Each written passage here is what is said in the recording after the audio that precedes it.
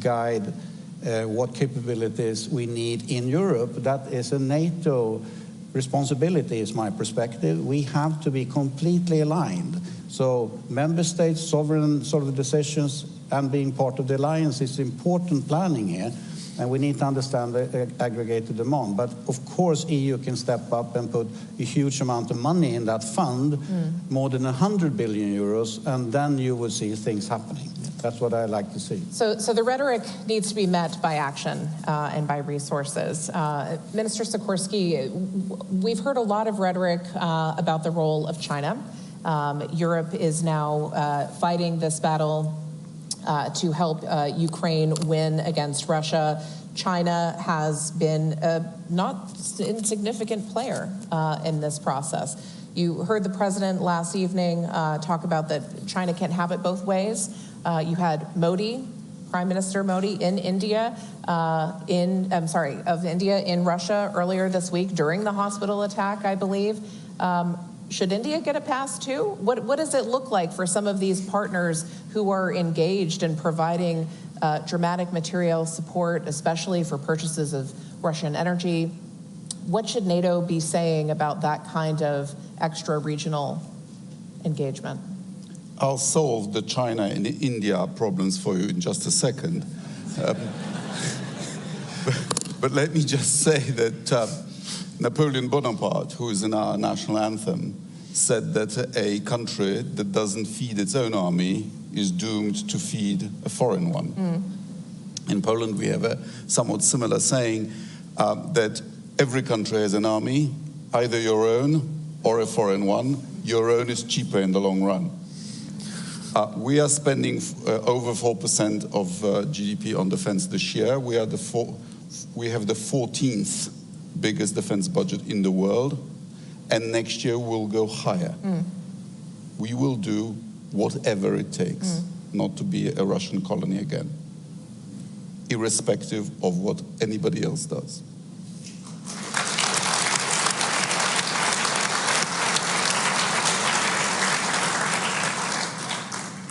India, I think, sees its role as the leader of the non-aligned movement, traditional.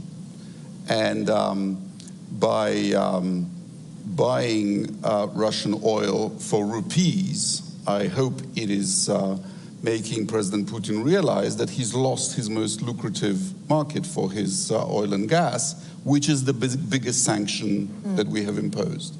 China is also driving a very hard bargain in terms of the gas price. China is respecting our thickest red line, namely is not supplying actual weapons or ammunition to Russia. Components, yes. Dual goods, yes. UAVs, yes. But actually it's selling them to both sides, because I've personally seen Chinese drones on the Ukrainian side. China, I think, is getting a vassal on the cheap. My friend and mentor here in Washington, Zbigniew Brzezinski, used to say that Russia's choice is to be either an ally of the West or a vassal of China. But to be an ally, you have to respect some rules, like not invading neighboring countries. Details, yeah. And if I were a Russian nationalist, I would be furious at Putin for putting Russia into this position vis-à-vis China. And I hope they recalculate in future. Because I think China is taking over the Russian market. They're cut off from apps, so they are now using Chinese apps, Chinese white goods, Chinese everything. I don't think that's good for Russia in the long run. And also the two countries have a history of territorial claims. Unequal Treaty of Beijing of 1860, under which Russia got Outer Manchuria and the port of Vladivostok, which the Chinese now call Hanshan-Wei. If I were a Russian general, I would be very concerned about all that. Let's pull back to some of the broader nature of the conflict. We've heard a lot about these gray zone attacks. Those acts short of traditional warfare. We have commercial air traffic that has been grounded in Finland because of GPS jamming. We've seen massive waves of cyber attacks by Russia across Europe. Is NATO doing enough to respond to this dynamic? What should be done, and what does success look like? How do you really wrap your arms around this? Because it feels like a drip, drip, drip on a national level, but collectively is generating dramatic losses. Well, that's a very good question, and I'd like to focus on some specific events that took place in my country and in some of neighboring countries. These are, we call them sabotage, but basically it's arson against civilian objects in my country. And I'm not sure whether it can be called just hybrid events or gray zone event any longer, because it's quite clear a terrorist attack sponsored by a hostile neighboring country against one of NATO countries. The problem is at this stage that when you're saying this, you immediately have to say what you're going to do about it. Right. And this is currently, and I'm happy that it's being addressed right now in the summit. It is the first time that we are going to address this in that respect, that we have to find an answer, and Putin has to be notified. That we're just not just seeing, we're not just registering, but we are going to act. And in this, I'd like to remind that the only time that Article 5 was invoked was because of a terrorist attack. So we have to be very clear that we'll make no definition. When it comes, when we'll decide that it's needed, we'll do it, and there will be an answer. So should these attacks be called terrorism? I mean, if it is terrorism, yeah, definitely. I mean, burning down a shopping mall, and paying a person to do that, and the money is coming from Russia, then yeah. How else can you call it? It's not just arson. They're sending death squads that kill people. That's definitely terrorism. Yeah, and I mean, in our case, Russian opposition representative in Vilnius, he was attacked. So it is clear, and I would not shy away from calling what it is, naming very clearly what we're going to do about it. Because if we don't do that, we have two problems. One is that Putin will escalate, because every time we keep silent, he takes it as a weakness and pushes forward. The second thing is that countries will be forced to formulate their own strategy. Their own strategy, because this is what our people in our countries will demand. You cannot just expect people just to be okay with something happening in your country. So therefore, this is one of the reasons why we're in this alliance, and we have to have a common answer to this. Please. One footnote. I expect the worst from Putin, but on the GPS signal, we had a brilliant briefing at the Council of Baltic Sea States by a Finnish specialist.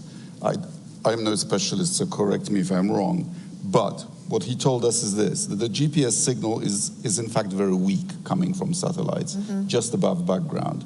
So it's actually very easy to interfere with. It's a pretty dumb instrument, if you will. And so if the Russians are protecting their own bases and assets, say around St. Petersburg, from these long-range Ukrainian strikes, which are sometimes very successful, that would have a spillover effect pretty widely, and is not necessarily deliberate.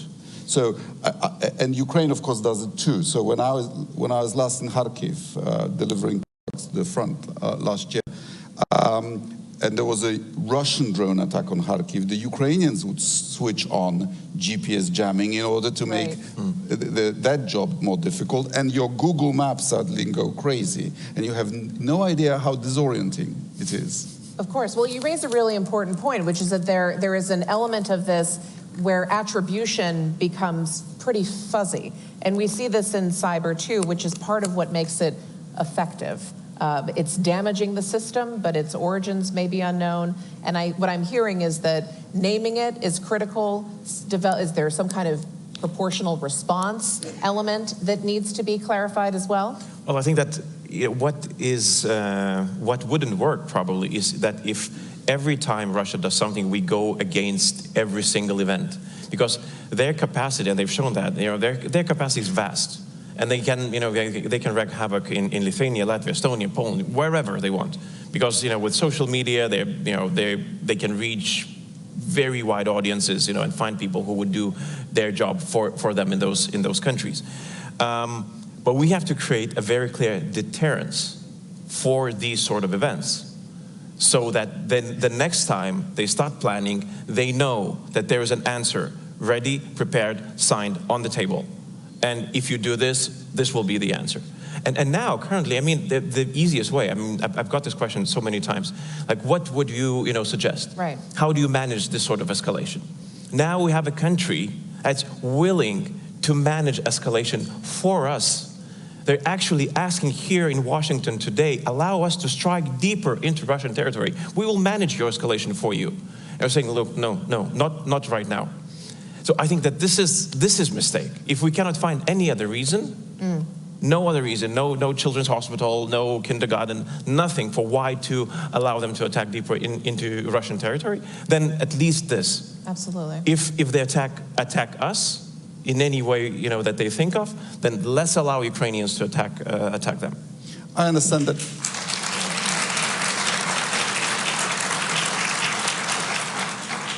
I understand that our final communique will refer to Russia as a multi-domain threat to the alliance. We have to have an answer to them in every domain of those domains. Yes. Folks, it's time to start queuing up. I'll take the first question from Anna Maria Boss. Making money available for new equipment is one thing, but how are NATO countries going to find the necessary personnel when many people don't want to serve? Huge manpower issues even within Ukraine. How do you respond to that? Well, in Poland, we are beginning to train the first Ukrainian brigade composed of volunteers from inside Poland. We have up to 1 million Ukrainians of both genders, and several thousand of them have already registered for their draft. And interestingly, many of them do want to serve and rotate their compatriots, but they say, we don't want to be thrown into the battle without being properly trained and equipped. And we are going to do this for them, and they will then be available to the Ukrainian government as a unit, with the right to return to Poland after they've done their rotation. If every European country did that, Ukraine would have several brigades. Yes.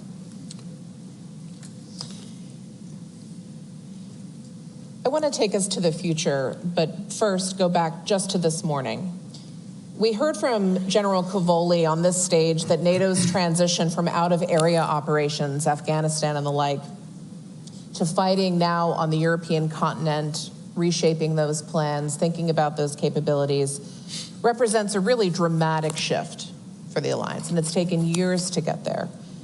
So in this moment now, what is the next big moment we should be planning for? What is the blindness that you feel we have now that we'll look ahead to 25 years from now and think, boy, we really missed that? Well, the blindness would be, I'm not necessarily saying that it is there, is the expectation that somehow Putin, this Putin, will stop. And I have a sense that it is in the room in some cases.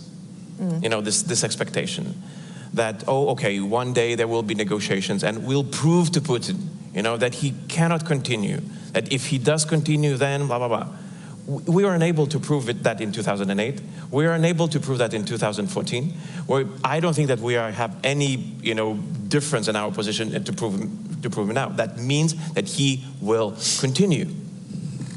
And this is the message, and I'm returning back, then this is the message to the industry, this is the message to the electorate, in each and every country, and this is a message to all of us, that look, we are in this for a long run, and we have to prepare for this.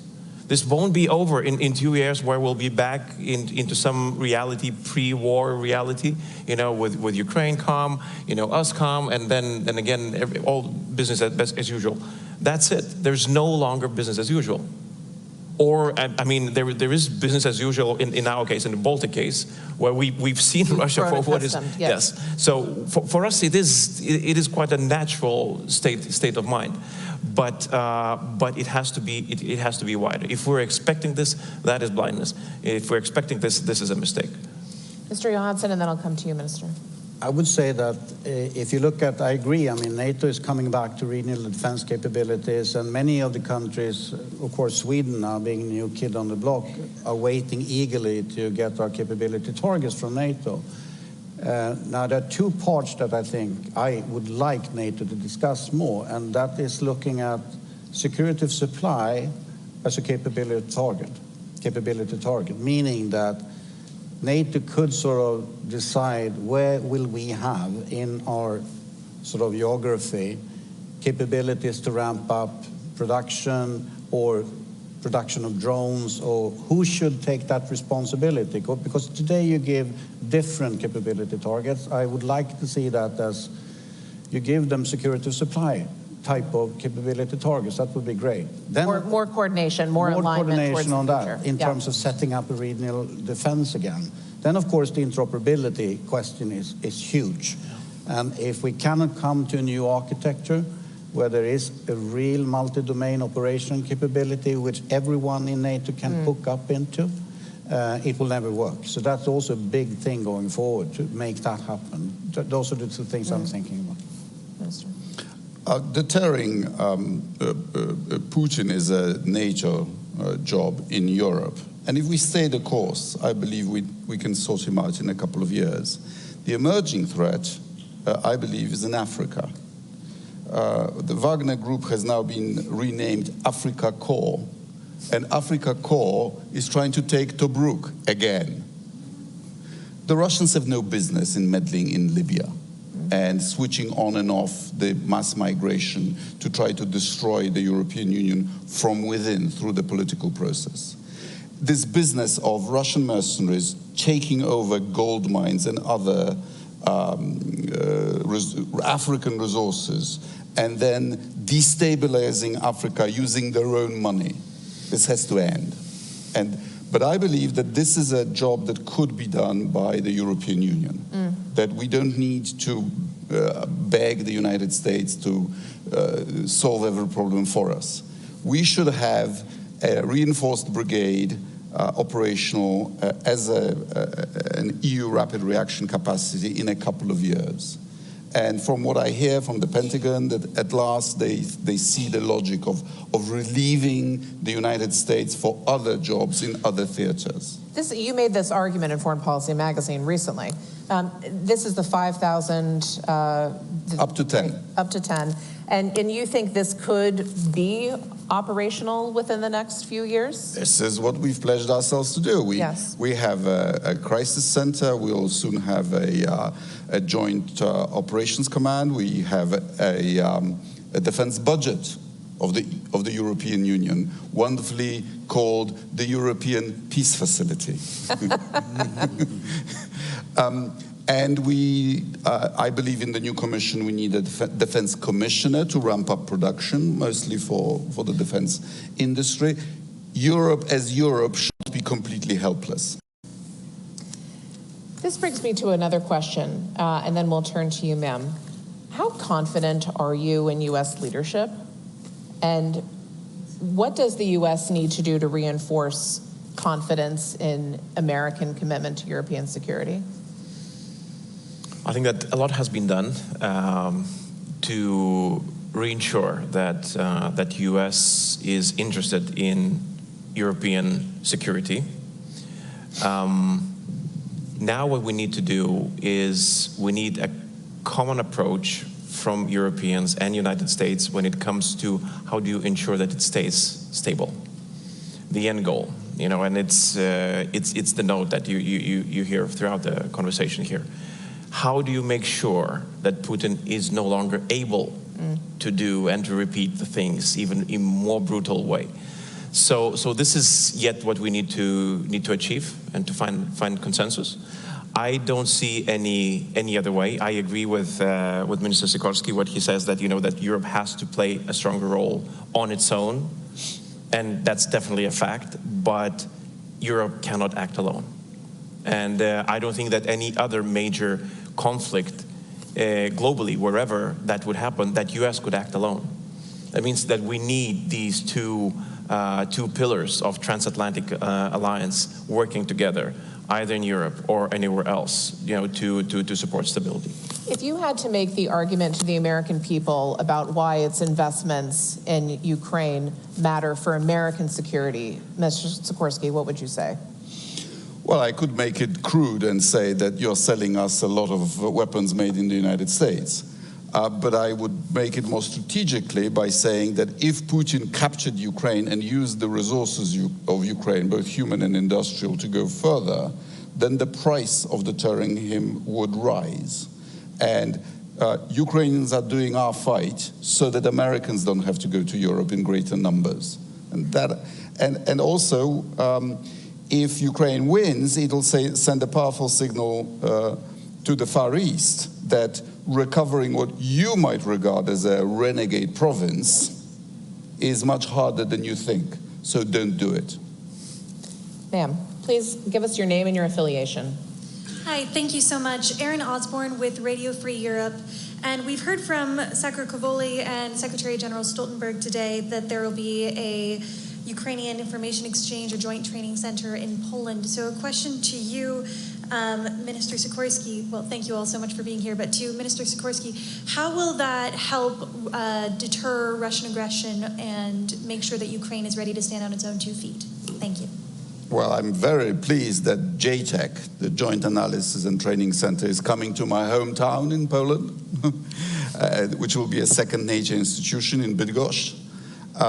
And we need it. It won't be big, but it's an analysis center. You know, this is the most up-to-date war, and it's re-evaluating many of our assumptions. You know, the role of drones has been transformational in this war. And we need to study it and then apply the lessons. And I believe that the people who will be, that in future it won't be us training the Ukrainians. Ukrainians will be teaching us. Yes, indeed. And JTEC, I hope, will serve that. Sir, I'll come to you. Yes, thank you. My name is Adam Dudash from Tilburg University. First of all, thank you for the insightful discussion. You've discussed the impact of Finnish and Swedish accession on the Baltic and its waters. But what about the high north? Does NATO need to reevaluate its strategy in the Arctic in light of melting ice crafts that are going to allow or are already allowing Russian naval assets to move more freely in these waters? Ah, yes, the melting Arctic. Well, Henry Kissinger once said that there is never a shortage of opinions in Poland. So let me give you my piece of wisdom on this. What a fool Putin is. With the Houthi attack on the Red Sea, with the problems in the Suez, he would now be making a lot of money servicing the northern route, the shortest sea route from Europe to the Far East. And instead, he's ruining his country.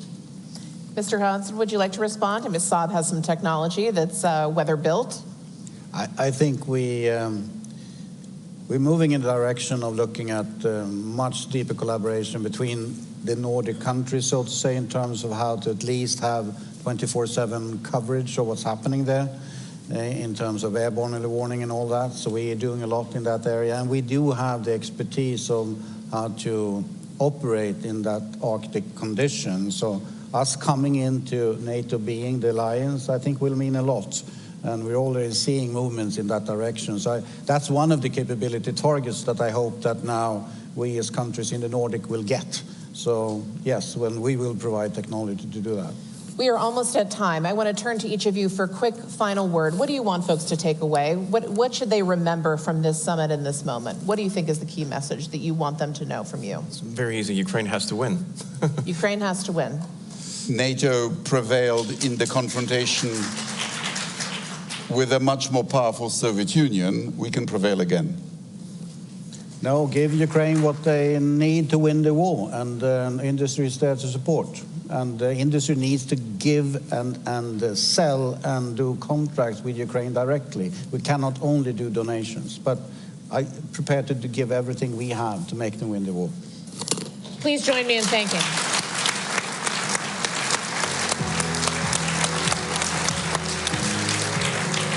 Thank you. Thank you, Jenna. Thank you, ministers, for this fascinating, wide-ranging conversation focused on victory at the end. Looking forward to seeing you all. Don't run too far. I saw a lot of determination, a lot of leadership in the last conversation, and it was very well summed up by a statement of we'll do whatever it takes not to be a Russian colony again. We are all having fun here, but we have another great panel coming, so please take your seats or set up conversations a little bit. Oh yes, this is great. Please take your seats, because we will now focus on a specific issue of Russia's ability to reconstitute its forces. And this conversation will be led by a good friend of mine, Henry Foy of Financial Times. Henry now serves in Brussels, but he has very good Polish roots. That's why he's my favorite FT journalist. Henry, the floor is yours.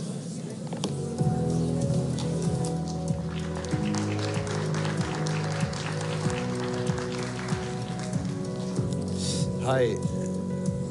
Are we ready? Yes, we're good. Oh. Hello, everyone.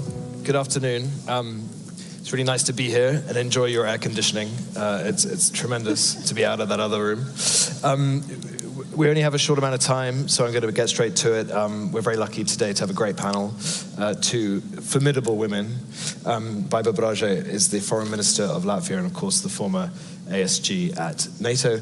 Dora Masakot is the Senior Fellow at the Russia and Eurasia Program at the Carnegie Endowment for International Peace. We're going to talk about Russian force reconstitution, which is a real tangible thing. It's a real thing that's happening. It's a really important issue that I think doesn't get enough coverage at the moment while we talk about more theoretical ideas. Baiba, you have a frontline view of what's happening across the border.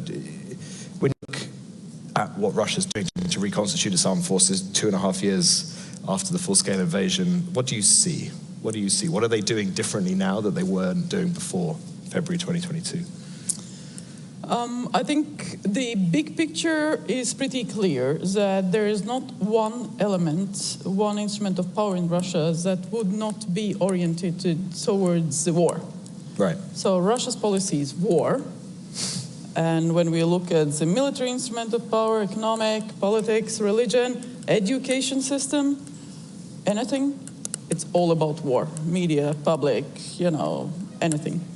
So in that respect, I think it's on us to understand and to integrate that in our thinking and to really, and again, I will repeat what I said already yesterday at the dinner with our Ukrainian friends, is very clear that our problem is not support to Ukraine. We will get there. Our problem is Russia. And this war policy of Russia is not going to go away. So it's upon us to deal with that and to find a way how to degrade the military capability, economy, and so on and so forth. Because ultimately what the leaders have said is that the strategic objective would be returning Russia to peace, peaceful state.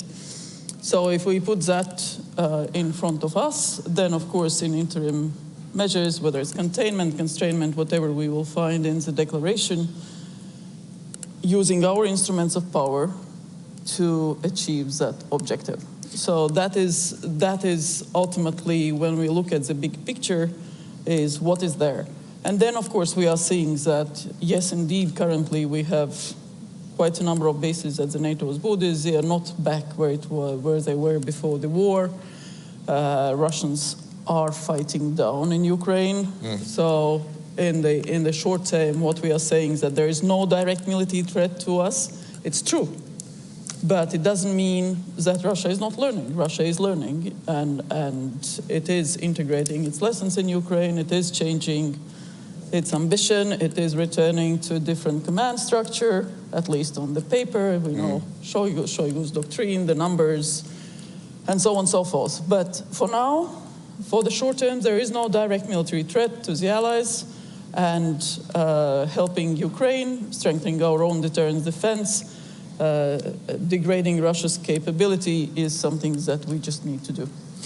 Dara, you see bandied around sort of 5 to 7 years, end of the decade as sort of a rough idea for when Russia might be able to get back up to a level where it was before. But are we missing the point when we think about numbers? We should actually be thinking about structure, capabilities. How's Russia going about it differently now? So reconstitution is a little bit of the numbers, and there's also some qualitative aspects that I think we should discuss.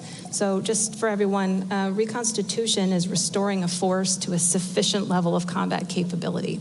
It's not just counting tanks coming off the line. It's also about personnel. It's also about proficiency in what they can do.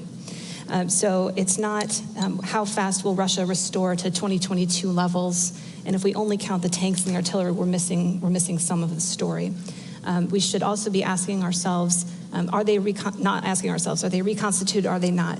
The question is, reconstitute to what? For another attack on Ukraine? For an attack on NATO? For a power projection into Libya? They're different requirements. But if we were to talk about the timelines, I think about 3 aspects. If we look at the equipment, based on their loss rate right now, based on the choices that they've chosen, the capacity that they have right now, I think 7 to 8 years is a good median estimate. Right. It changes a little bit depending on if you're talking about tanks, which is longer, armored vehicles may be a little bit shorter. The personnel question, yes, the lines are stable because they're using convicts, they're using foreign fighters. After the war, they're going to have some unresolved questions for recruiting and retention. Right. And then there's the issue of proficiency and learning, and that's happening now, but it's very much for survivability and lethality. The longer proficiency is something we'll know later. But I think last point, we should not assume that they're going to go back to what they were before the war. It's going to be different. They have changed, Ukraine has changed, we have all changed in various ways. Yeah. Interesting, Barbara, I mean, do you agree with that assessment, 7 to 8 years? Is that sort of what? Different services have different assessments. There are those who look at the shorter term. Again, as Dara rightly says, it depends what you look at as a point of reference. They won't be going back to the spring of 22. It will be a different force. So it can be 3, it can be 5, it can be 7, depending what you take as an estimate. But again, it does depend on the success of Ukraine on the battlefield, and that depends on us. Huh? So, because the reason we care, of course, is we have to be able to defend against what they might be able to do. We keep hearing that the war being fought in Ukraine is not the 21st century war we all thought it would be. It's more like a 20th century war. Is Russia preparing for both in the future? And are we doing the same? Can we? Is it possible that NATO can prepare for both the 20th century war and a 21st century war? How do we balance those two? Well, it's both the First World War, Second World War, and the future war, because what we are seeing, I think it was the chair of military committee who said it's both mud and blood and bits and bots on the battlefield as we see it. So we see the use of most modern future technology. And our companies know it very well because quite a bit of modern tech, dual-use tech, whether it's drones or targeting or munitions and so on and so forth, are provided by our companies, and they are really working very closely with our Ukrainian friends and partners on that. So again, integrating that into our future thinking, I think, is crucially important. There is no sort of past battlefield at all if you take that into account. So you can have visuals that look like the past, but they will all be equipped with modern, very modern tech. So the electronic warfare has been taken to a new level. Lots of capabilities related to that have been taken to a new level. Private sector involvement, open source involvement, it's a totally different war. And that is quite likely what we have to look at depending on the threats that we see. So for that, I think we might need some adjustments among the allies. I don't think we are as flexible and as able and agile as Ukrainians. Still so many bureaucratic structures, procedures, standard operating procedures that we have to look at that also. So it's not just about the stuff. about the data, about the connections that we have, but also about the procedures and processes and TTPs, as you said. That's really interesting, because I remember people talking about whether Russia was learning those lessons. Dara, have you seen examples of that Russia has actually become more flexible now in terms of how it deploys forces? It is. So we've seen them make a lot of unexpected mistakes in the first 6 months of the war, and then that learning phase kicked in. Right. So I think something that we need to keep in mind, the Russians and the Ukrainians are coping with this every day, is just the pervasiveness of reconnaissance. Neither side can safely mass forces and attack each other. I mean, it's very difficult to even do rotations at this point. They're being disrupted. We're talking about food and water being delivered by drone. I mean, the nature of warfare is, at least in the ground domain, is changing so rapidly. Electronic warfare is something I think we're still grappling with. NATO equipment works very well. It works very well at keeping crew alive. The precision is amazing, but it is very susceptible to electronic warfare jamming. And we're all learning that. Our enemies are learning that about us, and we have to move forward. I wanted to pick up on that. I mean, this idea that Russia's got a pretty good look at a lot of the weaponry that we're using, because we're giving it to Ukraine to use, but we're also getting a pretty good look at Russia's weaponry. When you had to assess the level of who's learned the most, where would you say we are, to both of you? Maybe Dara, if you want to start. Sure. So from a strategic intelligence level, I think that Ukraine and NATO far and away have the advantage, just in terms of our understanding of intentions and how things are playing out in the battlefield. That advantage, just like all intelligence work, is not guaranteed. You have to fight to maintain, you have to fight for that access. Tactically, they're both, Ukraine and Russia, they're learning about each other, and the cycles of adaptation and countermeasures are compressing. They are very rapid right now. And just like we as NATO are benefiting from what Ukraine is showing us and teaching us, we have to think about the other side as well. Russia's allies and their partners are learning from them. And this is now a currency that Russia has to give to Iran, China, North Korea, that learning of our equipment. Exactly. And you know, when people are, observers are looking at this, you know, I don't know that there's any real surprises here that Russian equipment is not very good at keeping its crews alive. Right. But it is quite rugged and quite durable, and it is inexpensive. And so for people looking for that kind of capability, you know, they like what they see. Do you agree with that, Barbara? Yes and no. I mean, there are, but I want to pick on a different point, that actually there is quite a bit we can do, that we have done and we need to do, and that relates to Russia's ability to sustain the warfare. Right. So again, there are different angles to that. Russia is pushing its propaganda, that its economy is doing very well, you know, that it will last, and so on and so forth. And when you look and scratch off that, propaganda is actually not. Yeah. And that does depend on us, because Russia is financing the war from the budget. The income in the budget has significantly decreased. Its own taxes, Russian-owned taxes, the tax base is much narrower. They depend on the oil largely for the income in the budget and other exports. And that is indeed upon us, how to deal with the oil cap, how to lower it, how to implement it, how to make it more efficient, plus all the other enabling capacities that it gets for its missiles. We saw the KH-101, it was FT, that put a nice table out on the components in that missile, largely Western. So there are elements across the board that we can actually really address, both the income in the budget, the ability to sustain the war, but also the components on the battlefield, what it fights. Yes, China is trying to replace it, but again, there are limits also to that. And in terms of this reconstitution, are we seeing, and Barbara mentioned it there, this reliance on Iran, China, other countries supplying weapons to Russia, or parts, I should say? No confirmation that China's sent weapons. Is that changing the nature of the way the Russian military-industrial complex works, or is it still so tiny amounts that there is still the same megalith that it always used to be? I mean, how is that changing how they build weapons? The Russian defense industrial base has different quirks to it, to put it lightly. So you know, they had to basically purchase a capability from Iran, and now they're building it in Russia, and they're scaling it up with respect to the Shahed drones. There's still many aspects about it that do remain mired somewhat in the Soviet past. But I think about what could change from the pathway that they're on right now that would cause them to reconstitute faster. Right now, Russia is choosing to maximize the factories that it has. It is not constructing new ones to refurbish tanks and artillery and things like that. That could change if that was important enough to Putin. But right now, he's managing a lot of different economic considerations and labor shortage situations. Sorry, so Russia has not built a single new arms factory? With the exception of drones. If we're talking about tanks, artillery, things like that, they are working triple shifts around the clock to maximize what they can put out. And the estimates are anywhere from 200 new tanks a month to upwards of 600-ish armored vehicles of various types. But most of the equipment going into Ukraine right now, 75% of it is refurbished Soviet-era materials being pulled out of bases in Siberia, and they are burning through that stockpile very quickly.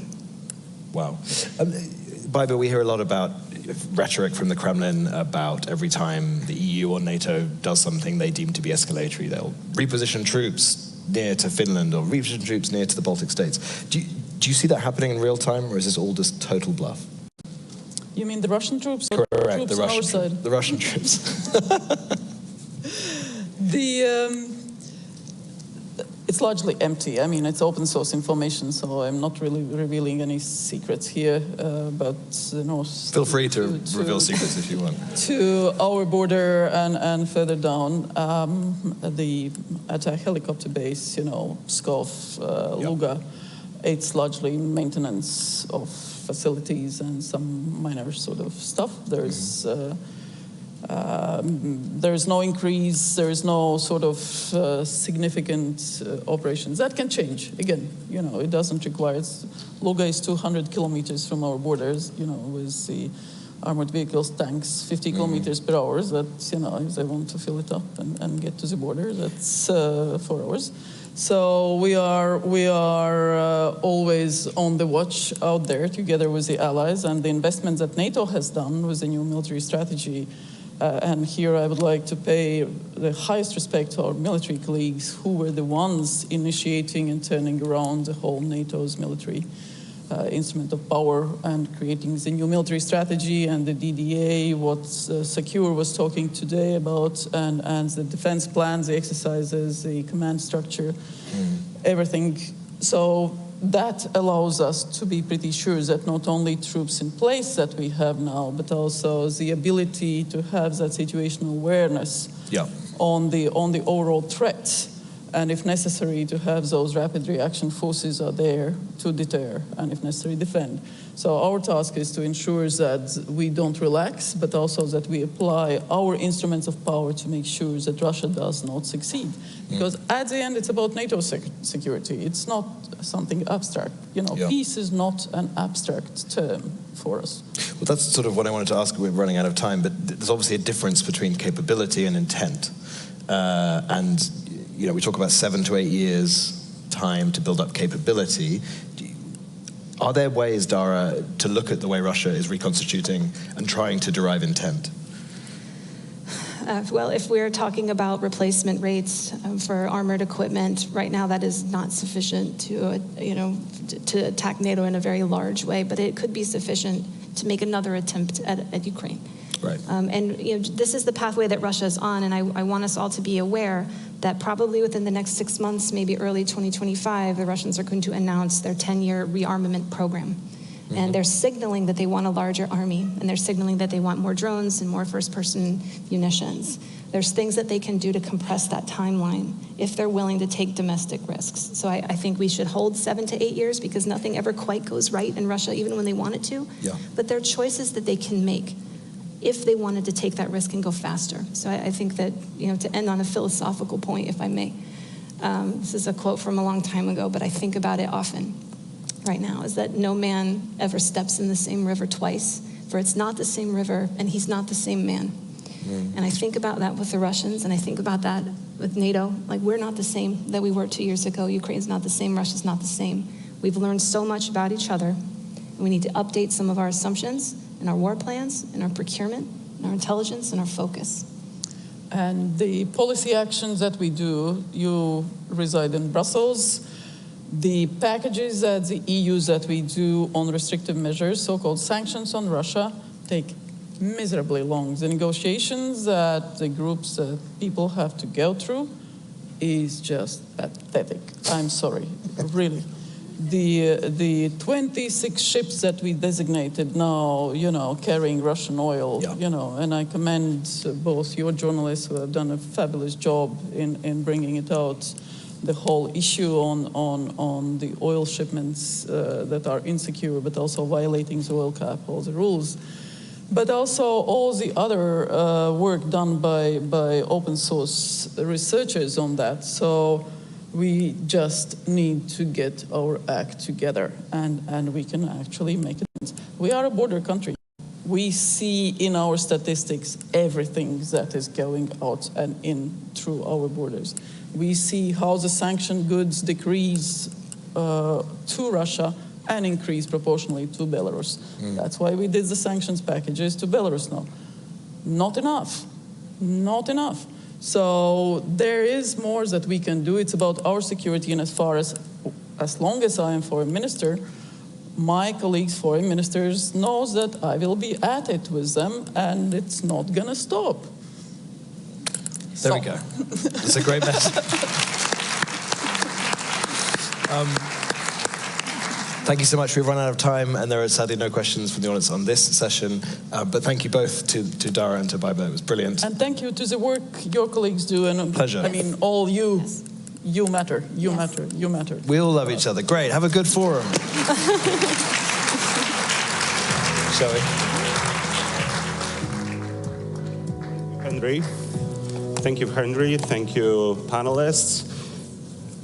Another fascinating conversation with the closing questions about the capabilities which we know Russia will have versus the intent.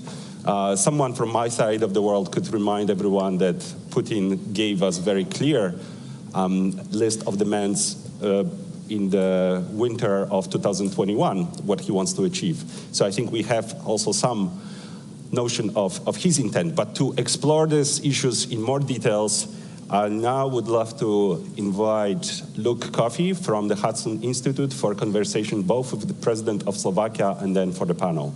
Luke, the floor is yours.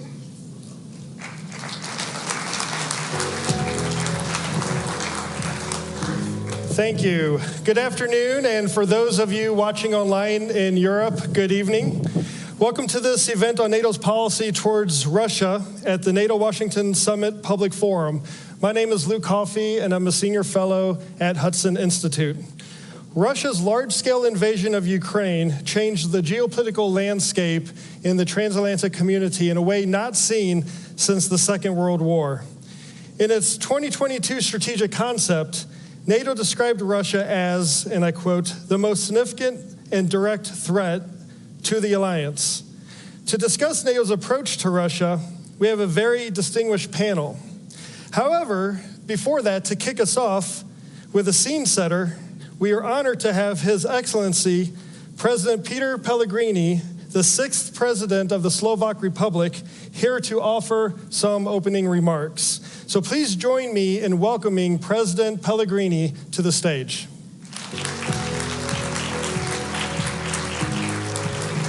Thank you so much. Thank you. Thank you very much. Excellencies, ladies and gentlemen, it is really my pleasure to be here with you today, shortly after my inauguration. On the occasion of the Washington Summit that takes place in the changing, rather unpredictable, and thus increasingly dangerous world, as we commemorate the 75 years of this most successful defense alliance in our history. I am proud that Slovakia has been a reliable ally for the past 20 years, and we will be so in the years to come for the sake of security of our nations, of our neighbors, our continent, and the world. Our historical experience taught us that there is no better option to guarantee our safe place, security, economic and social development than this alliance. The engine of our success has been and remains as a commitment to democracy, freedom, and human rights, with a clear understanding where we belong. Our present and future is in and with NATO and European Union. Strong transatlantic bond built on a fair share by the European allies is the best collective approach to preserve peace and deter any aggression. My country's strategic interest has always been based on full respect for international law and rules, shared values and norms, commitments and obligations. In February 2022, following the aggression by Russia, which we have condemned as a clear violation of the UN Charter and international law, we stood by Ukraine. Our citizens opened their homes to people escaping Ukraine, and many of them remained on our soil. Ukraine must survive and preserve its own national identity, sovereignty, and territorial integrity. And as any other country, Ukraine must have the right to choose its own security arrangements. We will never agree with change of borders by force. For us, in the NATO eastern flank, an eventual collapse of Ukraine would have very negative consequences. Without any Hollywood announcements, Slovakia provides significant and stable support to Ukraine in many ways. We do it through NATO and European Union, but also bilaterally. We still belong to the biggest contributors of assistance to Ukraine, calculated per capita. As the only country, we have organized joint meetings of the Slovak and Ukrainian governments and developed a joint action plan of cooperative projects. And we just agreed a few days ago to have soon yet another meeting of the two governments on the Ukrainian soil. We are one of the most important providers of electricity to Ukraine, so crucial after the continuous attacks on its vital infrastructure. And as our electricity production doesn't depend on wind and sun, our supplies can and will continue also during the next winter.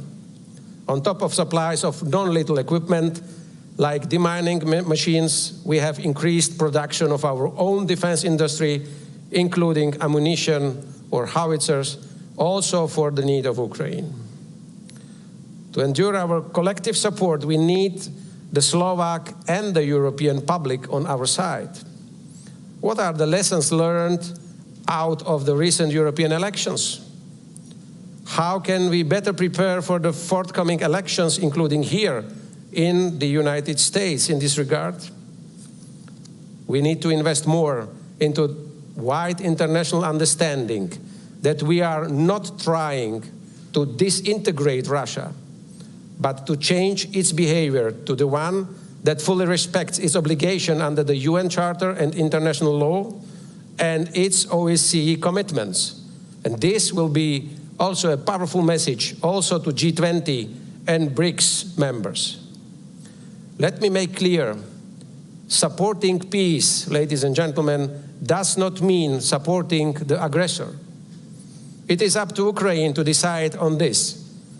But a just, a sustainable peace acceptable to Ukraine is badly needed. And a just and sustainable peace can only be a peace based on international law. I wish to stress, to safeguard peace shattered by the Russian aggression, we, the alliance, must work on all options to be ready for all possible scenarios. Till peace can return to Europe, the alliance must be up to the task and responsibilities. It has to be the guarantor of peace, yet remaining true to its purpose of the defensive alliance. I am convinced the answer to today's topic, NATO's Russia challenge, lies with us. The future of security on our continent and our own deterrence and defense will be built on our own strength, on the ability to project power to deter any potential opponent, to test our resolve.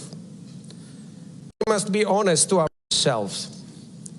there would probably be only few allies meeting the 2% GDP goal if there was no war in Ukraine. The Article 5, combined with the strength of the United States, made us more relaxed on our commitments in the past. We have largely ignored the fact it is not only Article 5, but also Article 3 we need to invest in to be able to defend our countries until we can execute a collective action. This is where we need to deliver more. Imagine Russia would not attack Ukraine, but one of our allies. The question is, were we really ready for the collective defense at that moment? We have done a lot in the meantime, an unprecedented strengthening of our collective defense, but it is enough? There are still gaps such as air and missile defense that we must fill in to make our defense up to the task, especially in the eastern flank. We have here several defense ministers, and I wish to ask them, is our defense industry ready to ramp up the production? If we speak about air defense, we may have plans, but how realistic are they? Can we build it in 5 years, or 10, or more? How much time does it take to produce, for example, to produce and sell 5 Patriot systems? Russia has managed to restart its defense industry.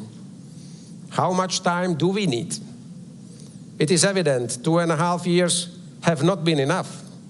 We need to turn plans into reality, as our opponents do.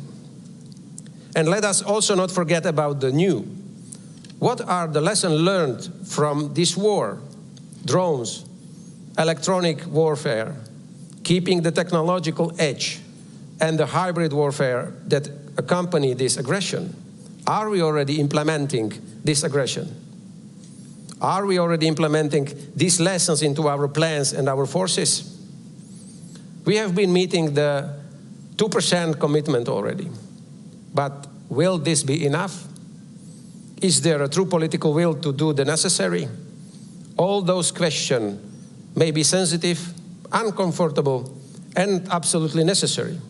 And we need to find the answers and deliver on them, including in Europe, to send a strong signal to the United States that we are paying our bills and we are a solid ally. And, ladies and gentlemen, we should not shy away from the sensitive and maybe unpopular ones, including how to restore peace in Europe, how to make everything possible to have, again, peace in Europe. Thank you very much. Thank you.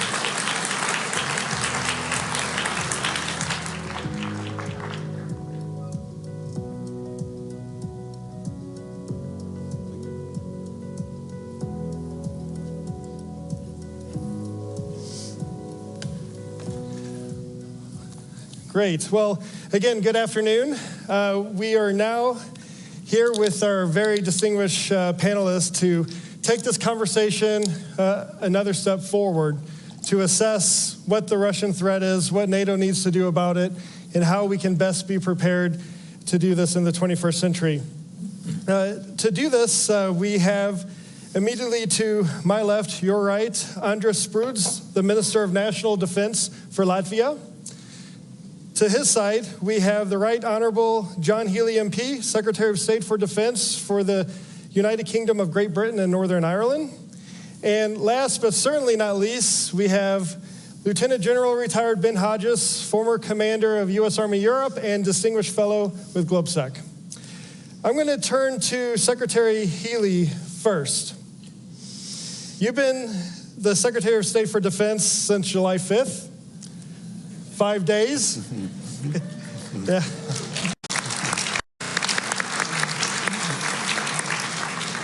I'm told you haven't slept yet. No, I'm kidding. That's true. In this time, you have already been to Ukraine, which I want to touch on that a bit later. But you've also, you're here now at the 75th anniversary NATO summit. It's truly hitting the ground running. I want to ask you first, though, about Russia and the new Labour government in the UK. How will the new government deal with the challenges and threats posed by Russia?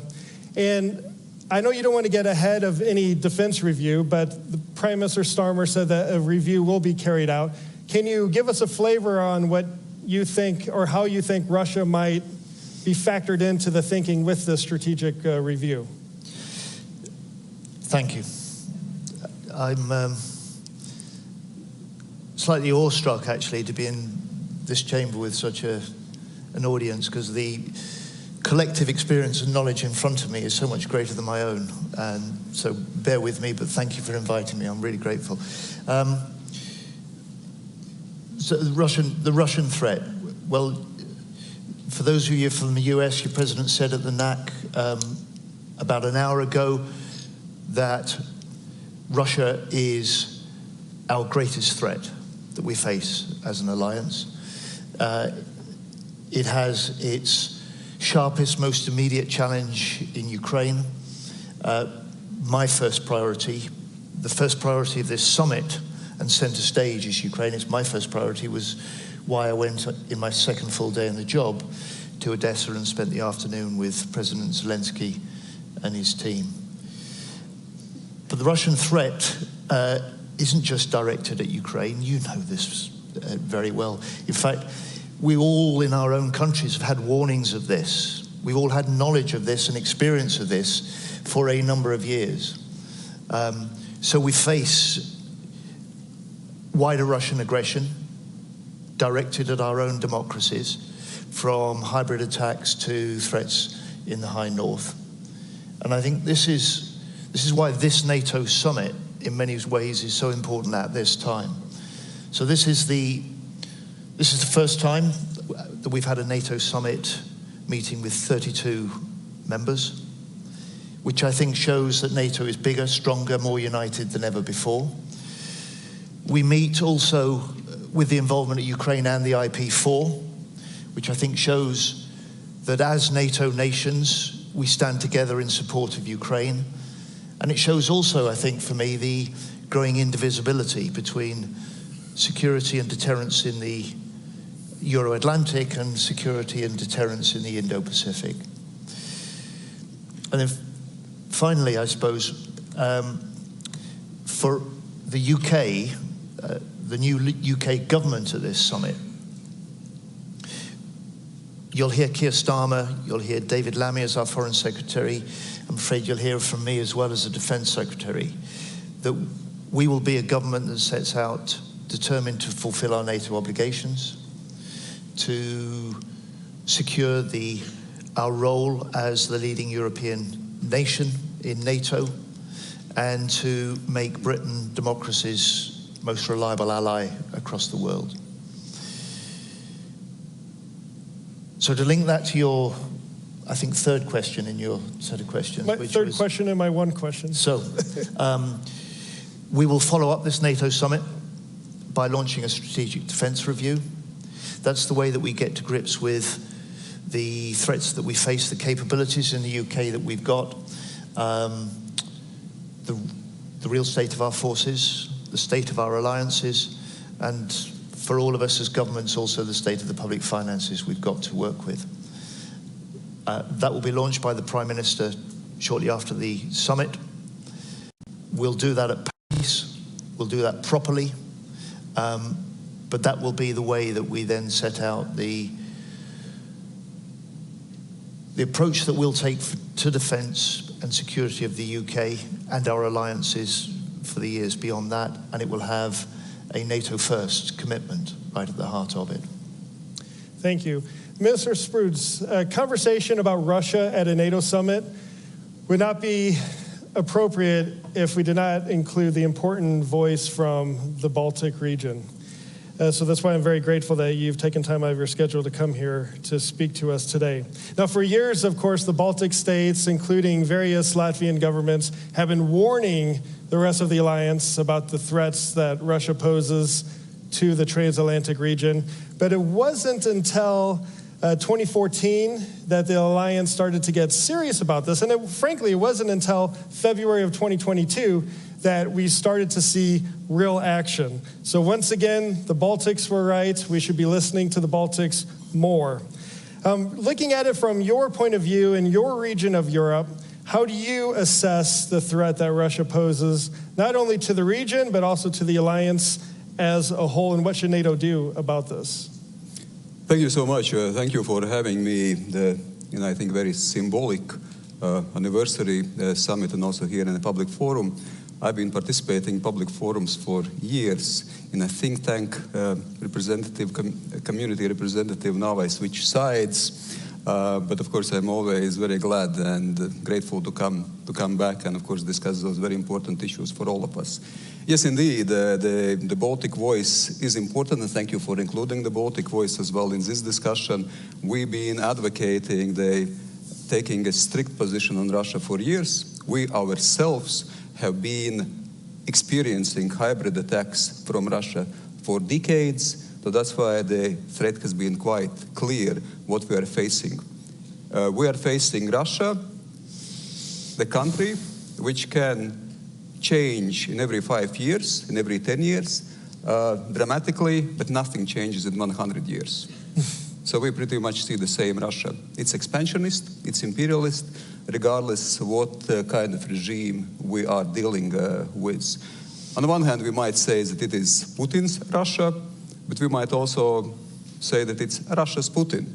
Basically, it represents those long-term resentments, ambitions, the expansionist moods, what we have seen and experienced for years.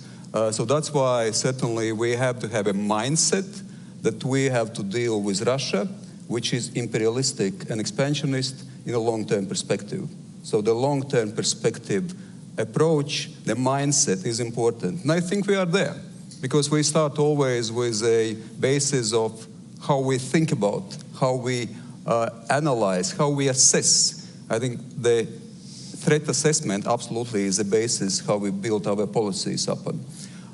Additionally to this, apart from mindset, I would say another layer of mindset is that we should approach Russia, and I would say not only Russia, we should approach the challenging, transformative world also from positions of strength. Let's not underestimate ourselves. Let's not underestimate the strength of our unity. Let's not underestimate the strengths of our democracies. Let's not underestimate the strengths what we can also put on a battlefield if we need to. We are the most successful collective defense alliance in history, and I can fully agree with those assessments.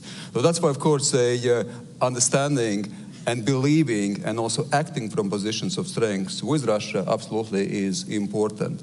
What we should do practically, of course, that's also what the NATO summit is about. Invest, and it's about political investment. It's about financial investment. It's about investment, of course, in our armed forces, in our military industrial capacity. It's about societal resilience. So, of course, we open also other domains as well, like hybrid security, cyber security, being resilient against illegal immigration, being resilient against any incidents against critical infrastructure, what we experience also in the Baltic Sea region, also in the Baltic countries. So that's why, of course, this 360-degree approach is pretty much also should be there, how we deal with strengthening ourselves, our own capacities, but of course also how we deal with Russia. When we deal with Russia, I would say the words like containment, constraining, countering, contesting, that we should of course constrain what Russia can do militarily, that it is not able to attack its neighbors, it's not able to undermine international rules-based order, that we are able also to contest globally. So when contest not militarily but also politically, also in terms of information, also in terms of strategic communication, because at the very end it's also about a global fight for hearts and minds of the people. So the strategic communication absolutely here is a must as well. And it's not only with Russia, it's also with other authoritarian states which actually support Russia in its aggressive and assertive resentment, geopolitics and aggressive geopolitics. And of course also the countering, so we should be active how we deal with those things. It's not just about being passive and reacting, but also basically moving out and clearly defining those strategies. And last but not least, of course, now supporting Ukraine. then now the international rules-based order is being defended in Ukraine. The values of democracy, the values of freedom are being defended in Ukraine. So that's why, of course, support for Ukraine, imposing strategic defeat on Russia in Ukraine is a must, what we should achieve and what we should aspire. And we should once more not underestimate that we cannot do it. We can do it. Thank you. Thank you, absolutely. And for all the, yeah, well done. For all the think tankers out there, there is hope. Someday you're sitting out there. You might be right here. But don't worry, I will move back at some point. General Hodges, you bring a unique perspective to this debate. You took command of U.S. Army Europe soon after Russia's first invasion of Ukraine in 2014. You were instrumental in leading some of the very early efforts to shore up deterrence along the eastern flank, and for starting the early days of the training and the assisting of the Ukrainian armed forces soon after that illegal annexation of Crimea. But now you're a civilian. You view this perhaps differently from the outside, so to speak. You're not constrained as you would be being an official. So can you tell us your candid view about what the Russia threat is and what NATO should be doing about it? No, Russia is at war with us, and we need to wake up. We need to acknowledge that they are at war with us.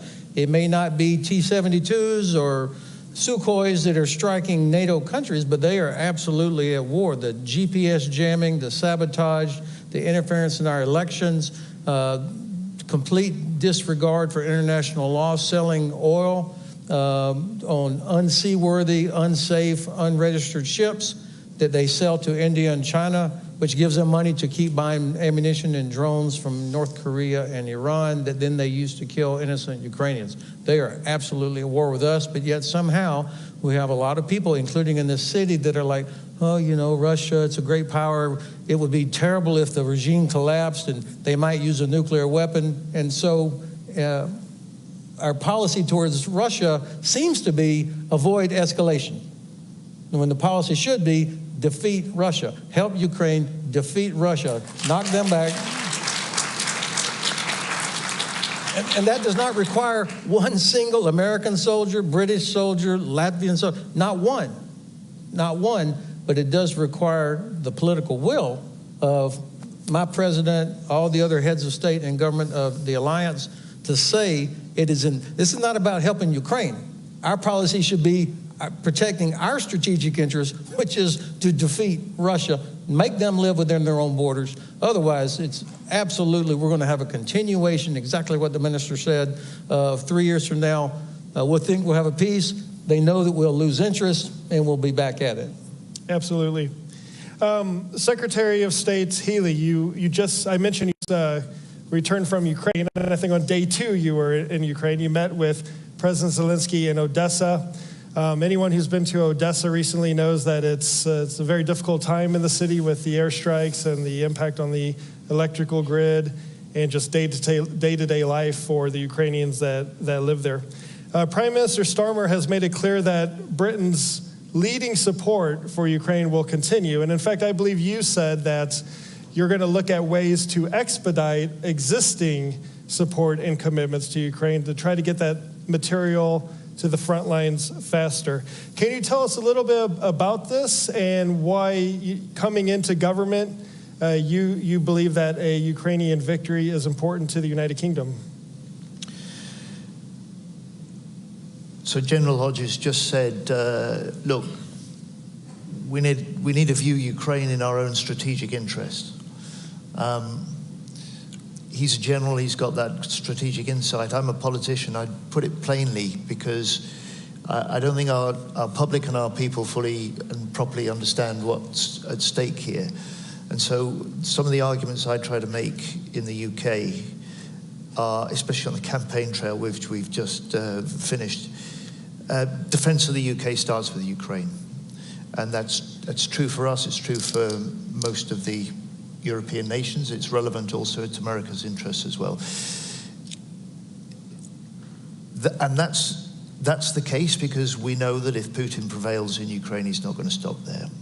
That's even before we get at the the truth that General Hodges just said, that Putin, without deploying the military against us, is already at war with all of our countries. There's a wider importance as well, because if Russia does prevail, then it says to other big countries around the world, you've got the scope too to try and redraw international boundaries by force, which reinforces the instability and the danger to us all. So fundamentally, that's a public argument we need to make more forcefully. Certainly in my country, that may be true in other parts of the alliance as well. So for a UK perspective, we've been bipartisan from the start. It was just 5 weeks before Putin launched his full-scale invasion of Ukraine that David Lammy, now Foreign Secretary of the UK, and I together went to Kyiv. And we were discussing the risk then of the threat of the invasion. And we told them then, if Putin invades, the UK will stand united with Ukraine. And I'm proud that that's the case in my country. I'm proud of our government, the previous government, not ours now, and the leadership that you've mentioned on Ukraine. And Keir Starmer and I are dedicated to developing that. So that's one of the reasons that I wanted to be out in Ukraine at the first opportunity, having been appointed. And I was able to say to President Zelensky 2 days in, and his team there, first of all, we will speed up the delivery of the equipment and military aid that's already been pledged by the UK. We will do that. We will complete that delivery within 100 days. So the big Rishi Sunak pledge in April, the largest UK package to date at that time, will be fully delivered within 100 days with a Starmer guarantee. The second is that I was able to require a immediate stock check of what we could offer, and we've been able also to provide an extra package of equipment, the sort of kit that they're using day to day and need in battle. I can give you some of the details. It's not big, but it's a sign of, an important sign, I think, for the Ukrainians that the UK commitment continues. And there may be a change of government, but there'll be no change in the UK's determination to stand with Ukraine or confront Russian aggression or indeed pursue Putin for his war crimes. The third is that I said to him, we will now work with Ukraine and we'll work with allies to work out how we can step up what we do to support. My view is that we need to see this in a much bigger picture, the sort of picture you were drawing of the Russian aggression, because too often we're focusing on the immediate military battle, the immediate military equipment needs, when if Ukraine's hand is going to be strengthened by us as allies, it isn't just the military help that we can provide, it's the political, diplomatic, economic support and pressure that we can put in Putin. And if Ukraine's going to be in a position to judge that the time may be right to pause the fighting and try and find some settlement, it needs to have the strongest possible hand in the strongest possible position, and that's our responsibility. And that finally, I think, is why, again, this NATO summit is so important.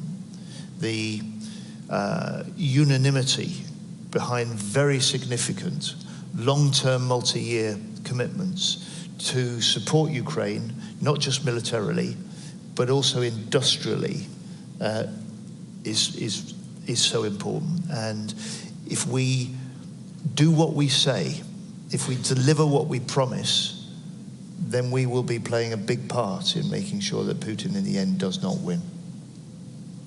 I think that is music to our ears, hearing that in 100 days this equipment will be expedited. It's very much needed, of course. Keeping on the theme of Ukraine, Minister, I've heard you say a number of times, and just 5 minutes ago, say that Russia needs to receive a strategic defeat in Ukraine. Can you explain what that is? What is that strategic defeat? What does it look like? Yes, of course. Again, one step back. We must remember what are the consequences of the Russia's aggression in Ukraine, and what are the consequences of how the war goes, and what will be the outcome of it. The consequence is that if Ukraine loses, it's undermining the international rules-based order, it's undermining our credibility, it's undermining our security.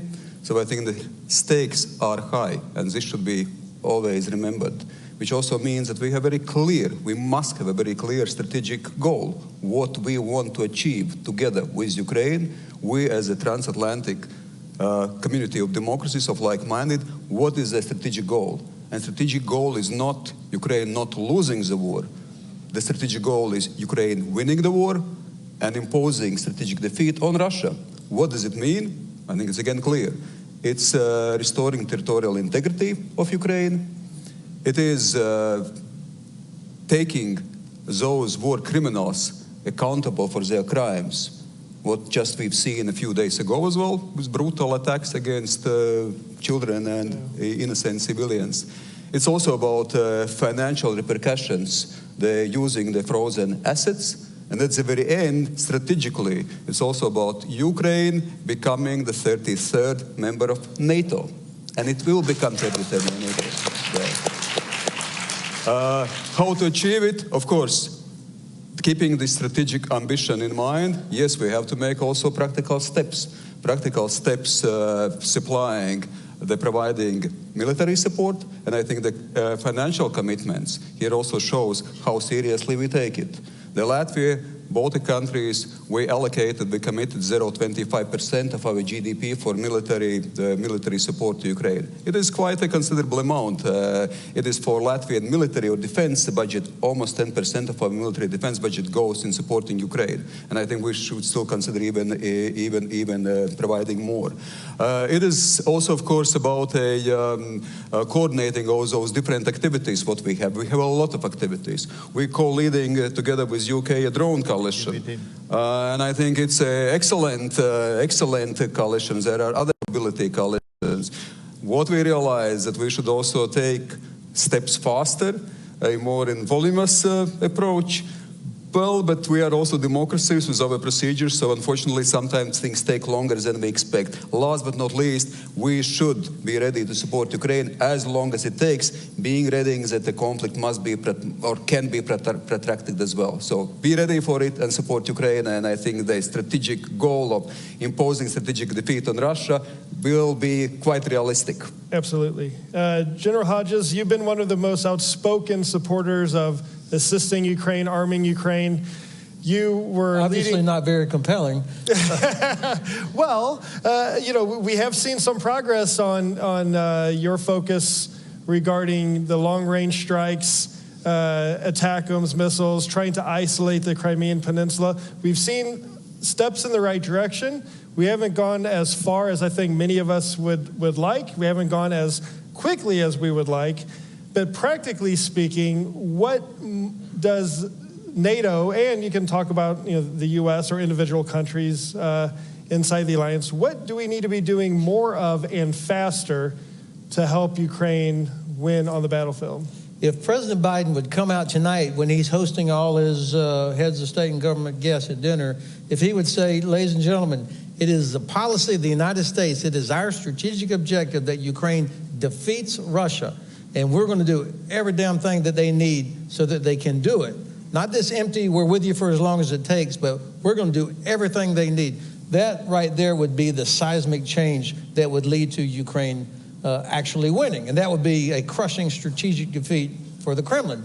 So far, they've been confident that the American president would not do that, the German Bundeskanzler would never do that, and unfortunately a few other heads of state and government. So the first step is to say, that's our objective. Yeah. If you don't even say that's the objective, then you end up with, I must say, really bad policy decisions such as, okay, well, finally, after 2 years, you can have ATACMS, but you cannot use them against airfields from which murderous attacks are emanating against Ukrainian cities. That's terrible policy.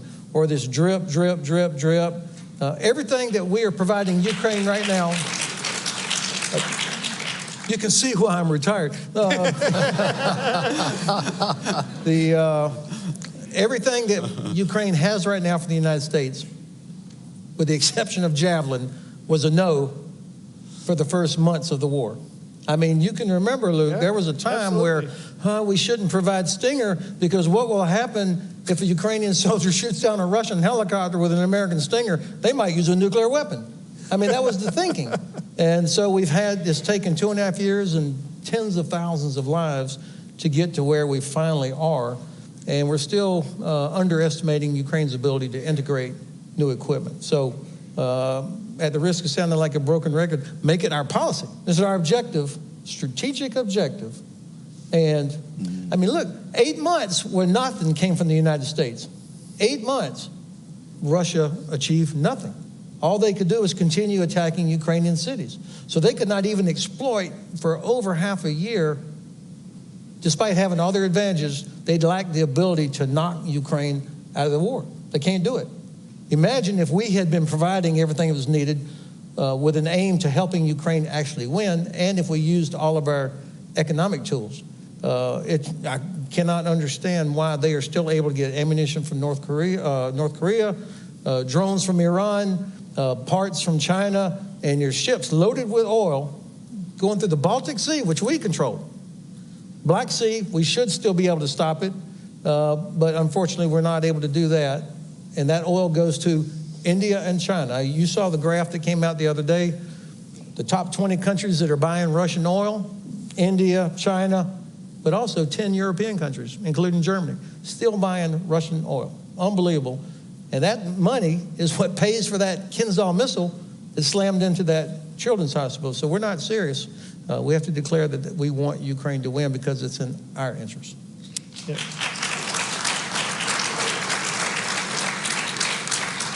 Yeah, it comes down to we have to start wanting Ukraine to win more than we just hope that Russia might lose this war, and we need to start acting that way. Now, these gentlemen have very busy schedules. They rushed over here from the NAC, and they're going to be rushing directly back to the NAC as this ends, and I'm very mindful of the time. I want to make their schedules delayed. So with that, please join me in thanking our three panelists.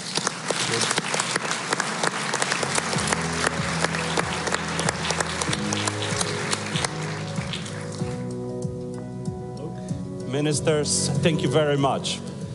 I must say that this perhaps was one of my favorite sessions because it was a very clear-eyed assessment of the threat from Russia, also an assessment of the long-term nature of the threat, and of course we could count on General Ben Hodges to give us very specific ideas of how to deal with this threat.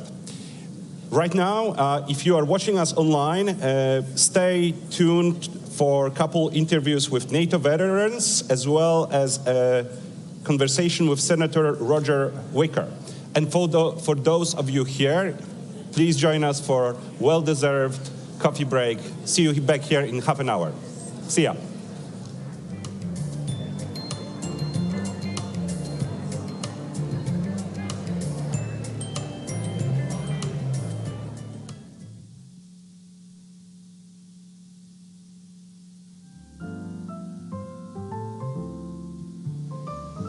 Good afternoon. We were asked today to come and share some perspectives from the ground level as veterans of NATO operations.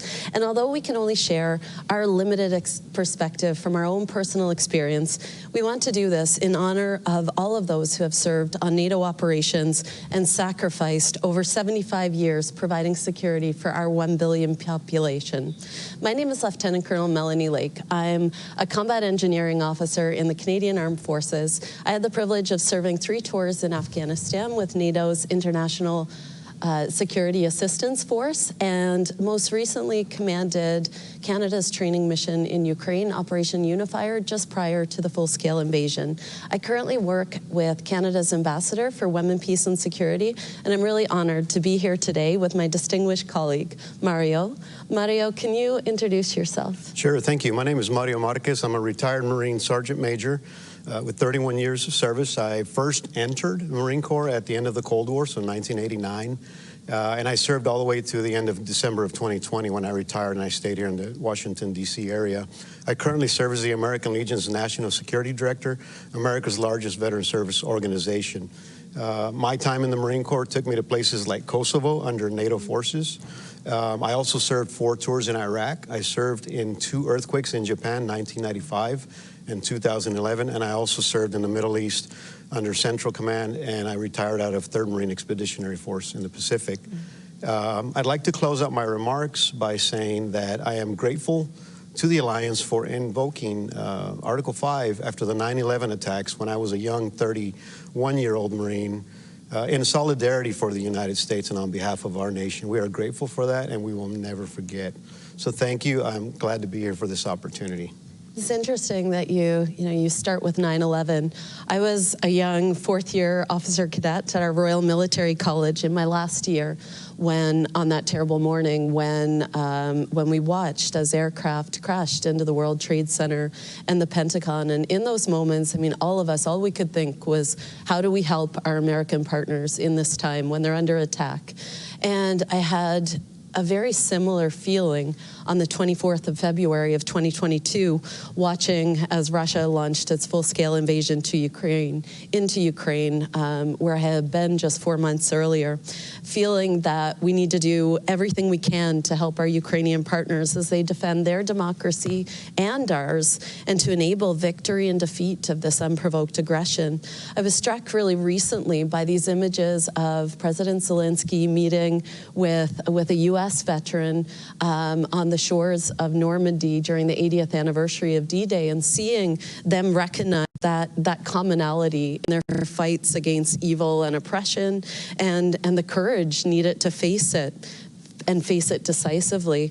And I think we're reminded of how critical that is right now after seeing, this horrible attack on Monday against a children's hospital in Kyiv.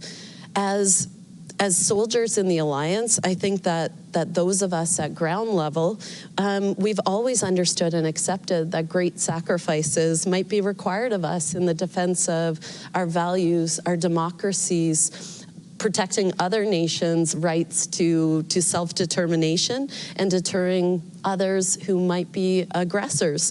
And we stand very willing to do that and ready to do that. Finding ways to contribute for me when things go wrong in the world gives me a way to counter some of that frustration and anger that I think many young people are feeling right now watching world events. Mario, I know you have immense operational experience. What have you learned on your many tours working with allies and partners? Thank you, Melanie, for that. I think I talked about my time in Kosovo, and that was my first exposure to NATO in a formal capacity. I was the operations chief for the 24th Marine Expeditionary Unit, and we quickly moved from our ships into Greece, Macedonia, and we began operating across southern and southeastern Kosovo. Our German, Austrian, and Swiss partners swiftly integrated us. They brought us on board, and we seamlessly began operations as if we had been working together for years. And I will never forget that, because we worked out so well initially that we began to do other things, such as interoperability training or staff engagements, marksmanship training, other types of humanitarian work that we were not planned for. And so what that did is the camaraderie and the bond that we build with our partners from the Alliance had enabled us to just service the people of Kosovo much better. And I took a lot from that. I think the second thing, and probably the most vivid memories that I remember, is being in a convoy, in many convoys, and riding in the front seat. And we would share the roads with civilians. Well, why would we share roads with civilians? Because the country was mined.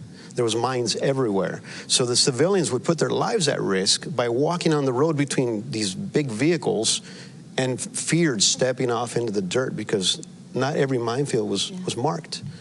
And I never forgot those images. It was powerful, and it taught me to be compassionate and understanding. And then we would go into villages, and we would provide humanitarian aid, and the mothers would look at us with fear, but hope in their eyes that there would be peace and stability in their future. And the children would smile with kindness and just hope that they would also maybe grow up in a better place one day. And that's what I took away. It made me a better Marine. It made me a better service member, a human, and I employ all of that today, all of the time. That's impressive, Mario. It was actually seeing that mine threat in the theaters like where you were operating that inspired me to become a combat engineer. I joined the military not long after the Ottawa Treaty was signed to ban anti-personnel landmines, and that was something I knew I really wanted to be a part of. And on my first tour in Afghanistan, I felt like I was able to do something that mattered at a local level when we were able to destroy some landmines, clear some of the explosive threat in some small villages south of Kabul. I have, a lot of positive and difficult memories from 3 tours in Afghanistan. The camaraderie and that connection with the local population certainly stands as a positive, and it was remarkable seeing how we work together as allies, that allies and partners, that reassuring feeling of having air support come online, and it didn't matter what country it was from. That's you knew right. that aircraft had your back.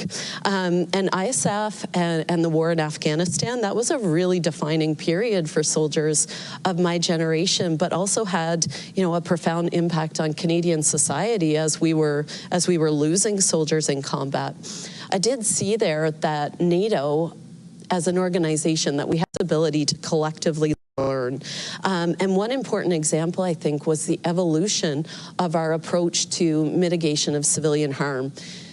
I personally struggled with memories of the fear on young children's faces that we encountered during some of the night raids that I participated in on suspected insurgent compounds. And I think through these difficult lessons and experiences, we realized that protection of civilians went beyond this need to adhere to the laws of armed conflict, that it was a strategic imperative, really core to our mission success, but also central to our legitimacy and our credibility as responsible military forces. And I think these are lessons that we can draw upon as we look next year to revamp our policy on protection of civilians. I think this is also really important as we're shifting our focus to deterrence and defense on our own territory amongst our own populations. And, seeing the images of Bucha and Irpin, understanding what even temporary occupation under Russian forces looks like, I think that, we have to reconsider some of these military concepts in defense, like trading space for time. When Kabul fell to the Taliban in 2021, I was in Ukraine, and I found it really powerful seeing how the veteran community and serving members around the world mobilized for those who mattered in that really dark time. And, so many of us who served there were left questioning, what was this all for? And it was Afghan women who gave me the clearest answer on this. They said to me that, this gave us 20 years to pursue our education, get jobs, be a part of public life here, and we've seen what our country can be, and we're not willing to give up on that. And right now, they are the fiercest resistance that the Taliban is facing, both at home and in exile around the world. And I think we really need to continue that support to them in this fight. Now, pivoting back to you, Mario.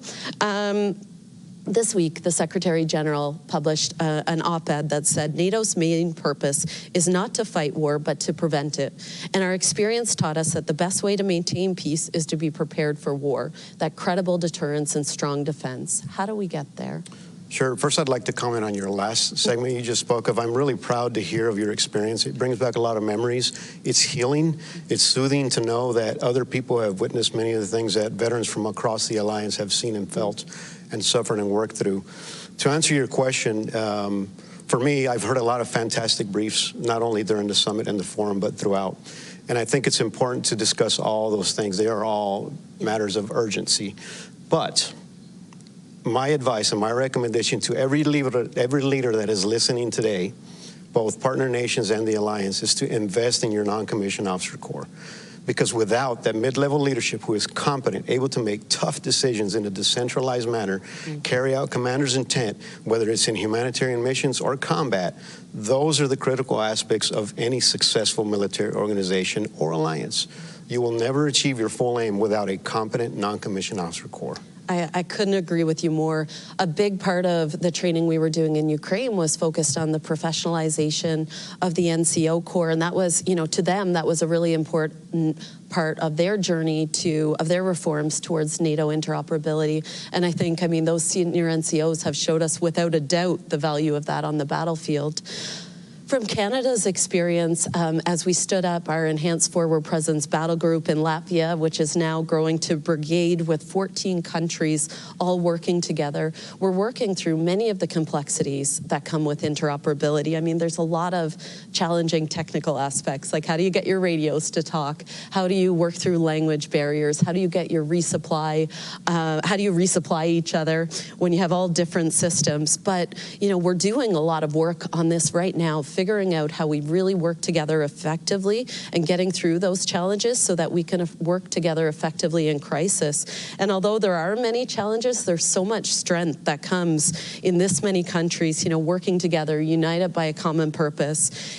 It was a young Master Corporal on my training mission in Ukraine when we were training the 4th Rapid Reaction Brigade, he had just arrived, and we were training, and he said to me, "Ma'am, we'll go to war with these soldiers tomorrow." And I looked around, and all of our soldiers were wearing Ukrainian flags on their arms. All the Ukrainians had Canadian flags. And it struck me that, you know, the foundations of interoperability, they truly start at that most basic level with human relationships, friendships, bonds, and that understanding that comes from working side by side. One final note on this, I think that, you know, another lesson from Ukraine is around civil society and citizens, how they're integrated with their military. And I think there's a ton that we can learn around civil-military cooperation in total defense from Ukraine to strengthen our own resilience. And a shout out to the incredible role that women in civil society are playing to that. We're down to 2 minutes. Do you have any final thoughts? I'm just blessed to be by your side. I really am. Look, for the leaders out there, the alliance, the partners, and even other people watching this throughout the world, we need to do a better job about incorporating our veterans from military to civilian life. If we start doing that, our veterans will be more productive citizens. We have a powerful voice. We impact and influence policy and decision-making at the highest levels.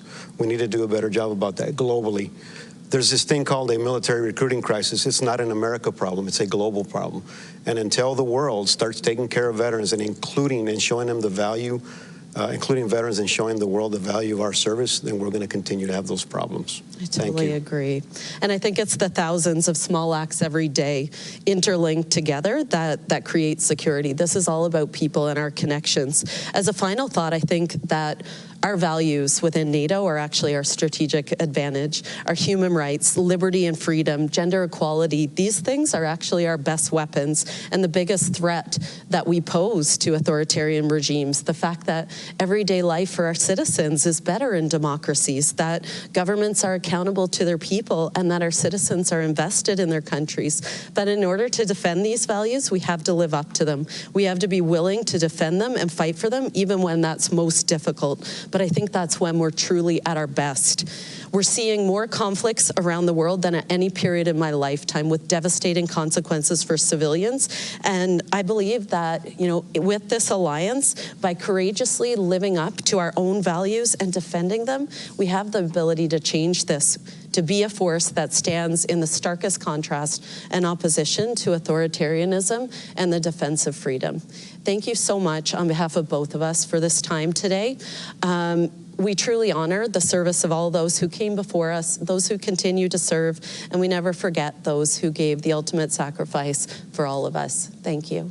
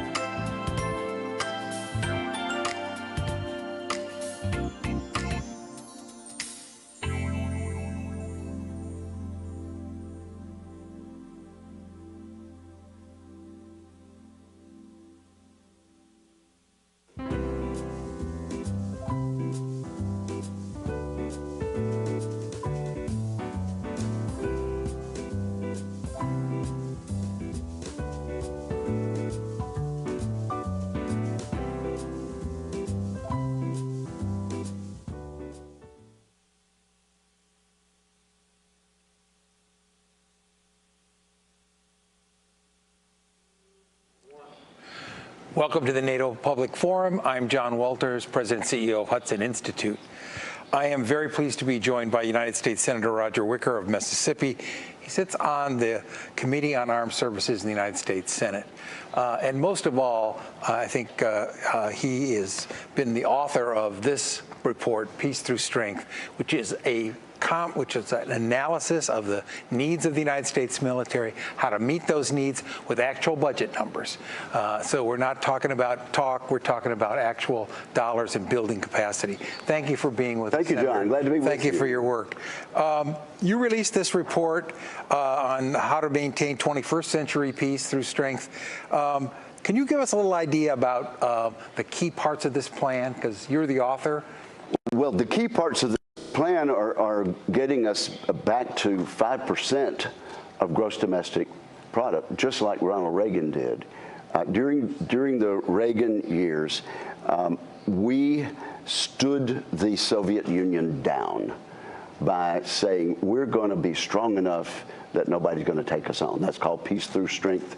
That was Reagan beginning in 1981. So my plan is modern day peace through strength. And really it's based on everything we see in the news, but also the specific testimony that we've gotten from defense leaders and from people who actually are tasked within the Pentagon and within the administration to keep us safe and get the job done.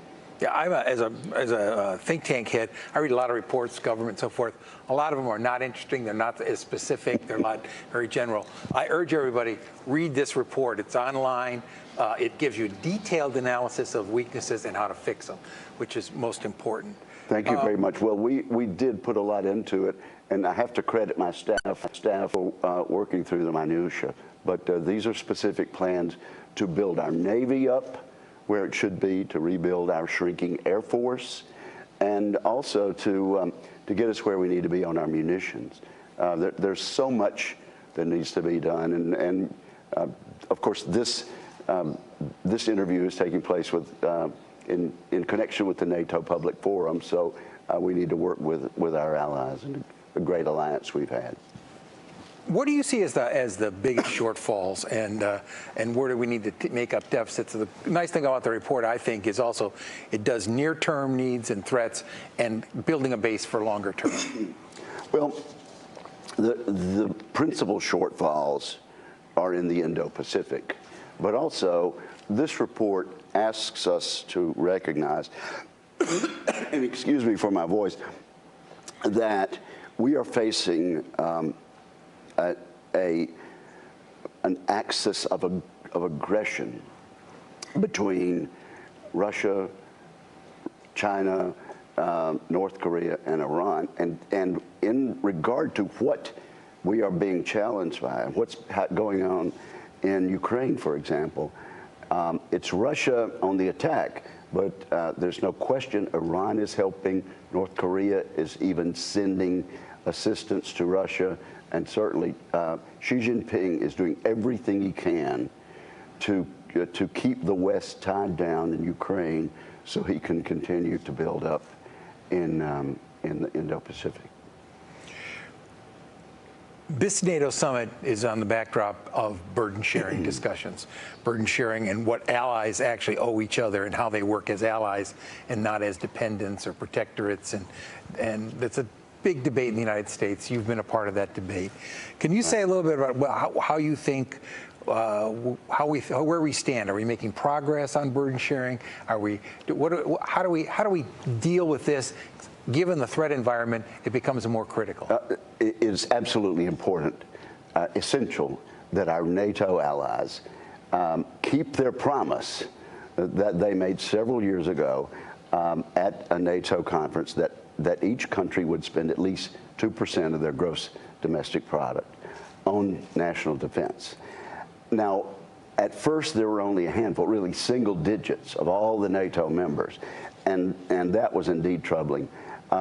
Now we're up in the 20s, but there are some notable exceptions, and quite frankly, the leadership of the Senate, me included, met with Prime Minister Trudeau, our northern neighbor and one of our closest allies, yesterday, and we pointedly mentioned that they are one of the laggards when it comes to putting in money on their national defense so they can help the alliance. It's only about 1.5% in Canada. I can report to you that Prime Minister Trudeau said that they were going to unveil a plan later on this week, and perhaps it will come Thursday, Friday, but before the end of the week, to get Canada to 2% of GDP by the end, within a decade. So that will be helpful. Clearly, we're making progress. Clearly not, we're not where we need to be. But it is, I would have to say, the strong rhetoric, perhaps hyperbole, on the part of President Trump during his term of office and during the course of this election has been a wake-up call for our NATO allies. And so they're headed in the right direction. A lot more needs to be done. And since the context here and allows speaking to the American people as never before, and a reminder, what is the importance of NATO as you see it? You have to look at the appropriations for the U.S. military. You have to work with our allies, but you see the overall threat situation. When you look at that, how do you tell your constituents what the importance of NATO is? Well, the question is, who will lead the world in the rest of the 21st century? Will it be dictatorships like Iran, Russia, Communist China, North Korea, or will it be the great democracies of the West and people like them, like we're beginning to form alliances with in the Indo-Pacific, Japan, South Korea, the Philippines even, and Australia. So someone is going to lead in the world. Will it be the dictatorships of Putin and Xi Jinping, or will it be the United States and our allies? And that will determine what kind of world we live in. I don't want to turn this country over and the rest of this century over to my grandchildren in a world that is ruled by dictators. Democracies don't invade their neighbors. Look around. The countries that threaten their neighbors and try to change the borders by violent aggression and armed forces are the dictatorships of this world. And chief among them are this war criminal named Vladimir Putin. Absolutely, if Russia were a democracy, they'd be tending to their own business and seeking to internationally recognized borders that the rest of the world has agreed to abide by. Since we've had NATO, we've had a relatively peaceful Europe, and that has meant a relatively peaceful Atlantic alliance, including the United States and Canada. Yeah, I think people forget that the combined GDP of America and its European allies, when they worry about being swamped by the economic power of China and others, we dwarf them out as far as you can see. We'd have to let them not wreck that. True, except for this. China is increasing their defense spending dramatically, and that's why we have this report. We're getting. We are being overtaken by the dictatorships of this world. They don't have to spend money on school lunches, on social spending, on retirement programs, and we need to be absolutely mindful of what the witnesses in this year, last year, and the year before have told us, and they tell us this is the most dangerous era that we have faced in half a century or more. And so, yes, while we have the economic might, we're not spending a big enough portion of it on defending our future and defending freedom and democracy. Well, I want to thank you again for this plan. Well, John, thanks for your leadership. And thanks for the Hudson Institute. We really appreciate it. You're welcome. Thank you, sir.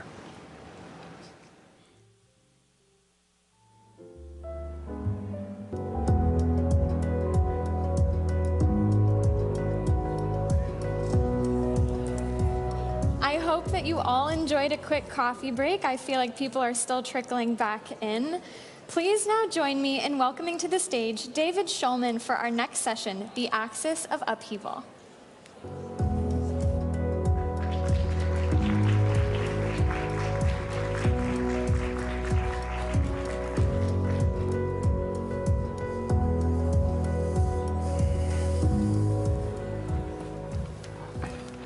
Okay, well, welcome back, everyone. Welcome to our panel on the axis of upheaval. We've had a bit of a last-minute change in moderation, so I will be acting both as moderator and panelist. And what we're here to discuss over the next 40 minutes or so is, we've discussed over the last couple of days, of course, NATO's successes in recent years and expansion, but it's critically important that we discuss as well what NATO adversaries are doing. Obviously, Russia, we've talked a lot about China, but also the role of Iran and North Korea, and what that means for the NATO alliance, what that means for the United States and for Europe. Just as Russia's invasion of Ukraine has revitalized cooperation and cohesion among the NATO allies, it's also spurred a lot more cohesion among Russia and its backers. We've seen the consequences of that in cooperation that's on full display in Ukraine, where the support Russia has received from China and Iran and North Korea has enabled it to sustain its warfighting machine, and we've talked a lot about that over the last couple of days. But that's really just the tip of the iceberg. We see their relations deepening in a whole range of different domains. They're increasing trade, all of these countries. Russia has become China's largest supplier of crude oil. Trade between China and Russia hit a high mark last year. Moscow is now Iran's largest source of foreign investment. And they're finding ways to work around the Western financial system in critical ways that undermine U.S. and NATO foreign policy tools, including de-dollarization. And of course, they're also deepening military cooperation. And we see China and Iran and Russia having held naval exercises just recently in the Gulf of Oman, and having done that now 3 years in a row. And they're also looking to expand their access to other countries. So this is a really critical domain that we need to dig into further. And we have some excellent panelists here today to discuss it from a variety of different angles. I'm happy to be joined by John Alterman, who's a senior vice president and holds the Brzezinski Chair in Global Security and Geostrategy, and is director of the Middle East program at CSIS. And we have Benedetta Berti, who serves as head of policy planning in the Office of the Secretary General at NATO. So maybe, why don't we get started and just jump in, maybe start with you, John, and give us a sense of where you think Iran is when they think about this axis that we're talking about between North Korea and China, Russia and Iran. How do they view it? How is it of utility to them? And where are maybe their concerns going forward? Thanks very much, David, and thanks to all of you for coming. Very important set of discussions this week in Washington. It seems to me that Iran feels very isolated in the world and looks and talks about how much it shares in common with Russia and China. And one of the principal things it shares in common is it hates that countries aligned with the United States have non-kinetic means of coercion. What they would like to do is say, if you want to stop us doing something, we'll fight you. And that's a high threshold, and they have lots of asymmetrical tools to use, and that's the space they want to be in. When you start talking about sanctions, when you start talking about diplomatic action, from an Iranian perspective, that makes Iran more isolated, weaker, and they love the fact that they feel that both China and Russia share an interest in undermining the ability of the United States and its allies to use those non-kinetic tools. So they try to build that sense of commonality. They try to use China and Russia to defend them in international fora. I think the rub is that oftentimes the Iranians understand just how weak they are vis-a-vis China and Russia.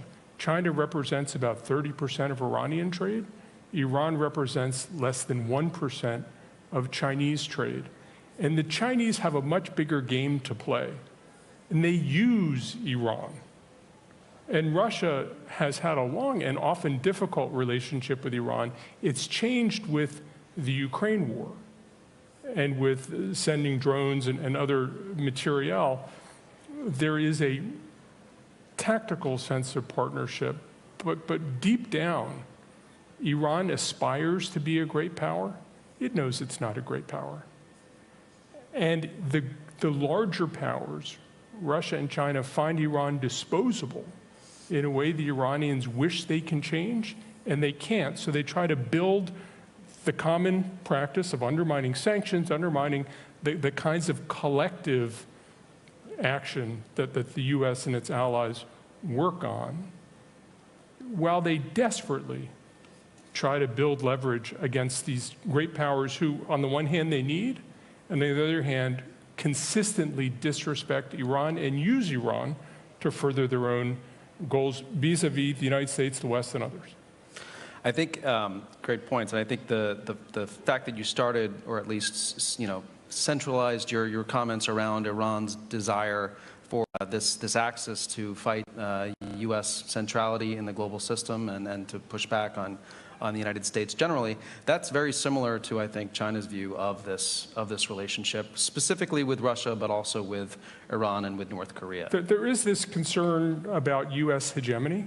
Yeah. And they feel that if you reduce international affairs to how do we undermine U.S. hegemony, not only do the Russians and the Chinese and the Iranians share a view, but then you start to bring in this whole sense of a global South, a very diverse and disaggregated group of people. But if you can put it in terms of undermining U.S. hegemony, those are the sort of common terms that Iran finds very, very close alignment with Russia and China on. Yeah, I mean, from the China side, there is definitely of value in terms of more the security space, in terms of how to push back on the United States in terms of relationship with Russia that has bolstered China militarily in terms of the trade that China's gotten from Russia for years for defense equipment.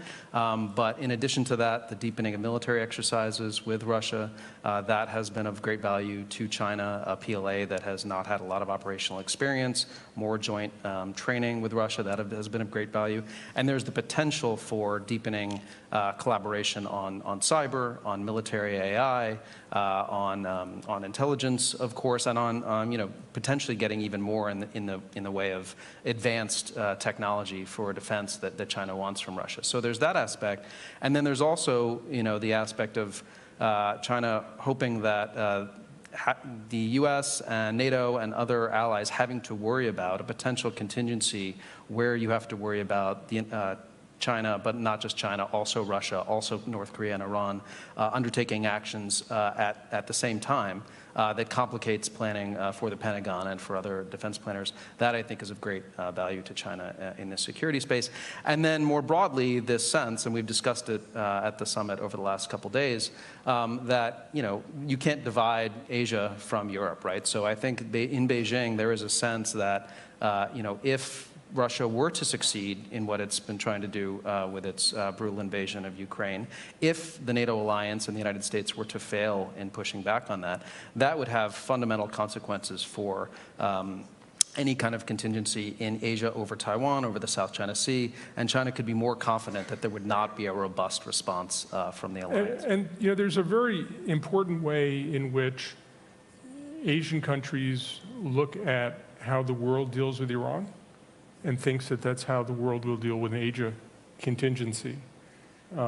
Asian countries have profound energy security interests in the Middle East, and therefore the extent to which you can work through allies and partners and provide security, that gives you security not just for Europe, not just in the Middle East, but it extends to helping provide security in Asia.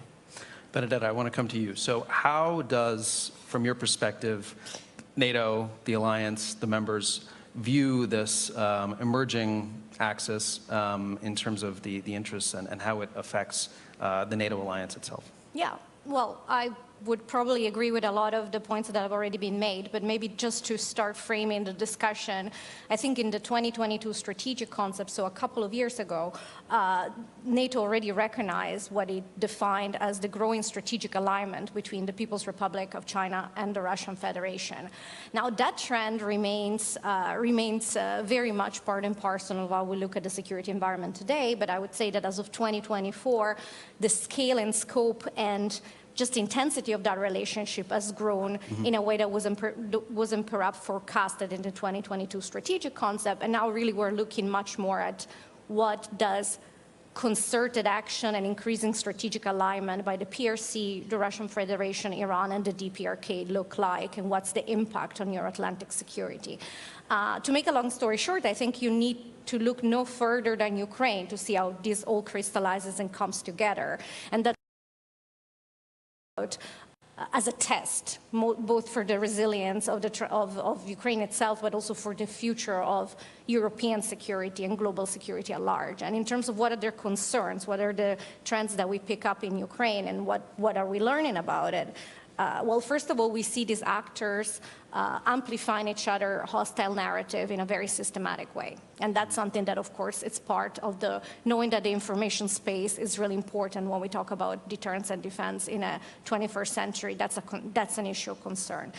Another issue of concern is that, of course, we see these four actors working together to try to minimize the impact of our foreign policy tools. For example, to hold Russia accountable and to try to constrain its war machine, including by circumventing sanctions. So that's, of course, a very significant issue of concern, especially today, where we know that the PRC is the largest enabler of Russia's war of aggression against Ukraine today, and really key to how the Russian Federation is reconstituted, its military instrument of power, and why that's working out at a faster pace than anticipated.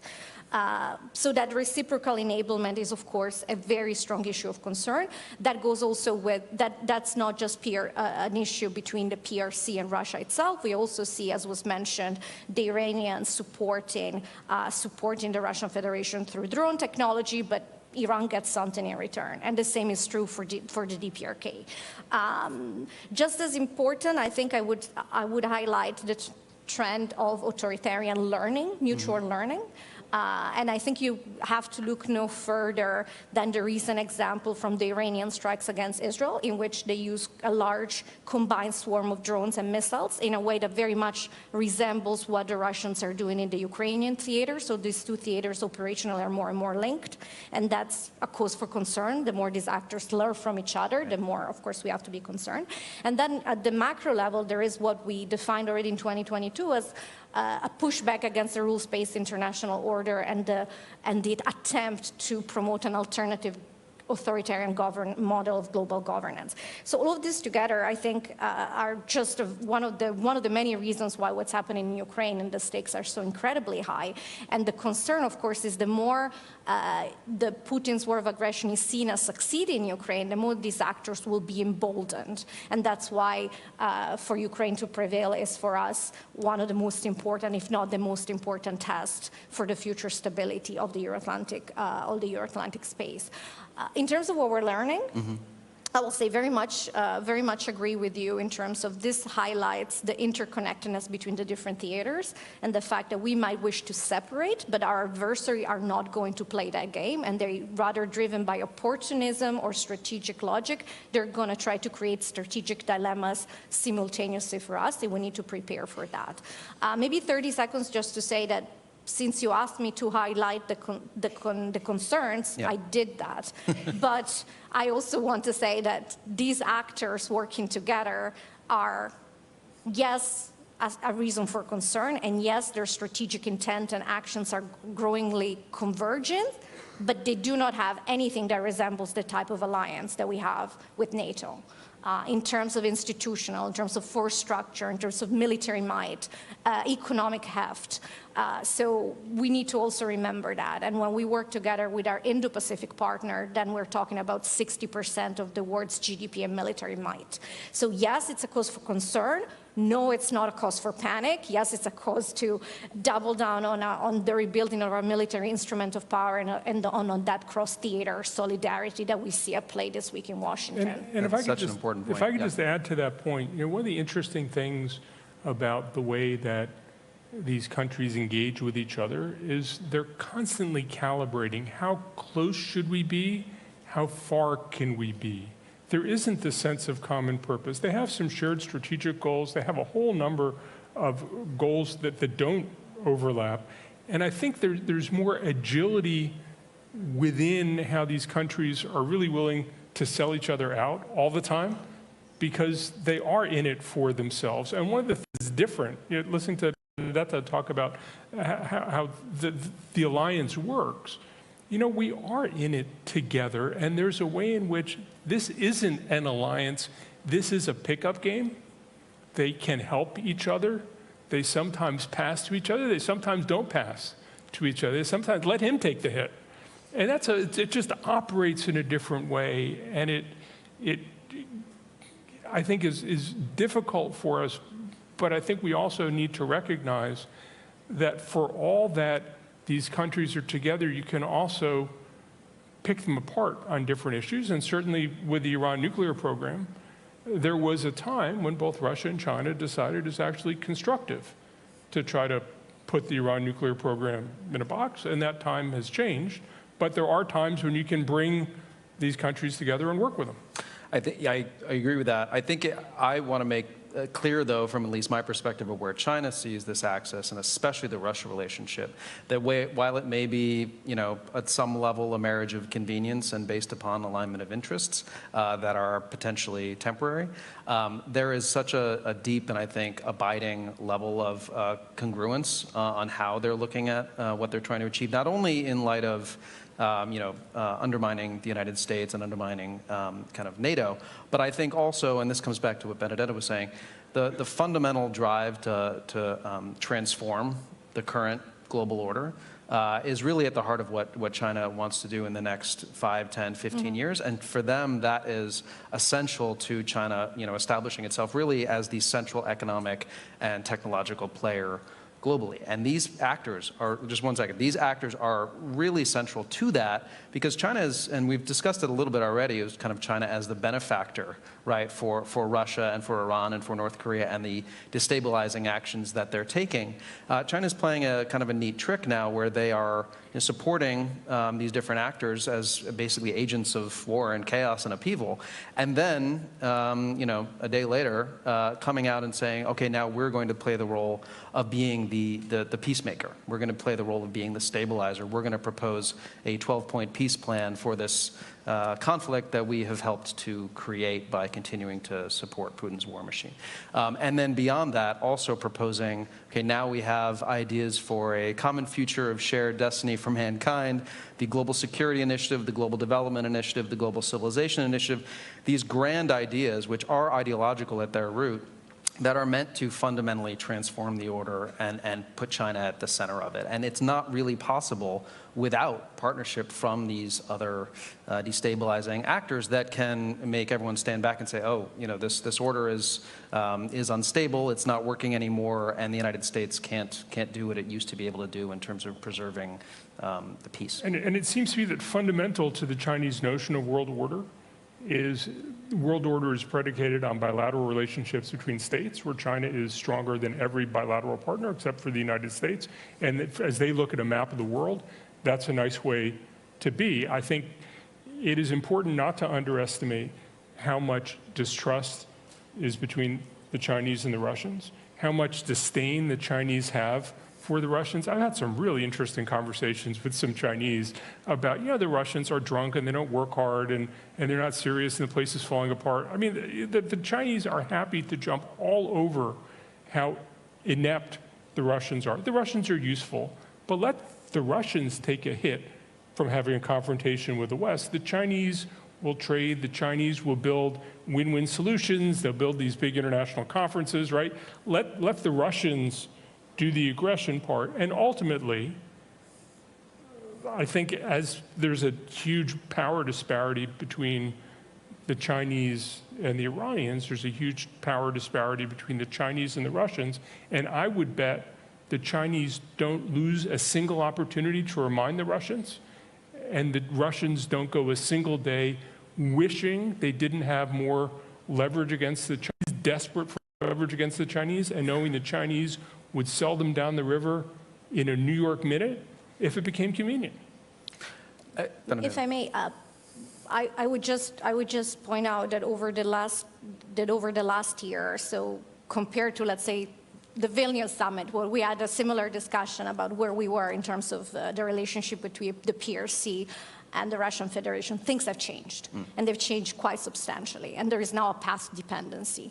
The level of PRC support for Russia's war machine to enable and energize and allow to reconstitute its defense and technological industrial base is now the most critical enabler.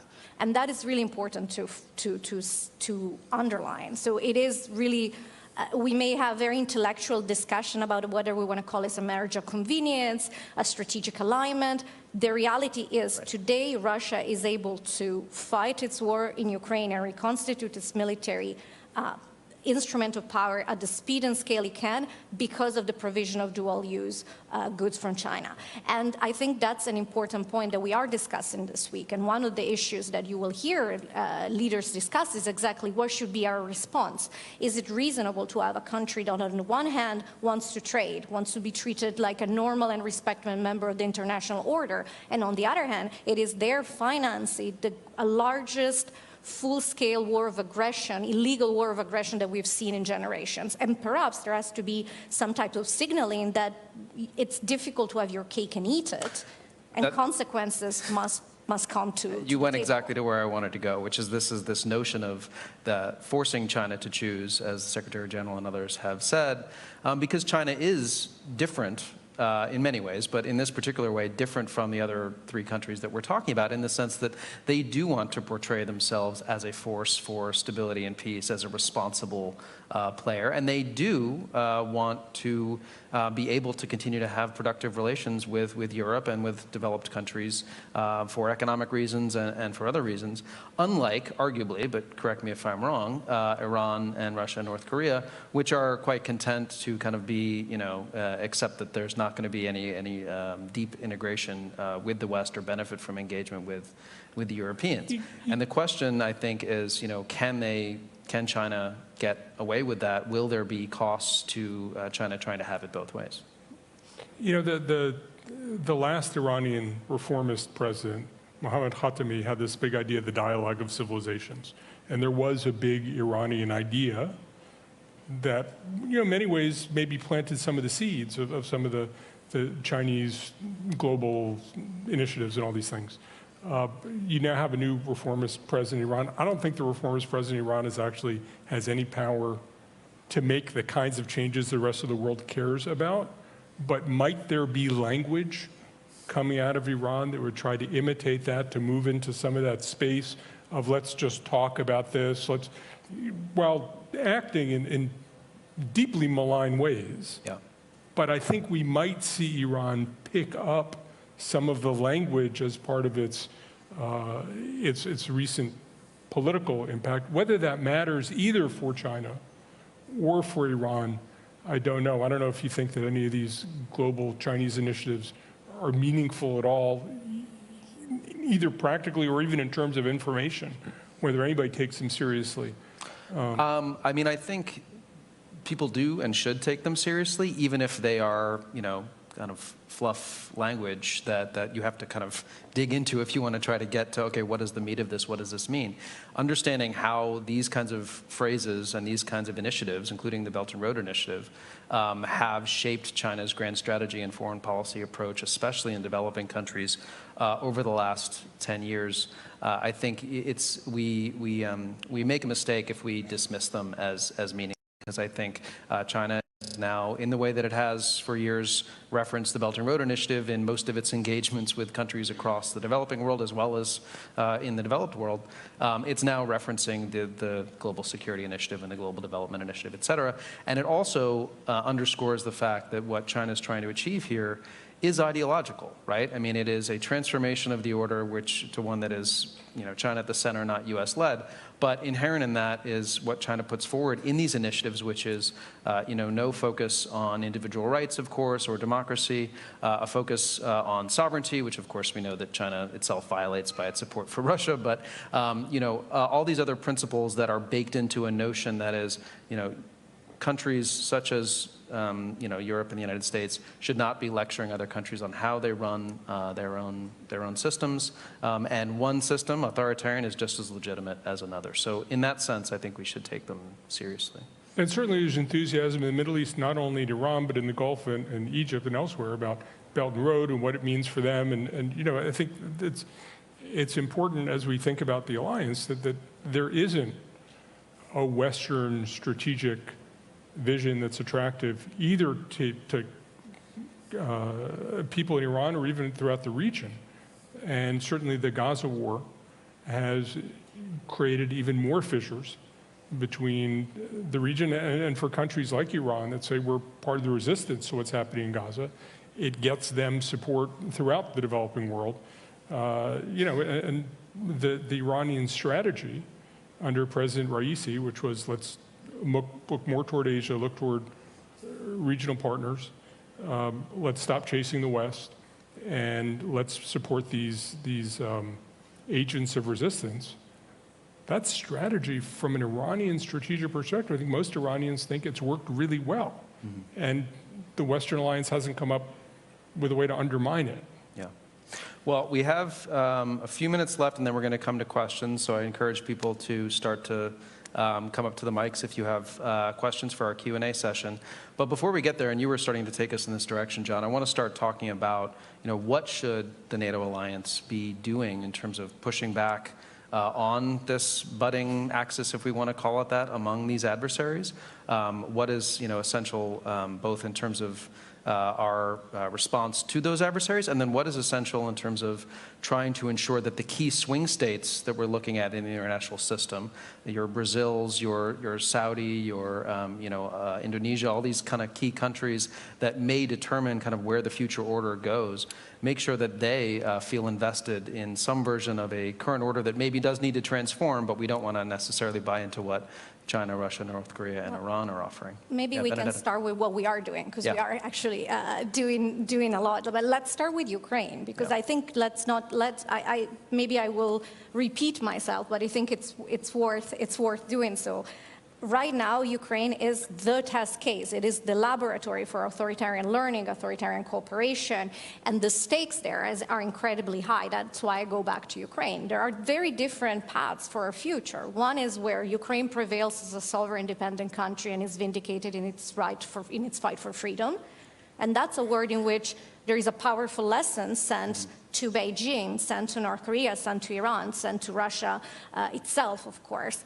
And that's a message that, of course, supports the global rules-based order, supports the beginning of the rethinking of a European security architecture, which right now it's on live support because of Russia's brutal war of aggression against Ukraine. So if you want a strong first policy proposal, and that's exactly what the alliance is doing by supporting Ukraine, is, first of all, Ukraine must prevail. The war of aggression must fail. These authoritarian actors need to see that using force does not pay off. And that's really important, because the alternative, one in which Putin's war of aggression is successful, is where these actors become even more emboldened, even more brazen in their actions. And we already see it in the last year with Iran's destabilizing role in the Middle East, support for terrorism, non-proliferation concerns. We see this in the Korean Peninsula. We see this, of course, with the PRC enabling Russia's war of aggression. We see this with the Russian Federation itself, which is now stepping up its hybrid activities in our allied countries. And you will hear statements from allied leaders this week expressing not just concern, but also our response options to make sure that we build resiliency and counter this hybrid attacks. So first of all, Ukraine. Ukraine must prevail. These actors must understand that aggression will not pay off. In addition, we are, and you will have heard this, I think, throughout the day, in the midst of the largest reinforcement of our deterrence and defense posture in generations. This is part and parcel of how you communicate, resolve, and credibility to these adversaries, because I don't think we must be naive. The main language that Putin understands is power. Yep. And we need to be, and that's why we have such a key task to rebuild and re-energize our defense industrial base and our military instruments of power. So we're doing that. We're also working on resiliency of our infrastructure, supply chains, of our societal and democratic institutions. All of this is so that we are better placed to respond to these coercive hybrid tactics by these authoritarian actors. And we're doing that not alone. We're doing that as an alliance of 32, but we're doing that more and more with our partners. And it's not a coincidence that tomorrow there will be a session with our partners from the Indo-Pacific, Australia, Japan, the Republic of Korea, and New Zealand. Again, this is what transatlantic and Indo-Pacific solidarity looks like, not just in supporting Ukraine, but in pushing back against authoritarian aggression. And of course, we also have multiple partnerships in the rest of the world, working with countries that are interested in cooperating with us on issues like countering disinformation, countering hybrid threats. So there is a lot that we are doing. I'm looking forward to hearing what more we can do, but I think we always have to start with recognizing that we recognize the reality, we're responding and adapting to it, and possibly, again, I'm going to be boring, but the most important thing we can do today is ensure Ukraine prevails as a sovereign independent country. That is the lesson that we want to send to Beijing, to Moscow, to Pyongyang, and to Tehran. I couldn't agree more. Yeah. Thank you. Thanks. Absolutely agree. John, anything to add? I think there are any number of ways in which the actions of countries like Iran and North Korea threaten the interests of countries like Russia and China, and we can find ways to cooperate on what we can cooperate on to constrain the bad things that Iran is doing. For example, Red Sea security affects China in a pretty profound way because so much of Chinese trade passes through the Red Sea and through the Suez Canal. China cares a lot about Egypt, and China has a lot of investment in Egypt, and Suez Canal tolls, which are a huge source of revenue for the Egyptian government, are down 50% since the beginning of the year. I think there is a case that can be made that China should be playing a more constructive role, not to help some broader international alliance, not to join, not to bolster the United States, but to advance Chinese interests and call out China for not doing it, to call out China when it does the right thing. I think, say, on the Iran nuclear issue, we had support from Russia and China for the JCPOA. I think there are ways to make it about less than global hegemony and more about these countries' interests, and just be clear about you're hurting yourself, you're hurting everybody, you could play a role, be responsible. And I think that there are ways that Europe can work with the United States to make clear to Russia and China that there are rewards for doing the right thing and costs for doing the wrong thing. And we should find ways to, again, you don't have to agree on everything, but there are some things, they're not in anybody's interest, or they're certainly not in Russia's interest, or certainly not in China's. When energy costs go up, that's good for Russia. It's really bad for China. Yeah, I agree that, I mean, the fundamental way to approach us, at least when it relates to China, is not trying to create wedges between these countries, because I don't think that that's going to work, but to basically change China's calculus such that they start to understand that their interests are going to be better achieved not by aligning themselves with countries that start and lose wars. And I think that that's, and that they're not going to get to this position of centrality in the global system and be perceived as a responsible player by doing this. The problem at this moment, as we kind of have said already, is, you know, that China at this point is making these decisions in terms of its support for some of these countries and its position on things such as Iran's support for the Houthis, based, I think, more around what might hurt the United States and hurt NATO, not so much what might be not convenient for Chinese interests, such as shipping through the Red Sea, right? We can talk about the extent to which China actually put pressure on Iran, but I'm betting it was pretty minimal. So, I mean, that I think is the challenge, is that we're not necessarily framing this, as the Chinese would say, in Cold War terms. Mm-hmm. It's China that is looking at the United States and is looking at NATO from through that lens, and how do we deal with things given that reality. Oh, we have a question. Great. Please share your name and your affiliation. Yes, hi, I'm Nick Locker from the Center for New American Security. Dave, I wanted to ask you a little bit about how China is viewing the deepening relationship between North Korea and Russia that we've been observing, you know, really since the onset of the February 2022 invasion, with North Korea's military support for Russia's war against Ukraine, and then, you know, we did just see Vladimir Putin visit Pyongyang recently. So just, you know, I assume that this has some implications for China's outlook on the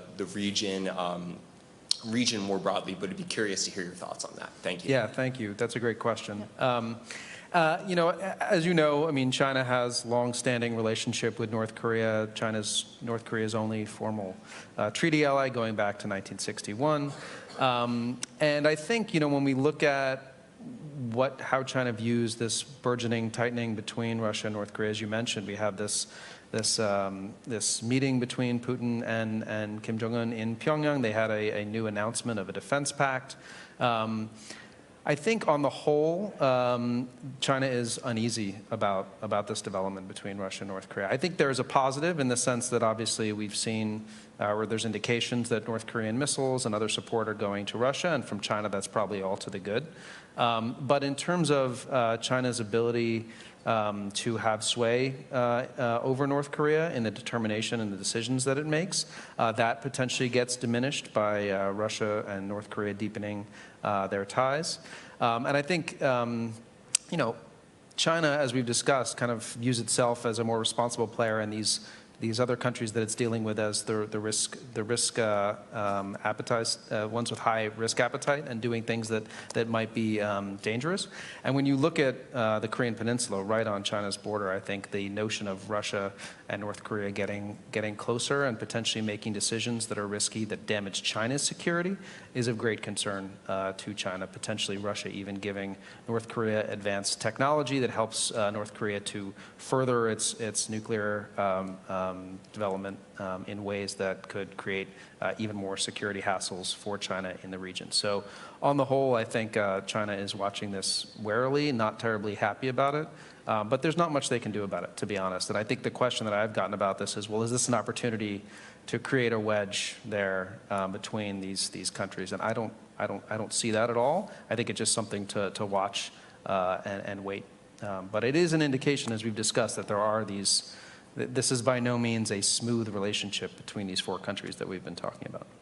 No, I would agree that smooth is possibly not the word that comes to mind, but I think still the reality is that it is further along than what we would have, I think most analysts would have anticipated before 2022 and the beginning of Russia's war of aggression against Ukraine. And that also, when we look at the DPRK-Russia relation, and there are, of course, very serious concern, as you highlighted, about what would, in the future, or even a very imminent future, the North Korea get in return for the significant military support that is providing to Russia, and what would it do in terms of stability in the Korean Peninsula, what would it do in terms of concerns over non-proliferation, and more broadly, what would it do for the stability of the Indo-Pacific theater, which, as we know, is incredibly important to global stability, global prosperity, and of course has also direct implication for the security of the Euro-Atlantic area, being such a central domain of growth, development, and competition. So it is a very, I think, concerning development, and I would agree that maybe not everyone in this quote-unquote axis, which is a word I'm a little hesitant to utilize, but maybe whatever you want to call it, strategic convergence, not everyone may be enthusiastic about it, but yet none of these actors is taking active steps to slow down the cooperation or undermine it or call it out in international fora or, frankly, support sanctions to North Korea. So I think that again, we see that despite the fact that there may be baked-in frictions and disagreements for the time being, the broader strategic direction of trying to undermine the United States, NATO, and its allies remains, I think, the dominant consideration. That's something that we need to take on board and reflect upon and adjust our posture and actions accordingly. But, of course, it's something that we need to keep a close watch on. Yeah. John, anything to add in terms of the Iran-North Korea relationship and how you think that is developing or not, or where's the kind of runway for that to kind of become? Well, they talk to each other, and you know, a former Iranian foreign minister was gleefully telling me about the advice he got from the North Korean foreign minister about the Trump administration, which is only deal with the president, don't deal with his aides. So I think there's a lot of conversation. I think there's conversation probably on some of the nuclear issues. I don't think there's a lot of trust and mutual respect, but these countries don't have a lot of options. Yeah. There aren't a lot of people who will talk to them. And I think that they do think there are things they can learn, and they are in contact. You have a question now? Yeah, please. Hello, my name is Julia Jamila Werner. From Germany, I'm the co-founder of the Transatlantic Student Initiative. In Iran, there's just recently been an election, and economic ties to Russia, for example, also China, are flourishing, also when it comes to European partners. Do you think that NATO and its allies has really understood the impact of the alliance we're talking about when it comes to the war in Ukraine, for example, or are we still a bit too easy with that? If I may repeat the question back to you so I can make sure I understood. Your question is whether we have fully grasped the dynamic, the scale and scope of the relationship between these four countries and how far it has gone. Exactly that, or are we too naive? That's always a good question because it's really good to check our assumptions, and we may in the past have been that way. But I would say that as today, and you will see it this week in the discussions that the NATO leaders are having at this summit, I think we're clear-eyed about the fact that this relationship is incredibly worrisome, that there is a strategic alignment, that there are concerted actions. And again, we put this principle was already identified in 2022 when we had the strategic concept, but I think we're taking a hard look at how much faster than anticipated and closer our relationship has become, not least over the last year because of the Chinese decision to go all in when it comes to the provision of dual-use goods that enable Russia's war of aggression. So I don't think there is a naivete. I think we're clear-eyed about it as an alliance, and I think you will hear leaders making statements to that effect. How do you describe then, or how do you explain some actors such as Germany, for example, still having those good economic relationships? Well, I think each and individual countries is balancing between different considerations, and that's really how policy works. You're balancing between economic and trade considerations, domestic politics consideration, defense and security, foreign policy. That's how you square the circle of policy making. And I think that applies to how many, and I'm not going to go into individual member states, but I would say that applies into how each and every member state is looking at the one hand, enhancing security, ensuring collective defense, on the other hand, maintaining prosperity and having healthy economic relations. And one of the conversations we're really having, and it's really important, is how do we better integrate national security consideration into our economic policies. And I think this is something that we are learning.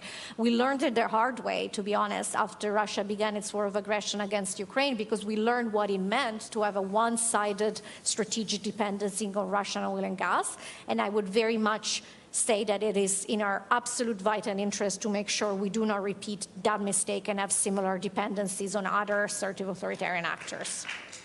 I think that's a great place to wrap up because, I mean, the very fact that we're having this conversation here at the public forum indicates that there's a growing understanding of the need to discuss not just China's support for Russia, but the role of these other actors as well, what that means for NATO, what that means for all of us in terms of the future and how we need to deal with it, but that there's a lot more that needs to be done in terms of more unity of vision on these issues and what we might be able to do about it in terms of joint efforts. So with that, thank you, Benedetta, thank you, John. And please join me in thanking them for this great panel.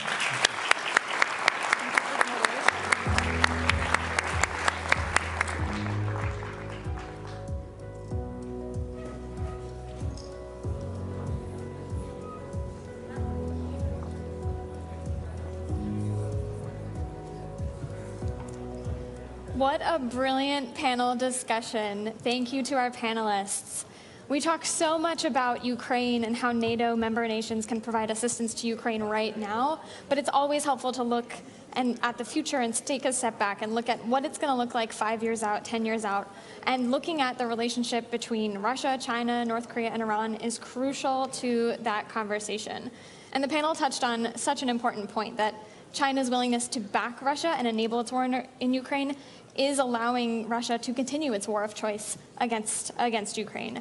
And they discussed as well North Korea and the burgeoning relationship between North Korea and Russia, which the White House has raised alarm about in terms of whether there are expectations from North Korea to receive additional military assistance from Russia as well. So thank you to the panel. For the next portion of the agenda, we will have 2 concurrent sessions. The first session, Nuclear Checkup, will take place in Salon 12. And the second, a conversation on NATO Looks South, a perspective on strategy and partnership. The salon will take place in the other salon. I believe it's Salon 10, but please check with any of our audience members on the way out. The salon is located on this floor, down the hall and to the right. Please proceed to the breakout if it interests you in an orderly and timely manner so our next sessions can begin shortly. Before the next session starts, we will take a poll and answer the question, what is the most pressing challenge to global security today? So start thinking about it, but in order to vote, go to the polling function in your app, if you have the app, and select your response. Soon we'll have some results to share with you. If you're on the live stream, press Slido to access the poll.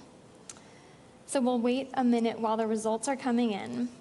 And I'd like to take a step back and bring us through a moment of reflection of our day so far. We're on the sidelines, obviously, of the summit, where world leaders are discussing the same critical issues that we have heard so many world leaders discuss today. And we've gotten a front row seat to those discussions. We've heard a resounding round of support for Ukraine from the foreign ministers of Poland and Lithuania. Ukraine must win. We've done this before. We can do it again. And it sounds like a doubling down. We've also heard from UK's Defense Minister, John Healey, and he put a fine point on the stakes. If we don't stop Russia in Ukraine, Russia will not stop there. The stakes couldn't be higher, and so many members know that very deeply.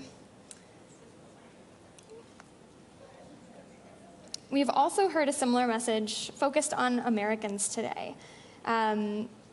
If the fight is not won in Ukraine, Americans may also face some further threats in the future. And we've even seen some acute threats in just the most recent days. Earlier this month, of course, commanders put bases on high alert, a very rare case linked to threats that might come to harm service members and their family and facilities. And it's been reported that's due to Russian-backed plots of sabotage and attacks targeting U.S. military personnel and facilities.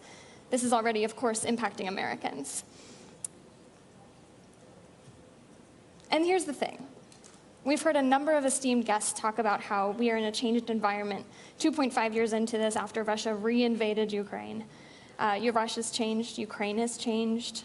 And Lithuania's foreign minister put a very intriguing point out on the stage today.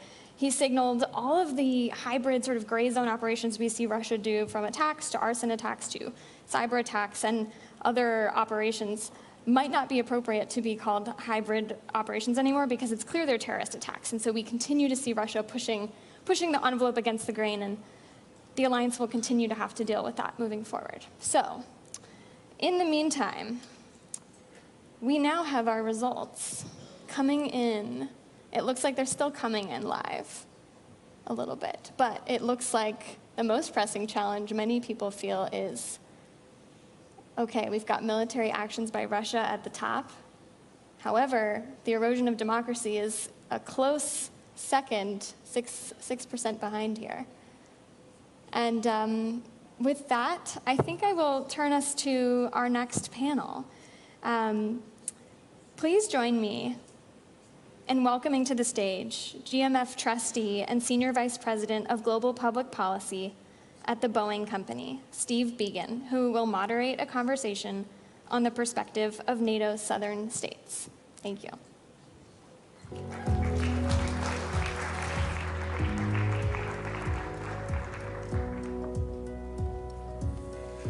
Wow, what a great day.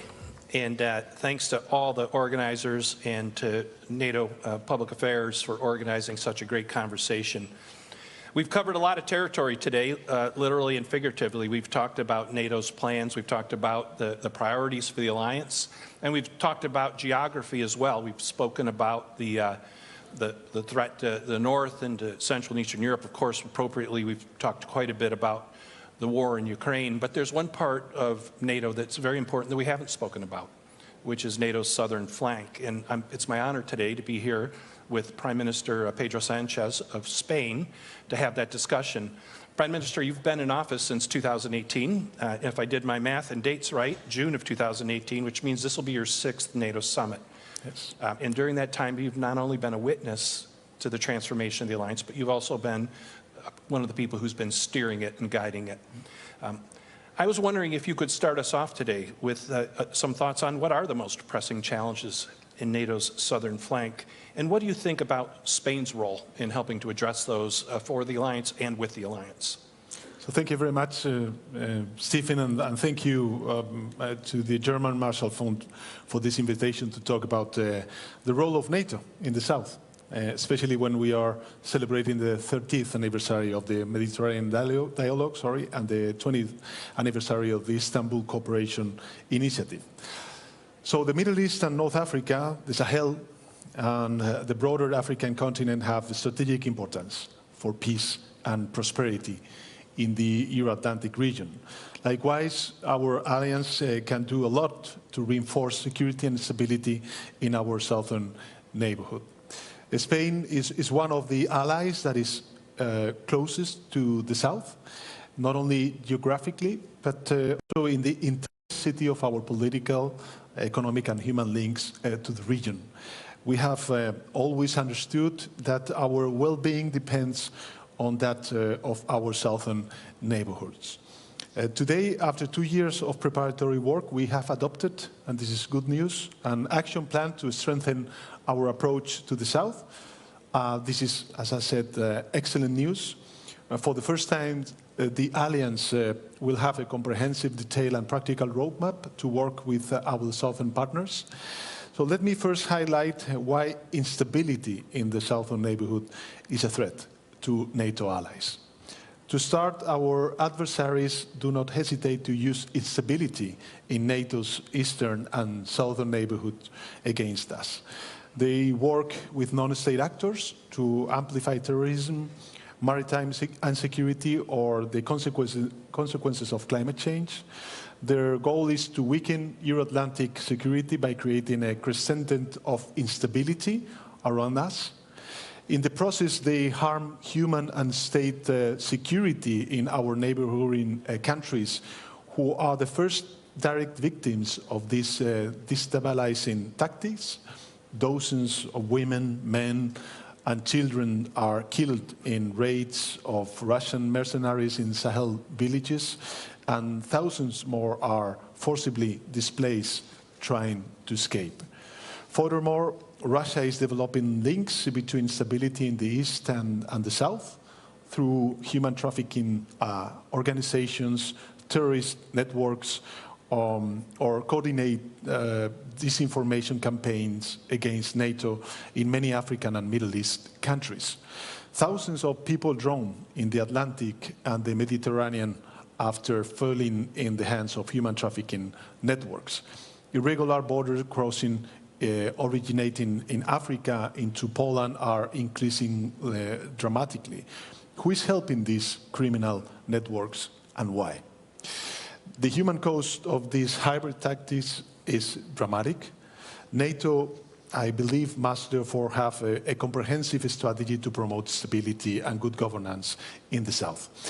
To work with our partners for strong security and defense institutions on capacity building with practical cooperation measures, and doing all of this based on mutual respect. This is where our new action plan comes in. First, through this action plan, we will invest in more political dialogue and more hands-on cooperation.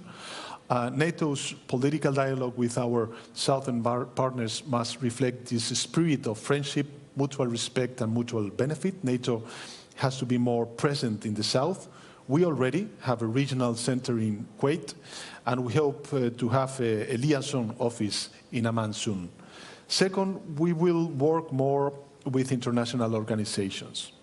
The African Union, where we have a liaison office, the Gulf Cooperation Council, the Arab League, or are very important interlocutors and partners for NATO.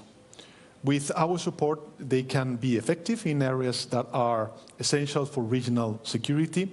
For example, initiatives to curb the spread of light and small weapons are crucial to end the insecurity that plague the daily lives of millions of peoples in the South. NATO should particularly coordinate its actions with the European Union. I think this is very important. This is instrumental, especially now that both organizations have adopted comprehensive approaches with their southern neighborhood. And third, NATO is ready to work with its southern partners on critical issues such as terrorism, climate change, maritime security, or resilience. So let me finish, Stefan, by highlighting that the endorsement of this action plan is a big step for NATO. It's a real big step for NATO. And we particularly welcome the appointment of a special representative for the South. But this is not the end of the roadmap. Implementation in years to come will be key. In this difficult endeavor, you will always find the staunch commitment and support of my country. Spain is already working on many of these fields with our southern partners, and we are ready to scale up our efforts in the context of NATO cooperation. So thank you very much for your attention, and happy to exchange some views on this with you. Great. Well, thank you, Prime Minister, and congratulations on the action plan. I know Spain provided the leadership and the heft to get that through the alliance, and you know, in another year, it might have been seen as one of the centerpieces of the summit. But for what's happening in the East, what's happened since Russia's invasion of Ukraine, the full-scale war in 2022.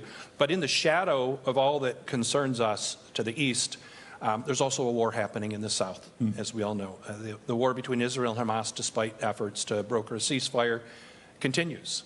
And I was wondering if you could share your thoughts on where this conflict is headed, and what are the implications for NATO South? You ticked off some of the challenges that the southern flank of NATO face, the refugee flows and so on, terrorism.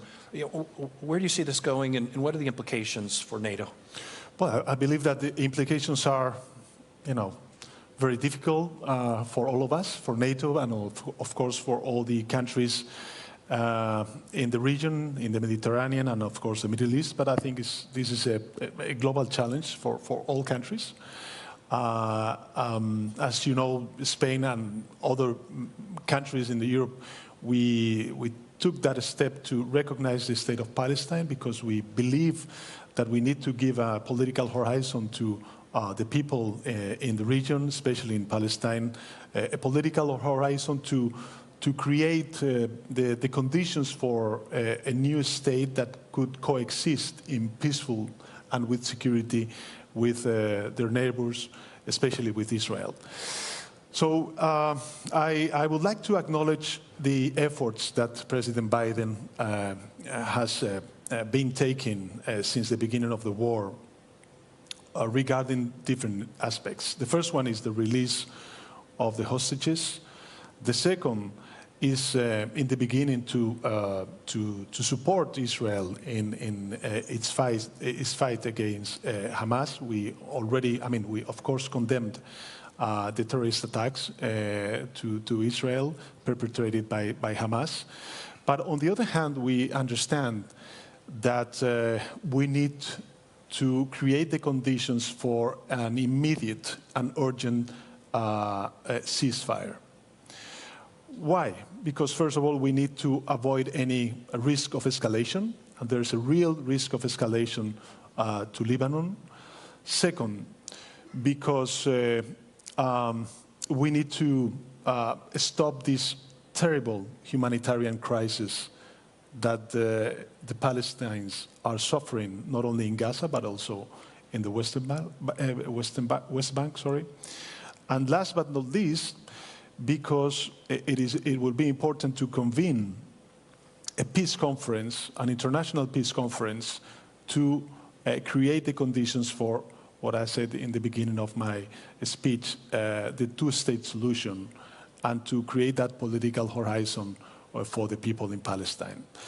So I think that we need, of course, that political effort.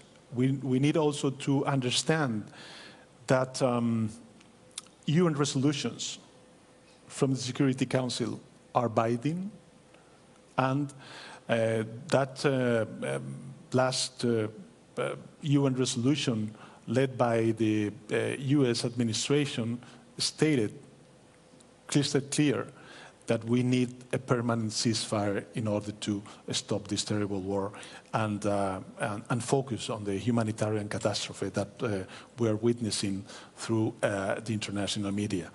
So, of course, I think that this is going to be one of the challenges of the southern flank that we need to face and address from our NATO organization.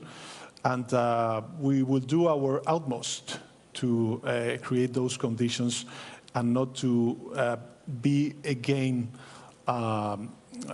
prisoners, I would say, of a new cycle of violence in the Middle East in the years to come. I think that this is enough.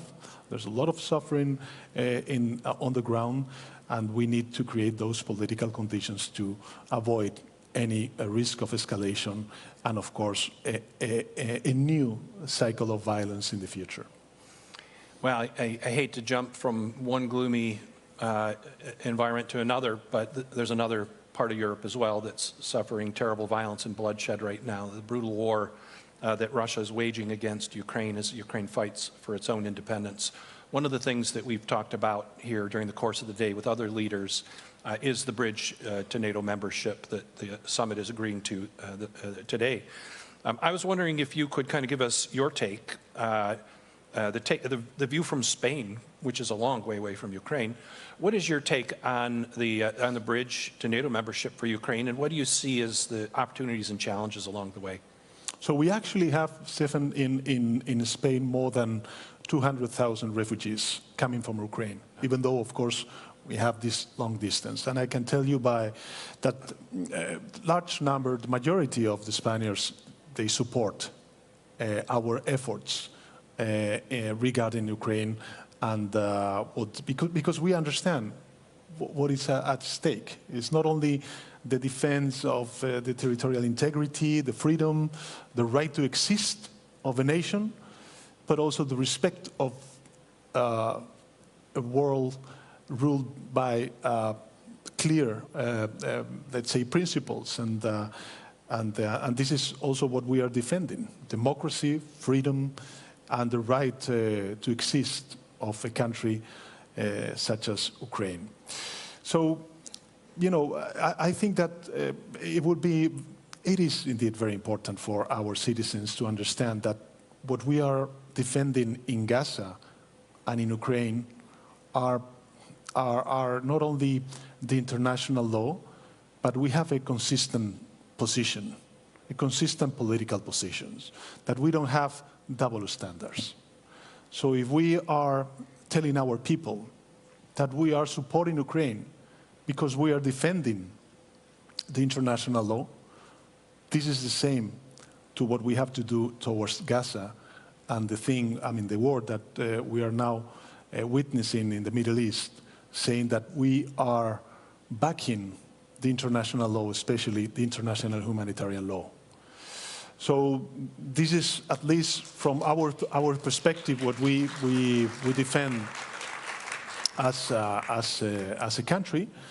And I would also add that, coming back to Ukraine, perhaps we don't have the conditions yet on the process for the integration of Ukraine in NATO, but in the statement, the declaration that we already endorsed, we say that that path is irreversible, and this is something that is going to happen. In the meantime, what we need to do is to support and back Ukraine as all member states from the NATO. From NATO, we are doing. And last but not least, I would say that it is important, this double path, not only NATO enlargement, but also the European Union enlargement.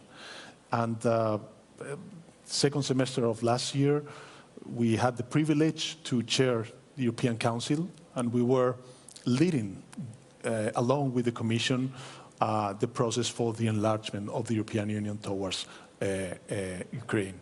So I think this is also very important, because at the end of the day, NATO and the European Union, we have a strategic partnership that could create those synergies, not only on the defense and security dimension, but also the political one. And this is something that I think is recognized, and people in Ukraine are grateful for that.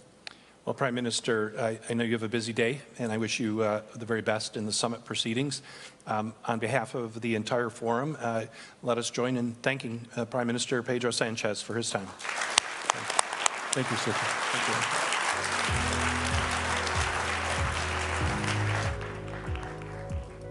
Thank you, Prime Minister Sanchez, for that insightful perspective on NATO's strategy and partnerships in the South.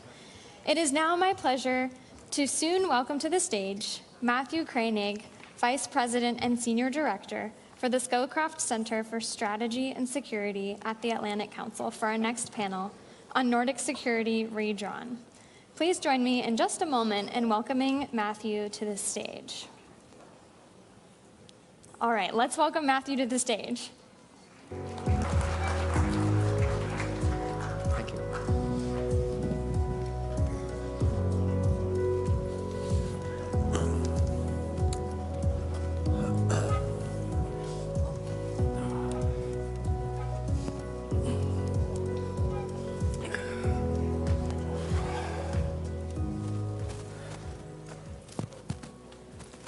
Well, good afternoon. I'm pleased to welcome you to this discussion on Nordic security redrawn. As you've just heard, my name is Matthew Koenig. I'm Vice President and Senior Director of the Atlantic Council's Scowcroft Center for Strategy and Security. As we all know, NATO has 2 new members, Finland and Sweden, bringing the NATO alliance to 32 countries. It also means that now every Arctic country except for Russia is a member of NATO. So to dive into some of the challenges and opportunities presented by this new Nordic security landscape, I'm honored to introduce some distinguished panelists. So starting all the way at the end here, we have Minister of Defense of the Republic of Finland, Antti Haakanen. Welcome. Next, we have Minister of Defense of Norway, Born Arild Gram. Welcome. Next, we have Minister of Foreign Affairs of Iceland, Thordis Kolbrún Rayford Gylfadóttir. Welcome. And then next, Minister of Defense of the Kingdom of Sweden, Paul Johnson. And last but not least, to my immediate left, Minister of Defense of Canada, Bill Blair. So, Your Excellencies, welcome to the NATO Public Forum.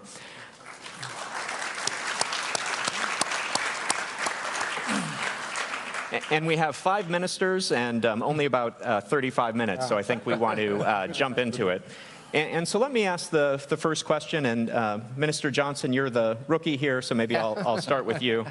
You know, some Americans might say, well, additional countries in NATO, aren't these just additional countries we need to defend? Why is NATO stronger with Sweden in the alliance? Sure, and thank you for that question, and also thank you for having me on with a great panel. We interact a lot, and I think there's many things that unite us around this panel as well. But just a few things then on Swedish NATO membership. I'll start with geography. Sweden, of course, being located at the heart of the Nordic region, meaning that when we're inside the alliance now, we're going to be an important staging and basing area for assuring that NATO can deter and defend the Baltic states and Finland. We just ratified in the Swedish Parliament the DCA with the United States, meaning that the US also will have the possibility, for example, for basing military equipment in Sweden. So that's important also for the alliance as such in its ability to deter and defend. And then, of course, there's capabilities we bring to the table.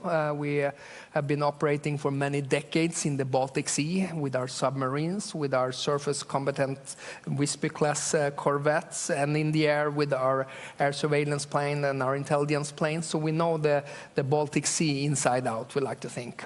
Yes, as the other countries on the panel, we also have good Arctic capabilities. I always say there's one thing to be able to survive in that cold weather up in the north, but another to fight, and our soldiers know how to do that.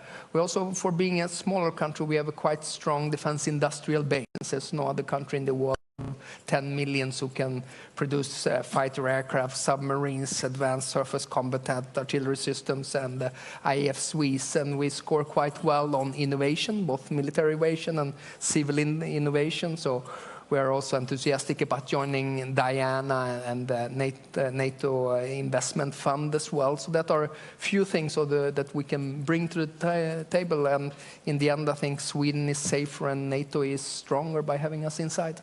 Many impressive strengths indeed. And let's go to Finland next. And Minister Hakonen, same question to you. Why is NATO stronger with Finland as a member? Well, I think that when there's a situation that the most of the democracies belong to NATO, NATO is stronger in that case. That's why that's the one point. Like we see that the world is going dividing to autocrat countries, and they are playing even stronger together, and that's why democracies must play also together. That's the main big issue. But what Finland brings to NATO. For example, we have decades built our own defense. Neighboring Russia, we have thought that we have to manage by ourselves. That's why we have almost, I think, the highest number of will to defend the country, over 80%. And 90% of our people also say that they are willing to defend NATO allies. Now, this is the recent newest poll. We have a large reservist army. We have almost 900,000 citizens who are military trained, wartime strength almost 300,000. We have old traditional warfare capabilities, but also new highly valuable capabilities. We have almost largest artillery in Western Europe. We have kind of been prepared for that kind of conventional warfare what Russia is now waging in Ukraine. Because we have true intelligence, watch it really closely what Russia is doing. That's why, end of the Cold War, we didn't let our guards down. We kept our large reservist army, large artillery, large land forces. And now we are also purchasing new high-tech capabilities, F-35s, and developing our army with heavy investing programs, 2.4% last year. And now it's a new thing for us to do a close cooperation with all our allies. We have done it closely with the Nordic countries, with several partners in JEF cooperation, and with United States for decades. But still, Article 5, that's a new thing for us. And last year, when we joined to NATO, everything has gone smoothly. We have been integrated really fast to NATO, to our kind of a common defense system. And that's why we are really happy to see the results from this summit. We are taking a stronger stance with the collective defense, and also the Finnish integration into collective defense has been really smooth. Wonderful. Thanks very much. And I should note that you're going to have to leave us a little bit early, so if he walks off stage, I didn't offend him. He has somewhere else to be. But Minister Graham, let's maybe come up to you next. A lot of focus on NATO's eastern flank, the war in Ukraine for obvious reasons. But Norway's often been oriented to the high north. And of course, there's increased geopolitical competition in the Arctic. Tell us a little bit about why we should be focused on the security challenges in the high north. Why could a conflict with Russia escalate into the high north? How should we be thinking about this? You know, we have a border with Russia. We have never been in conflict with Russia, but we see their will to use force against another peaceful neighbor of them. And Russia is always the point of interest when we think of our defense planning. And just a few miles across the border, we have one of the world's non-Western largest nuclear bases.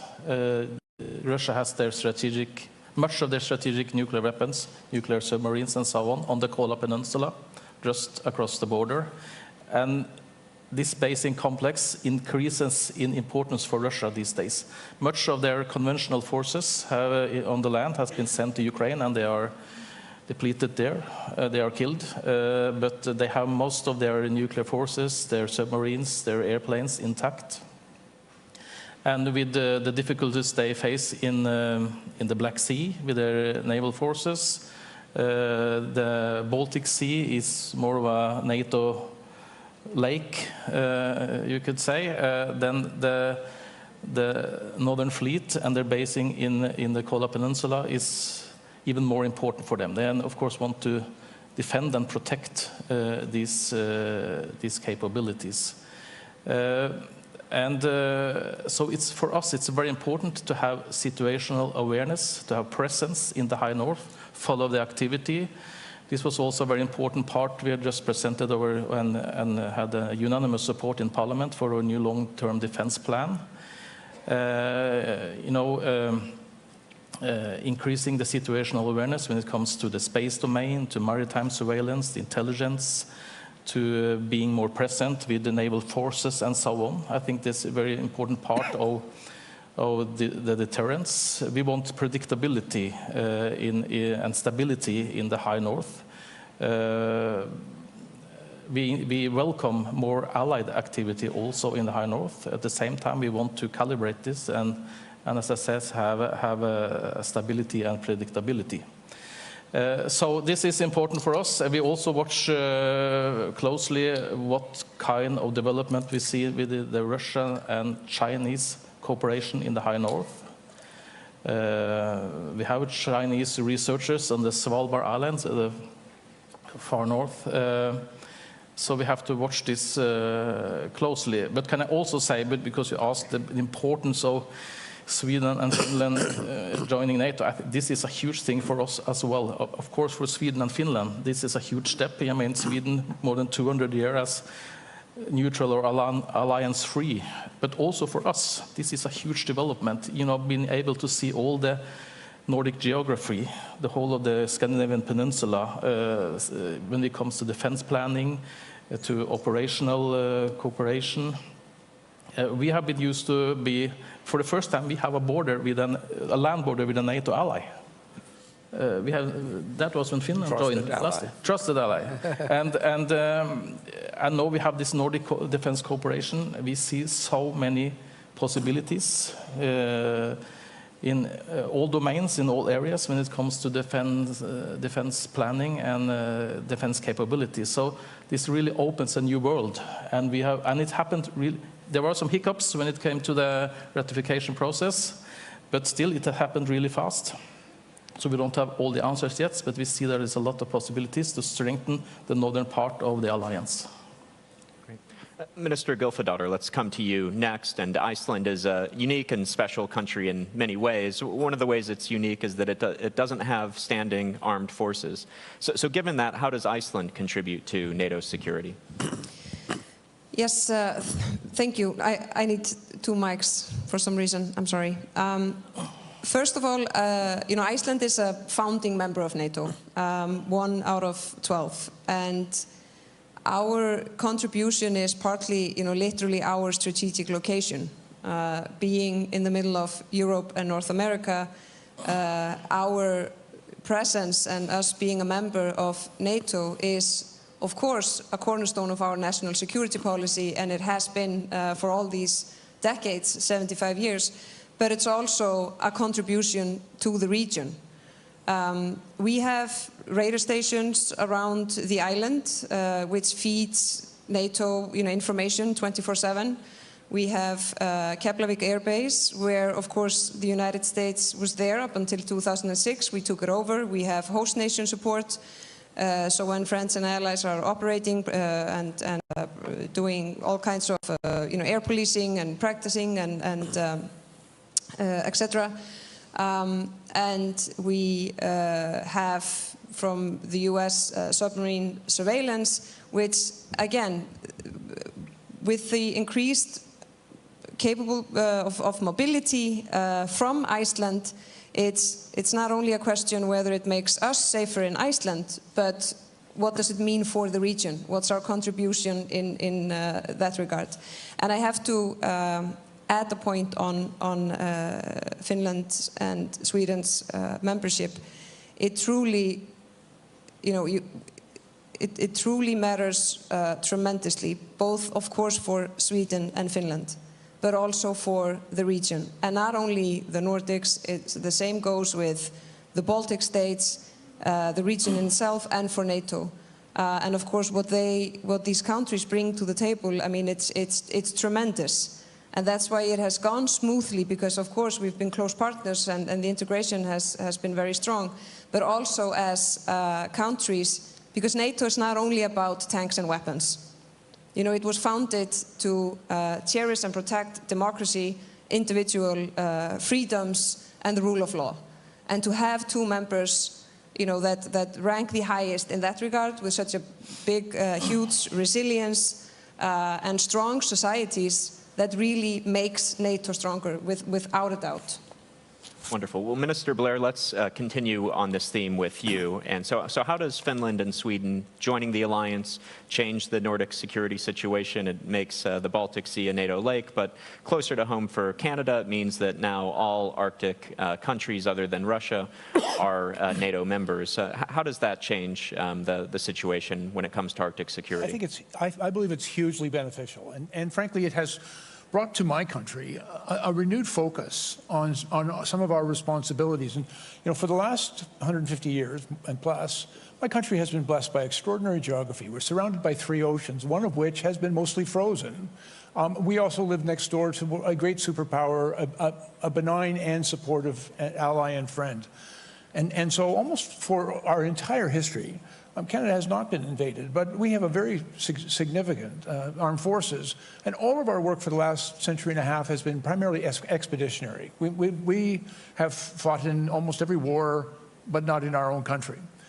But there's been an acknowledgement. The world has changed, and I think we've seen certain evidence of that with Russia's illegal invasion of Ukraine, but we're also seeing through such impacts of new technologies, and in particular with climate change.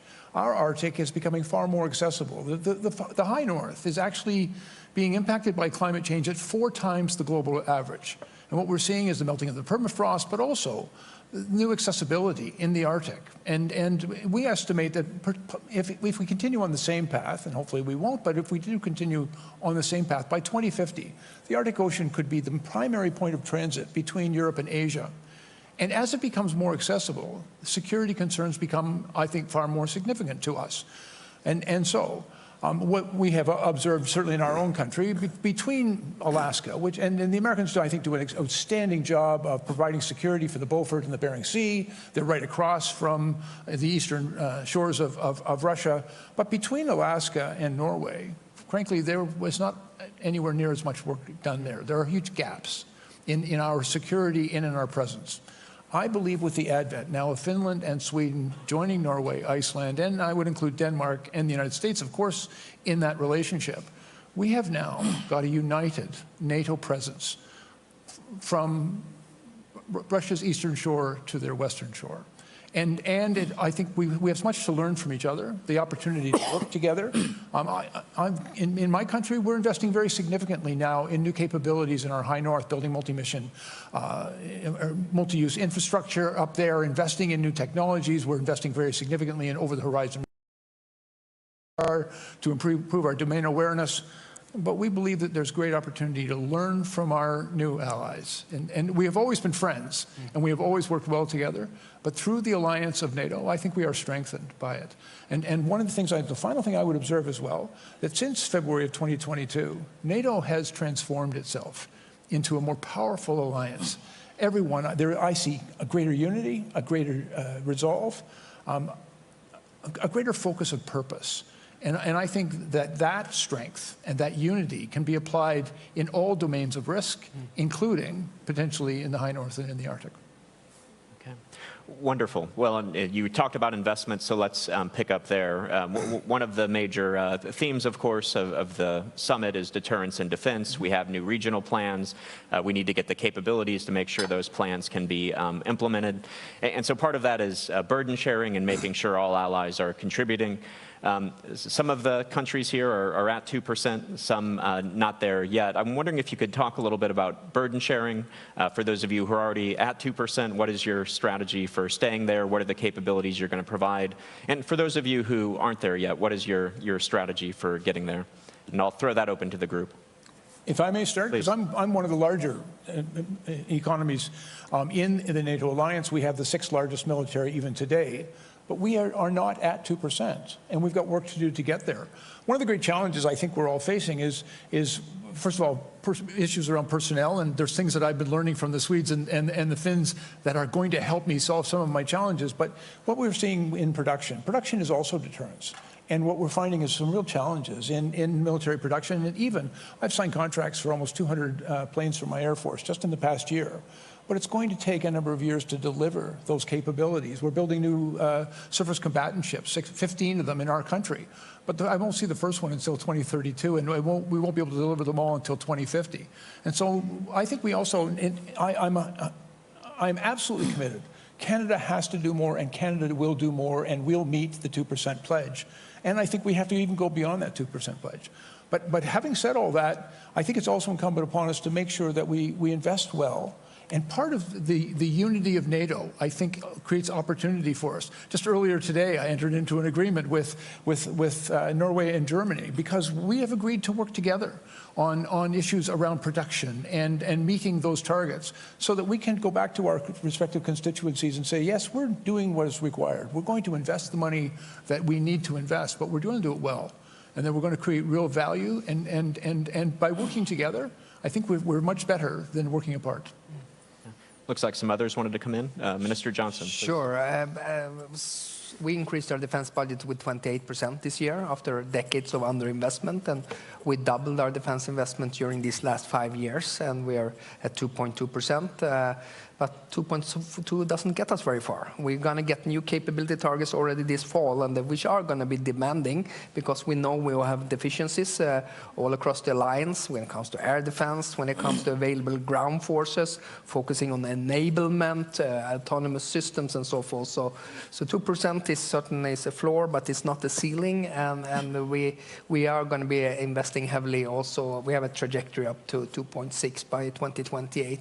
Now, that's one of the challenges. The other one is the defense industrial base. And in all honesty, right now in Europe, we have a defense industrial base that's shaped for a peacetime situation. And then we look at the war in Ukraine. And the war in Ukraine is a war of attrition, i.e. a war of warehouses. So I think there's lots of things we need to do in order to ramp up industrial production. That means spending more and spending more together, meaning placing large orders. That's going to be a demand signal for the industry so they also can beef up their production. Because right now we're challenging with increasing prices at the same time as the lead time for us to get the platforms and systems is very long. Before, if you would ask us a decade ago, we would say there would be very little money, but lots of time, because people didn't think there would be war. And now there's much more money, about 100 billion, and of course 23 allies now being at 2% or more, but there's little time because due to Russia's behavior, its full-scale invasion of Ukraine, its propensity to use military force, its low, and the fact that it take political military risks and so forth. So I think there's a sense of urgency within the alliance, and we need to more also on the industrial side. Mm-hmm. Minister Graham, please. First we have to acknowledge that the last decade, the defense spending between the NATO allies has increased year by year, every year. That's a good development, and I'm also very happy that on 23 countries now reaching 2%, and I'm happy that we are one of them this year, past 2%, and with our new defense plan, I think we're almost going to double our defense budget and move towards 3% in a few years. And what do we do with all that money? Well, we strengthen really all our armed forces, from 1 to 3 brigades in the army, the home guard, more than doubling the air defense. But the main effort will be when it comes to the maritime sector. And we are a coastal maritime nation. We have Norway is geographically quite big land, not so much people, but we have 7 times the land area at sea.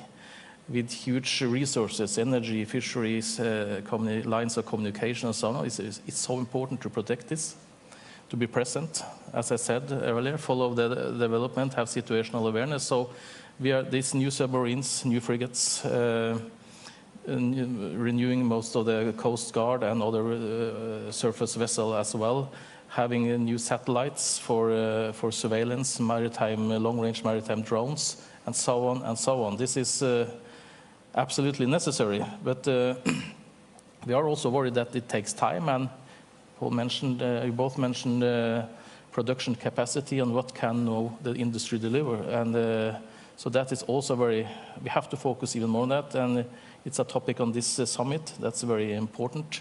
We see also what can we do together in the Nordics, but also with other close allies to see how we can enhance production capacity and procure more together. That's an important part of the answer to that, I think.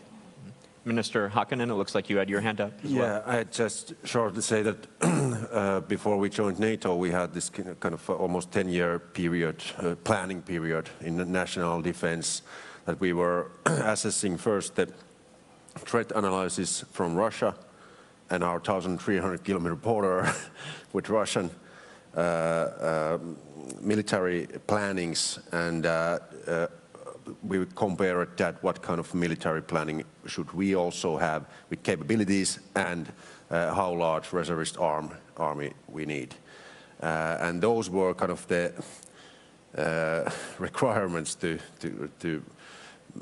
kind of put the size on how our national defense should be planned. Now we are trusting that the SACEUR will do the planning as overall planning. And now when we are seeing the threat analysis with Russia, with their ever-deepening partnerships with China, Iran, North Korea, and other countries, we are seeing that this defense spending is not going to be enough.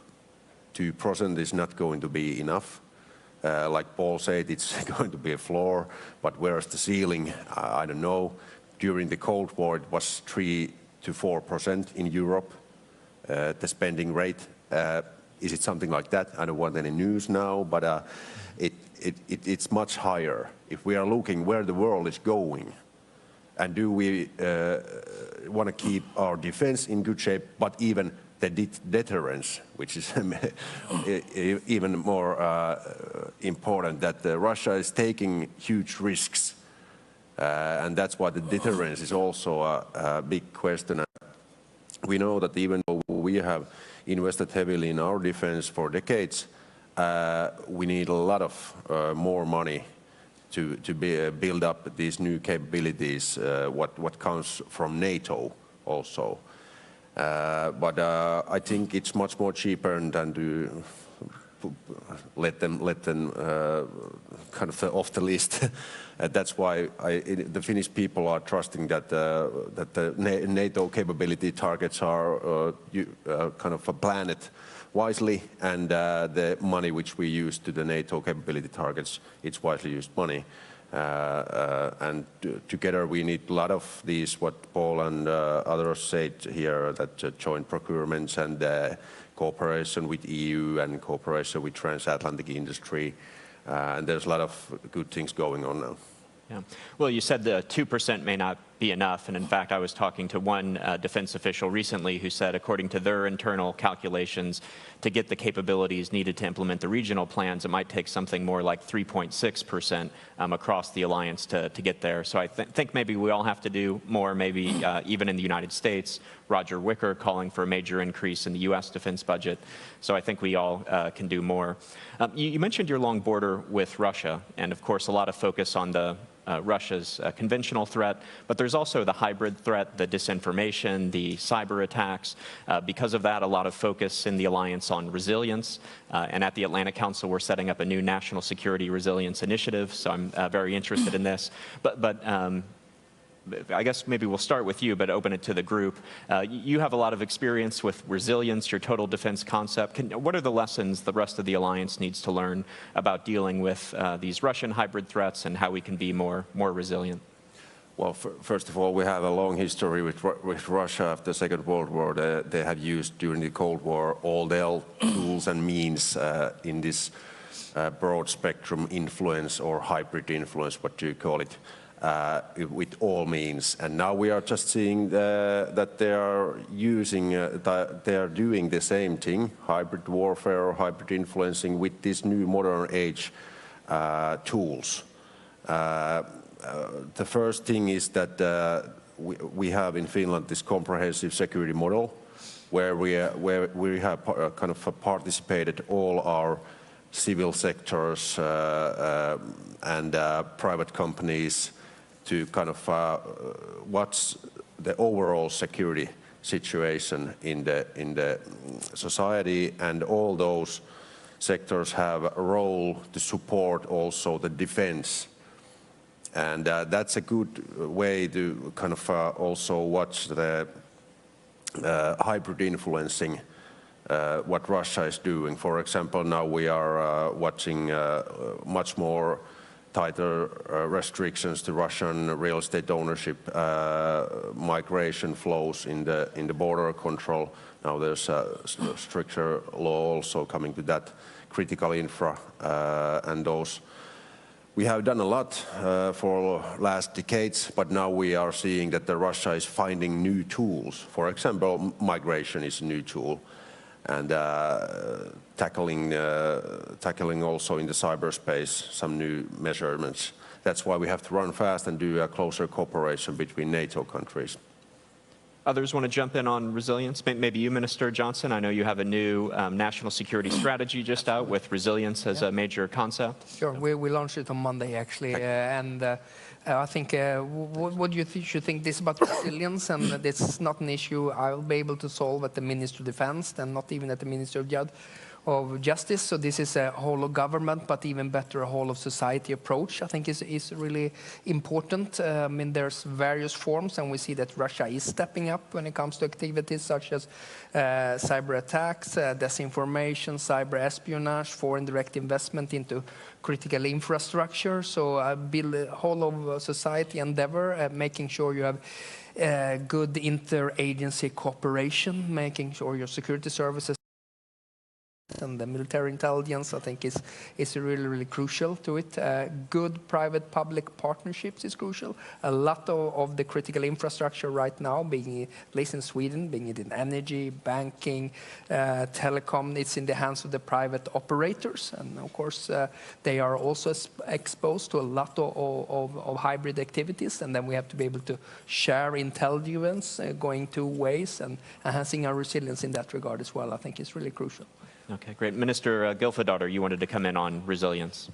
Yeah, just to add some points, because I think societal trust and national resilience, information sharing, and political unity are probably the most important issues to counterattack that. And we have increased the cooperation and information sharing a lot, and I think we need to do even more, because what we're seeing as well as, it's really important to look at it holistically.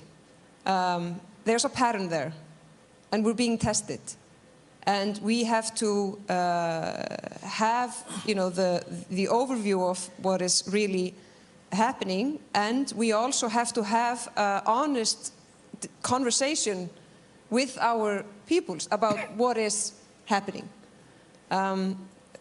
Both because it shows the development, it shows that what is truly at stake, because we're always saying, we're being tested, they're gonna test, but still a lot of people think it's quite far away from them. And I know that from my own country, for example. And we see the development, and we need to do the information sharing between friends and allies, but we also have to have an honest discussion with our people. And the other reason why we have to do that is because we need resilience within the society to counterattack that. So people always also have to be vigilant. And we need, we have misinformation, disinformation, and then, way more serious hybrid warfare. But we need to be more on the same page, because it also takes time for individuals to digest new reality, which is darker than it was, and we're still moving in the wrong direction. So we have to take that seriously, but for us to do that, we also have to have an honest debate with the general public. Okay, great. Well, we're almost out of time, so maybe a final word to Minister Blair and Minister Graham. And what is the most important thing you think the audience should take away from this discussion? And you had your hand up first, and you also mentioned an interesting thing in the green room about some things you're doing in Canada. Don't know if you maybe want to share that with the group. Well, I think we're all doing some interesting things. Yeah. I'm hoping over the next few days that we'll be able to articulate for our colleagues a credible and verifiable path for Canada and the investments we have to make. I think one of the ways we're finding the smartest way to do that is through alliances. If I just may add just a small point to the last thing, because we've talked about hybrid warfare and asymmetrical warfare, and I think quite understandably at a NATO conference we're talking primarily about Russia. But we are noticing a very significant level of activity directed towards Western societies and Western democracies by the People's Republic of China. In many respects, it is more insidious and more threatening to us. I think what we're seeing is a very overt action to undermine our public institutions, attack our critical infrastructure through various cyber attacks. I think in many respects our response has been, might even characterize it as somewhat naive, because we constantly attempt to defend ourselves from these daily attacks. But I think we need to be very outspoken to our own populations, as you mentioned, how important it is to attribute the activities of hostile nations in their actions against our interest. We're seeing that the Russians do it in a very different way. The Russians are I think, trying to torque up political and public opinion on certain areas, but again, their intent is to undermine the democracies that we rely on, and also to put in jeopardy, I think, our alliances. And so our awareness of that and a very strong response, a united response, I think is the great strength of NATO and the possibility that presents itself here. And that's it for me. Okay. Minister Graham, final word. Well, yeah, since we're out of time, I just want a few words on the resilience part, and because we are all strengthening our defense forces now, doing a lot there. That is absolutely necessary, but it still isn't enough, because we have to think about the hollow society, securing the state security, that's one thing, but health security, food security, and civilian resistance is also an important. When we have all of this in place, then we are truly resilient and can be able to defend ourselves. Well, it's been a fascinating discussion. I've learned a lot. I wish we had more time, but I'm afraid we're out of time. So thank you very much for sharing your insights. Please join me in thanking our...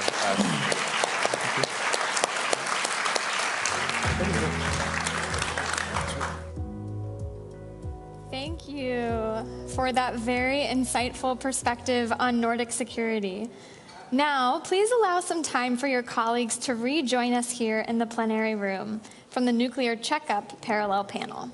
We will resume our programming shortly. Please do not leave the room during a brief pause as colleagues join us. Thanks.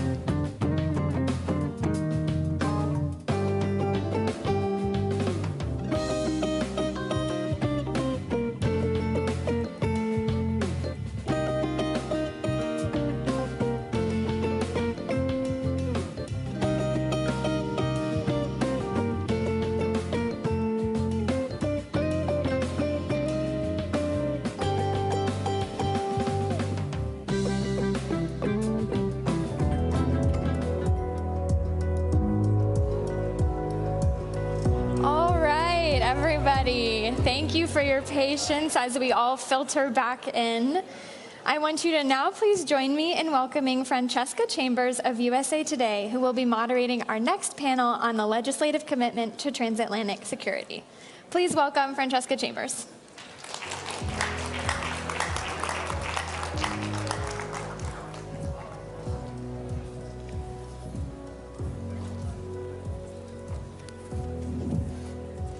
Everybody left.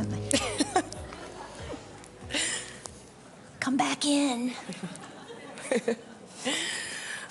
Well, I'm Francesca Chambers, White House correspondent for USA Today. I am thrilled to be leading this discussion between Senators Jeanne Shaheen and Thom Tillis.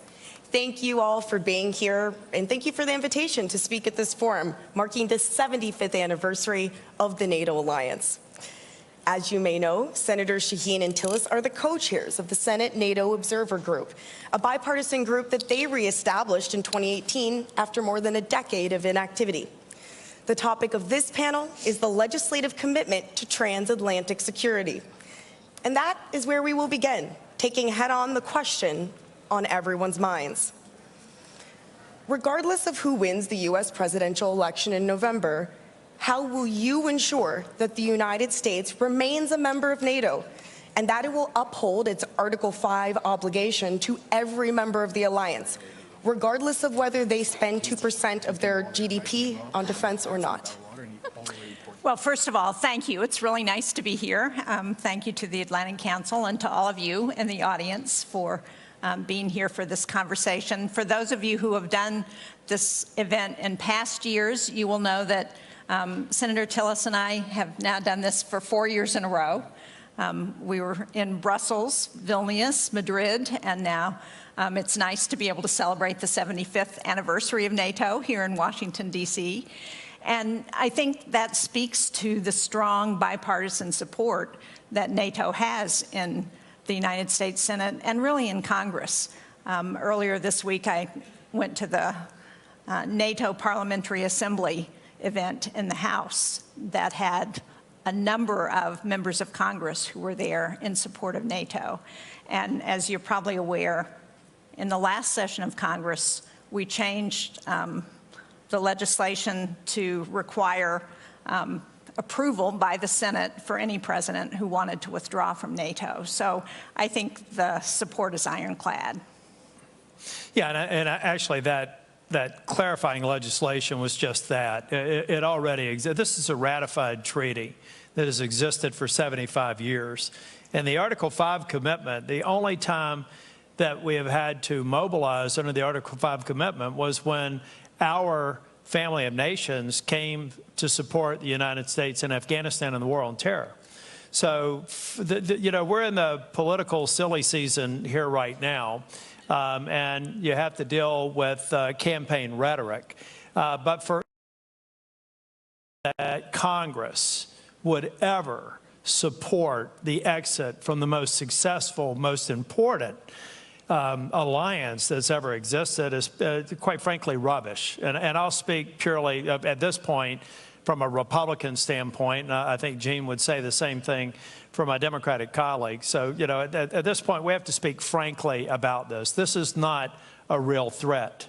This is something that is used as a political device to create the fear and uncertainty and doubt. And I'm an elected official. I understand that. I don't know that I would ever use it, but let's just be very clear. This is not something that's in the cards. And I do remember when we went to Brussels, right. I think it was in 2018. Literally when we were on the way, then President Trump said maybe we should withdraw from Brussels. I think we were coming to speak at this event. And I was saying, you know, our institutions of government and the Article 1 institution that we happen to be a part of is very prominent when it comes to ratifying and enforcing treaties. And you should know that the Ukraine vote, the Ukraine supplemental vote, is a good indication of just how strong support for the alliance is, and also, incidentally, for Ukraine.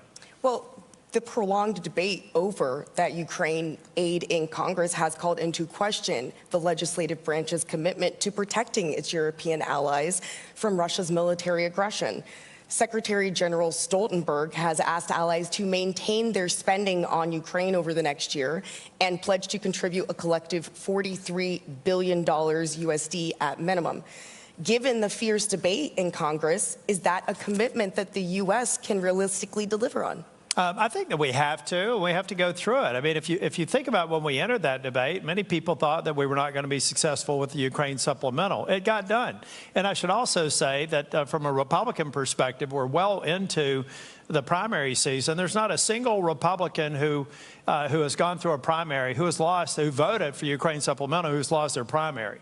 So I think that's also a good benchmark for anyone else who thinks that this is something that's politically sensitive back home. So there's every indication that we'll go through it. Look, we have to go through it. And to my, I keep on using this analogy. Maybe I'll do something different next year. We're a family of nations. Like, I'm one of 6 kids. I argue with my brothers and sisters. I have one sister I'm convinced would not vote for me if she lived in the state of North Carolina. But we care about each other. And when our safety and security is threatened as a family, we come together and we dispense with the disagreements. We've seen that happen. We saw that happen in Afghanistan. We saw it happen in Ukraine after some of the complexities and challenges with our NATO partners after Afghanistan. But we have to have a serious discussion about the exposure here. This is not just about achieving a 2% floor. First off, let's dispense with the idea that that's a ceiling. It's not about achieving a floor. It's about taking today's dollars, the dollars that have not been invested in our modernization and our mutual defense and our defense industrial base. I can think of one founding nation that in this century, the amount of money that they have not committed to achieve their 2% minimum obligation is $300 billion in today's dollars. So adjust for inflation, that's $500 billion in modernization that we've lost over the last 24 years. Russia exposed some weaknesses that we're now addressing, but those weaknesses will be buttressed by a consistent commitment to 2%. For my purposes, take that off the table. And then when you do that, almost all the political headwinds that we have to deal with here will essentially go away or be de minimis. Look, I think we will continue to support the Ukraine effort against Vladimir Putin, not just because it's in Ukraine's interest and Europe's interest, but because it's in our interest in the United States. The reason the Ukraine supplemental bill got done ultimately is because a significant piece of it went to our defense industrial complex here in the United States. And as Senator Tillis says, one of the things that the war in Ukraine has exposed is the challenges that we have to get prepared for war, to support our own national security. I had a chance to go to the Indo-Pacific back in March with a delegation. And we visited the Philippines, Vietnam, South Korea, and Japan. And one of the things that really surprised me was the focus among the leaders that we met with about what was happening in Ukraine. Because they got the connection between what happens in Ukraine and what Xi is looking at in China and his interest in the South China Sea and in Taiwan. They got the fact that there is a connection between what happens in Europe, NATO, and what happens with our adversaries. So it's not just our allies who are watching what we do in the United States, it's our adversaries. And the best thing we can do to slow Xi down in China, to help ensure that in Iran and in North Korea that they are being very careful about challenging the United States, is to see Vladimir Putin defeated in Ukraine. Staying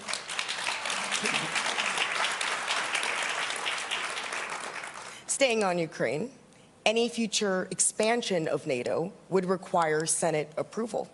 Allies are poised to declare at this summit that Ukraine's inclusion in NATO is irreversible, provided that it makes the reforms that NATO allies are seeking.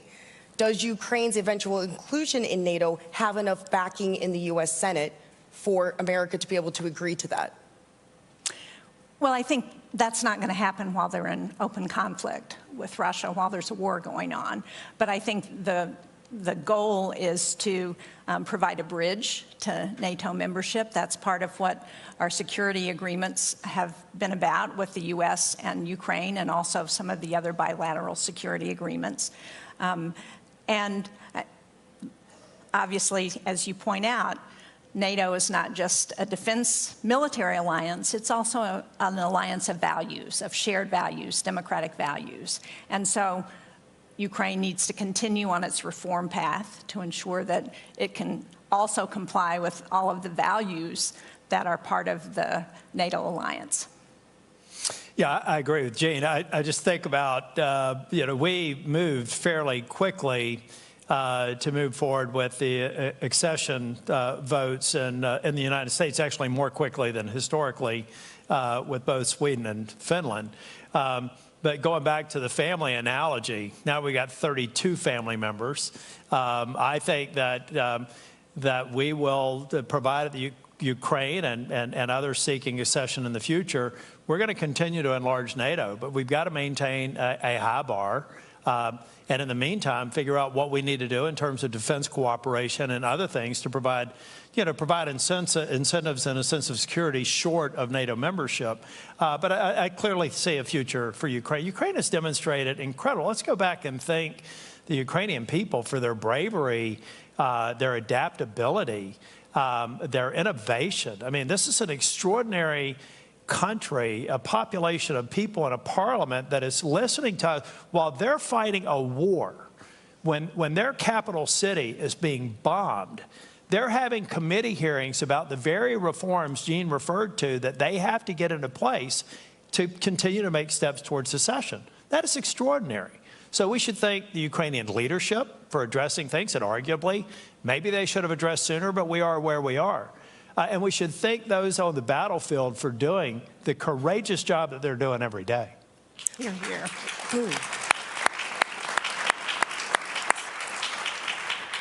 So you're comfortable with that language, irreversible? Yeah. Okay. And I'm really comfortable with Vladimir Putin reading that language.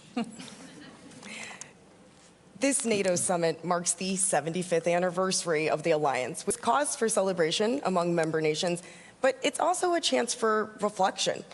Change is afoot in Europe and the US, as we've discussed here today. Later this year, the organization will usher in a new Secretary General for the first time in a decade. What are the biggest threats to the alliance strength and relevance, politically and militarily?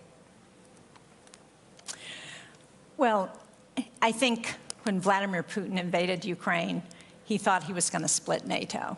He thought it would be weaker. We would not be able to stay unified. And in fact, it's had just the opposite effect. And I think that's the most important thing going forward that we can ensure that NATO provides, is to continue to be unified. And it's also stronger. I mean, not only is it stronger in terms of its compact and the provisions that we are doing in terms of putting more troops on the Eastern Front, looking at interoperability for our equipment and making progress on that, new weapon systems. But it's stronger because we've added new members. The addition of Sweden and Finland has really been amazing. Amazing both because they have changed their internal policy of being more neutral to actually having so many of the highest percentage of their population who wanted to join NATO. And they add a lot of capability as well, both from the geographic location near the Arctic and Finland sharing the long border with Russia, but also because of their capability on the sea, in the air. Tom, talk about your piece on Finland, where you talk about the F-35s that Finland has. Yeah, and I've tried to explain this to some of my members as we were talking about a session with Finland. I said, this country has ordered 65 Joint Strike Fighters. if the United States on a per capita basis were to order the same number, we'd have to have 4,000 operational 24/7. That suggests to me that they're a badass country, and they will be welcome to NATO. Here's the other serious topic that we have to talk about. Ladies and gentlemen, I do believe that Putin subjected us to a stress test that he thought we were going to fail as an alliance. He honestly, there's no way he could have assumed that he would have been successful if he was gaming this out. He had to make a certain assumption with a high degree of probability that there would be fractures in the alliance, and that did not happen. But we also have to understand, we understand a lot of weaknesses. Number one, our intelligence about Russia's capabilities was wrong, absolutely wrong. They have non-commissioned officer corps that's going to take them 10 years to develop. Their weapons platforms are far short of what they should have been, and I'm reminding some of our friends who buy Russian platforms, they may want to dispense with the brochure and see how it actually operates on the battlefield and rethink their weapons sources. But we have to modernize, we have to invest, we have to have latent capability that can be scaled up for the defense industrial base. These are not necessarily things that have to go 24/7, 365 today, but we have to be able to demonstrate that capability, hopefully never have to use it, but it will be an enormous deterrent. But if we don't have it and we get into a live fire situation, we will be dramatically limited in terms of our response without addressing elements of the stress test that were not relevant to what we've done in Ukraine, but would be absolutely relevant if we had to come together and satisfy our Article 5 commitment.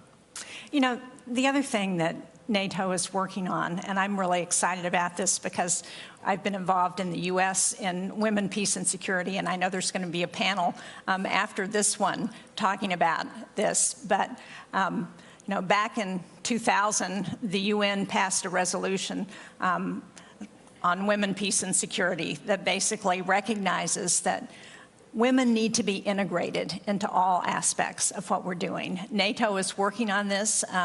They have a proposal that they're presenting this week on implementing WPS into all aspects of their operability, which is really critical. And it's based on the recognition that when women are at the table in conflict negotiations, that those negotiations are 35% more likely to last longer than 15 years if women are part of that. That's one of, there are a number of other data points that show the connection between women's participation and empowerment and stability in societies. But that's one that I think is really critical, and it's exciting to me as the sponsor of this legislation in our Congress back in 2017, and as we're the first and only country that has implemented this legislatively, and to see NATO adopting it and really fully implementing this policy is important. I'd like to go back to something.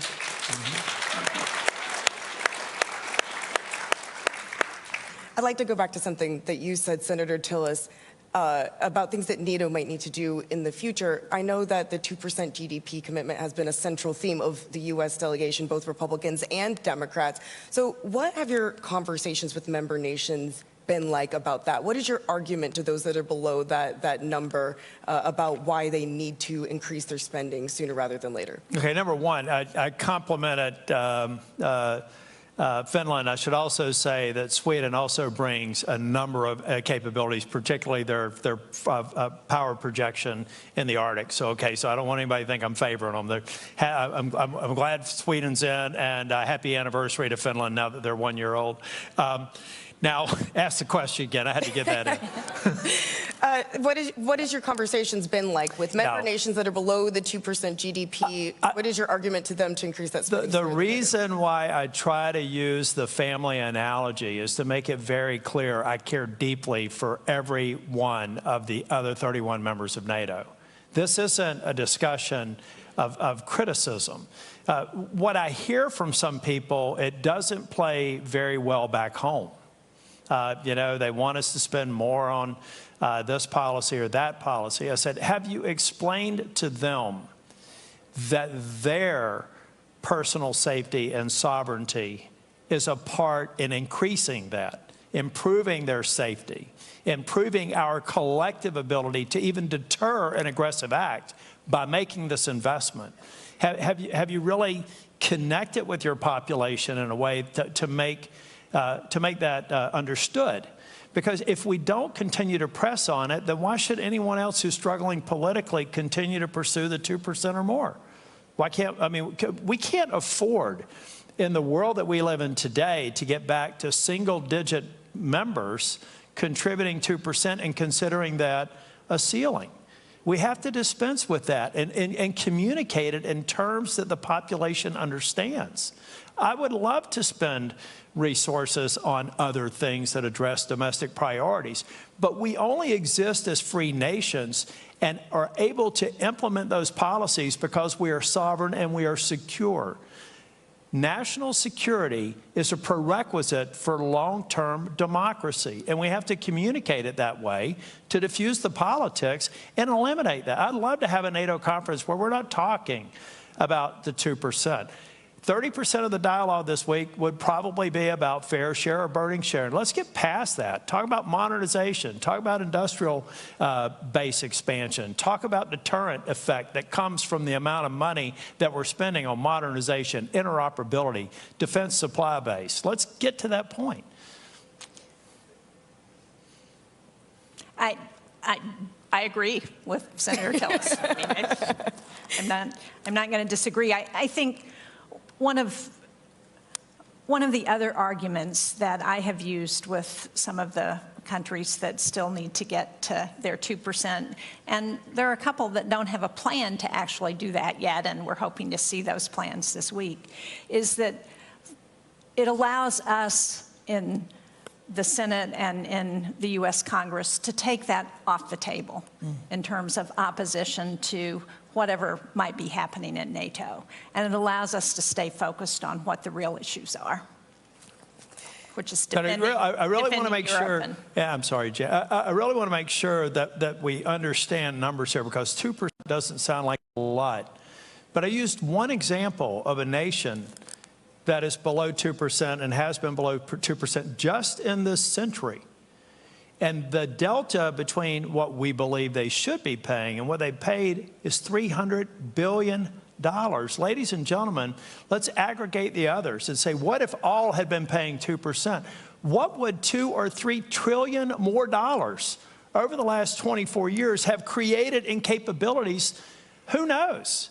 I mean, you know, it's only guessing, but if we had put $2 or $3 trillion more dollars into our mutual defense over the last 25 years, would Ukraine have even happened? One has to ask the question. Yeah, it's about deterrence. Yeah. And defense. Well, other than that, I don't have an opinion on it. Well, let's talk about the next 25 years then. How should the NATO alliance approach the Indo-Pacific in light of the military aggression that we have seen from China in the South China Sea? Well, I think one of the exciting things that's happened over the last 3 years has been the addition of those 4 Indo-Pacific nations to, they're not NATO members, but they are participating in the NATO summit. The compact, the NATO compact coming out of Madrid talked about China for the first time and the threat that China presents. And I think having those partners in the Indo-Pacific who recognize the connection between what's happening in Europe and the potential for what happens in the Indo-Pacific is really critical. And again, as I said, what we know is that they are watching what happens in Ukraine, that China is watching what happens in Ukraine, because it has an impact on what President Xi might actually do in Taiwan. They see the connection. If Putin is successful in Ukraine, what's to prevent Xi from going into Taiwan? So it's connected, and they understand it. It's not by accident that Japan has announced this year that they're going to double their defense spending, because they recognize the challenges to their own security that China and North Korea present. I actually think having the IP4 here since Madrid, right? Yep. There was a funny story. We were meeting with the Japanese delegation, went to the wrong Marriott, but we finally got there and had a wonderful discussion with them, welcoming them to the NATO summit. But having the IP4 now for the third year, China's watching. You know, I don't know that China is necessarily concerned with quantitative differences between our arsenals and theirs, or maybe even qualitative differences, but we know that China is concerned with our alliances. And that the more we see this cooperation, for the first time in the strategic concept, China being mentioned 6 times, those are things that China watches. I think by itself it has a deterrent effect, but it also forces discussion amongst our allies, amongst the IP4 and this forum and other forums, which I think are very helpful and by themselves have a deterrent effect. Do you see a role, though, for NATO in that theater? And if so, what would that role be? You know, I for one thing, I don't want to get into NATO necessarily becoming a global alliance. It may be. I mean, in terms of the United States, the world is small. And I think increasingly our colleagues in Europe feel the same way. But I don't want to get into the complexity of making NATO a global sort of alliance. I think that we could have something short of that and have other agreements, alliances that make sense for that part of the world. And for some of our partners in NATO, it may make sense. For others, it may not. But I don't think we have to get there yet, because we're only 3 years old in terms of having Indo-Pacific nations represented here at NATO. And I think we continue to build on that. That by itself is great progress. Yeah, I think NATO will determine that along with other countries, what's appropriate. Well, you'd have to change the acronym and everything, too. Well, we are almost out of time here, so I just want to offer you both the opportunity. Are there any closing thoughts that you'd like to deliver? Well, just to reiterate that 75 years is amazing to have the strongest, longest lasting military alliance in history. I was talking to the president of Kosovo yesterday, President Osmani, who was talking about Kosovo's liberation or freedom as an independent state being one of the biggest successes of NATO. And she said, you know, 25 years ago, we became a country, and my children are the first generation that hasn't had to struggle with war that we can remember in our country.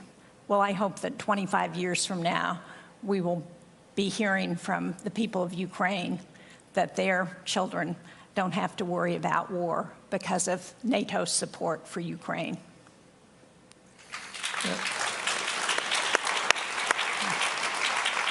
You know, the message, it's perfect timing for the NATO summit to be in the United States, because a lot of people, like I had my opening comments, are wondering whether or not, you know, there's a risk to U.S. involvement in NATO. I mean, we need to dismiss that. And I'll give you various data points. The number of people who were so supportive of accession of Finland and Sweden was extraordinary. It was never a discussion. We didn't have to work hard to get support for that. That's pro-NATO, right? Because we're talking about accession and expanding NATO.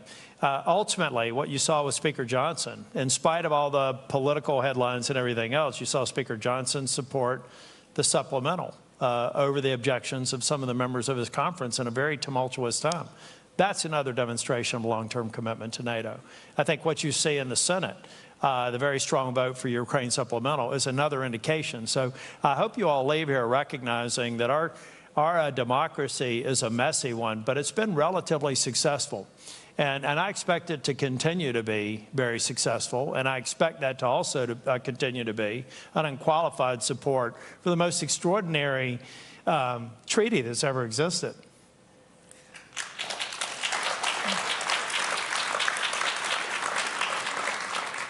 Well, thank you both for being here again and doing this panel again together. And thank you all for coming. And I think we have another panel after us. So thank you very much.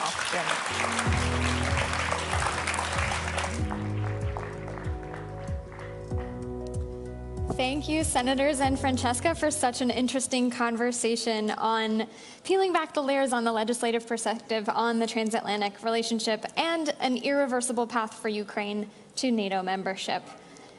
Please now join me in welcoming Andrew Desiderio from Punchbowl News to the stage for our next session on women, peace, and security, the role of women in leadership.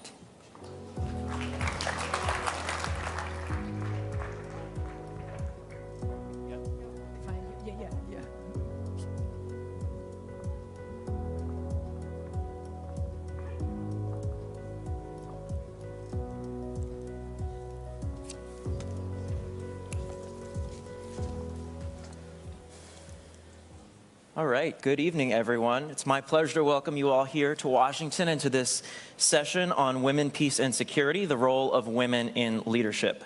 My name is Andrew Desiderio. I'm senior congressional reporter for Punchbowl News, where we cover the power, people, and politics that drive the decision-making here in our nation's capital.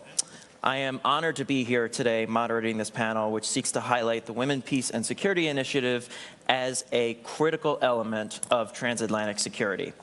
As many of you know, NATO's policy on women, peace, and security was first unveiled in 2007.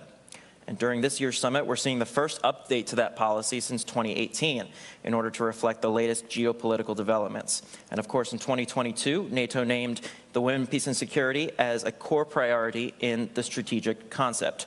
I'll also note that in 2017, the United States became the first nation to comprehensively enact through legislation a women, peace, and security strategy with the goal of promoting gender equality in the field of conflict resolution, and this has remained a bipartisan issue, importantly, in Congress. So what has changed since then? Well, quite a lot. Russia's full-scale invasion of Ukraine has completely redefined the security landscape in Europe and here in the United States, especially for women on the front lines.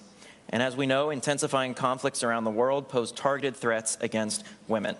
However, women have proven to be indispensable leaders working to guarantee peace and security. Against all odds, women in Ukraine continue to demonstrate their courage and bravery, and across the entire NATO alliance, women in positions of power are transforming the very way we think about our collective security and defense. So without further ado, I'm going to stop talking and introduce my distinguished panelists here, who I'm thrilled to be with. To my immediate right is Olga Stefanishyna. She is the Deputy Prime Minister of Ukraine for European and Euro-Atlantic integration. We also have Irina Felin. She's the NATO Secretary General's Special Representative for Women, Peace, and Security.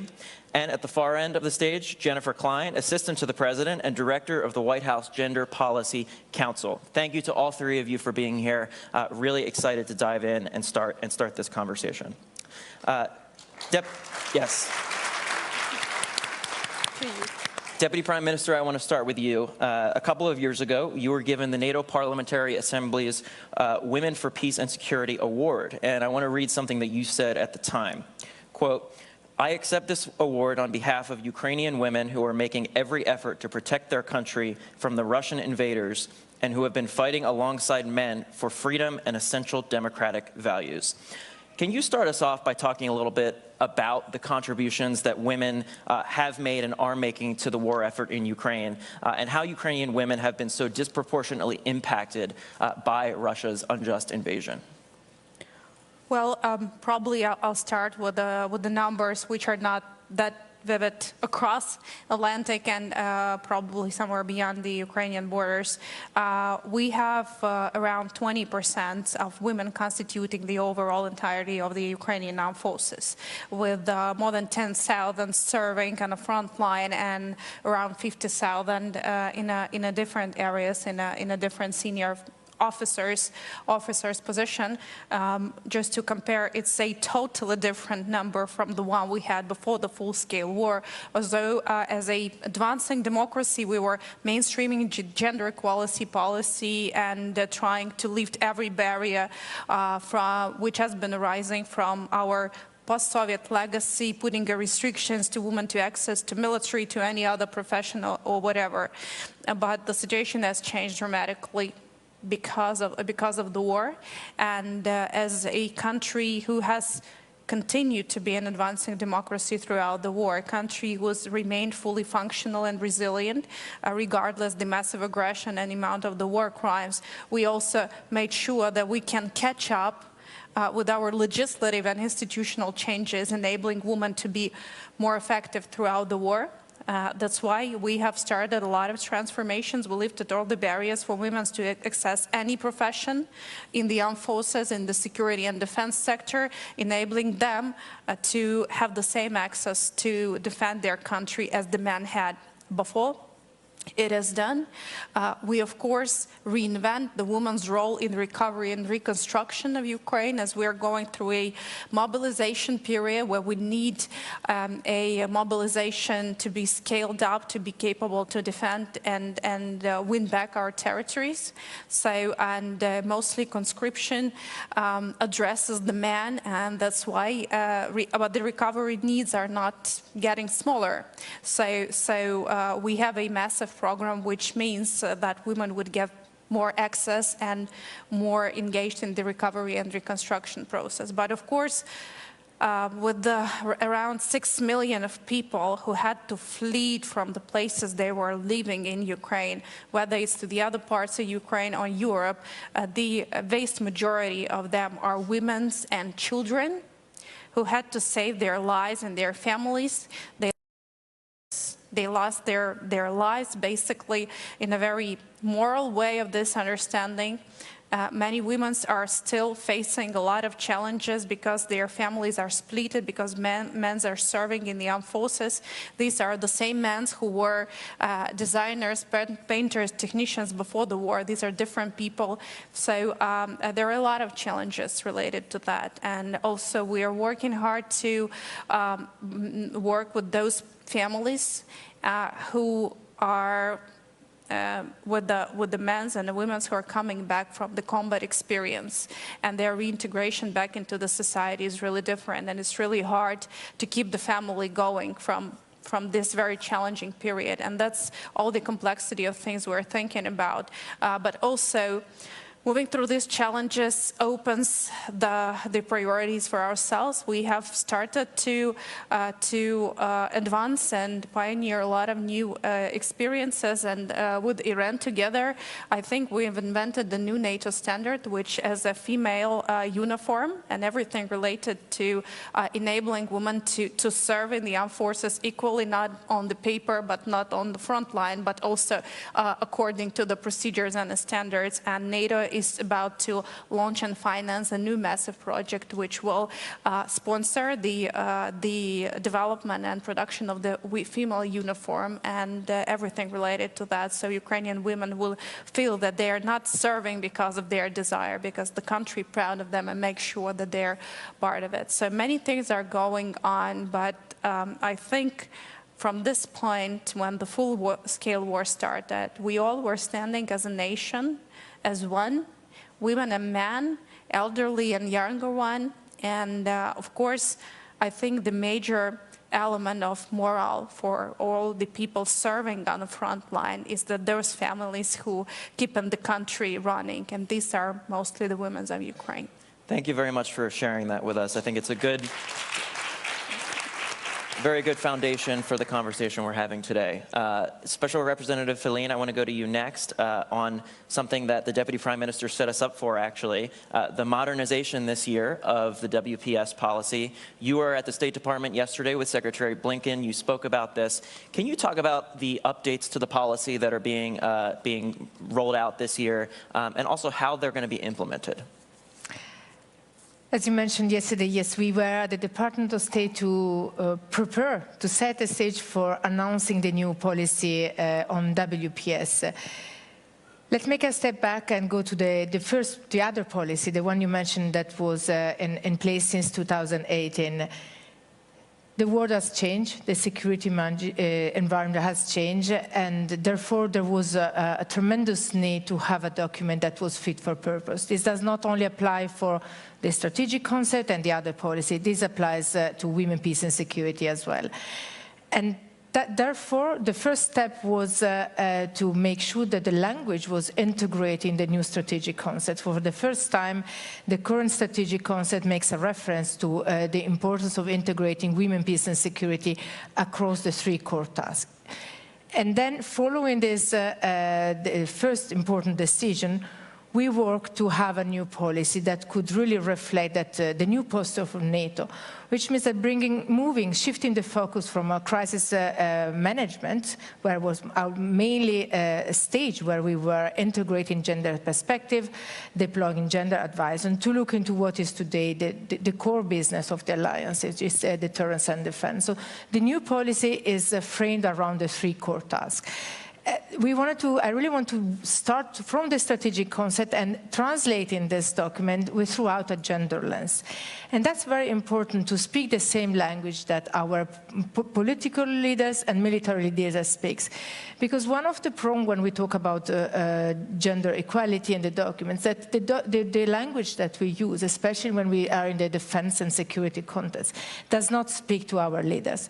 It's very important, that's what I'm learning in my mandate, that we come with concrete examples and projects that really resonate, especially with our military colleagues. And the project that Olga mentioned, it really worked in this way because I could get the attention from the military, because when we talk about other less concrete dimension of the agenda, it's more complicated. So we brought a uniform last month at the NATO HQ to really showcase what it means having different uniform fit and develop around the female anthropomorphic data. And there were also trousers for pregnant women. And there was a shock by the colleagues and the generals going around. And the point here, what I shared is, did you ask women what they want when they are pregnant? Do they want to stop their service? That must be their right. But if they want to continue their service, what they need is to be able to have their uniform. So all these elements help to create a new document that is structured around the 3 core tasks, and I would like to share only a couple of elements that are innovative in the policy. The first point is the strategic goal around gender-responsive leadership. We have the tendency, it's almost 25 years since Resolution 1325 was adopted, to see this as an agenda about women for women. But in a security environment that is still male-dominated, we need men to be gender-responsive leaders. So that, for me, was the first goal. We will not achieve results and our goals if we don't work together. And this is really the main point that, for me, is the fundamental of the agenda. And then, all together, we will implement this across the core tasks. And we have new elements coming in, such as gender disinformation and misinformation, the impact of new technologies, artificial intelligence, technology-facilitated gender-based violence, all those elements where we, as an alliance, are advancing a lot. And so the policy will support our work to make sure that we will not create more discrimination, but on the contrary, we will advance gender equality. I want to pick up on that, actually. You mentioned gender-based violence. Director Klein, you advised President Biden on a range of topics, from gender-based violence to women's economic security. So your role in the administration is quite broad and far-reaching in terms of the topics that you advise the president on. Can you talk about how NATO's Women, Peace, and Security Initiative factors into all of that you do at the White House? Yeah, first of all, thanks so much for the great question. It's great to be here with both of you. One of the things that the president felt very strongly about when he created the Gender Policy Council, which he did by executive order in March of 2021, and I've been lucky enough to lead it ever since, is that the work needed to be both global and domestic, because while contexts are very different, so many of the issues cross borders. And one of those issues, as you well point out, is gender-based violence. So we work at the Gender Policy Council on intimate partner violence. The president will very proudly tell you that he was the original author and co-sponsor of the Violence Against Women Act in 1994. And we were able to reauthorize that, speaking of bipartisanship, with bipartisan support just last year. But there are issues like conflict-related sexual violence, which is core to the work that, that NATO and the Women, Peace and Security policy that NATO has put out. And that the allies are going to adopt this week, which is very exciting, that are about how women need to be protected, women need to be free from violence, and that there is a direct relationship between that and the ability of a democracy to function. Irina raised technology-facilitated gender-based violence, which I have come to refer to as the 21st century latest form of gender-based violence. And it's very important you emphasize, you said this, but I will emphasize your point, that while the NATO policy that the allies are adopting this week is similar to what has come before it and acknowledges the importance of the status of women to the stability of nations and understands those linkages and understands that meaningful participation and protection and leadership are core. It reinforces that. It also addresses these very new security challenges like technology-facilitated gender-based violence. Deputy Prime Minister, I want to come back to you because I'm wondering what you want to see from the allies out of this year's summit in terms of the Women, Peace and Security Initiative. What steps do you think need to be taken in order to not only elevate women's participation in the peace and security process, but also to support women and girls who, as you mentioned before, are contributing so much to the war effort for you guys in Ukraine? Well, probably I could have focused on something related to women, peace and security, I think, but I think the best response we can get is to bring more air defense capabilities to Ukraine to save Ukrainian women and children from being murdered by the Russian Federation, by Putin, but also for those women who has been tortured and raped in the occupation by the Russian Federation is the justice. I think these are things which are really important, and all the other things Ukraine will do it itself. Absolutely.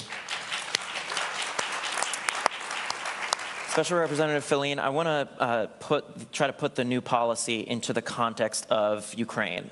One of the things that was announced yesterday at the State Department was that it's going to be able to provide bulletproof vests, body armor, and combat boots for women in Ukraine. Can you talk about what that means for the on-the-ground situation in Ukraine and how that is all going to be spearheaded through the WPS program? This project we just mentioned with Olga before, it's particularly important first because it will support the service women in Ukraine and their ability to fight and be at the same time better protected, because especially when it comes to the bulletproof vest, the one that they are currently using are done around male body, and they are too heavy and they don't fit to the women's body, which means that if you don't move comfortably, you are not able to fight and you are at risk.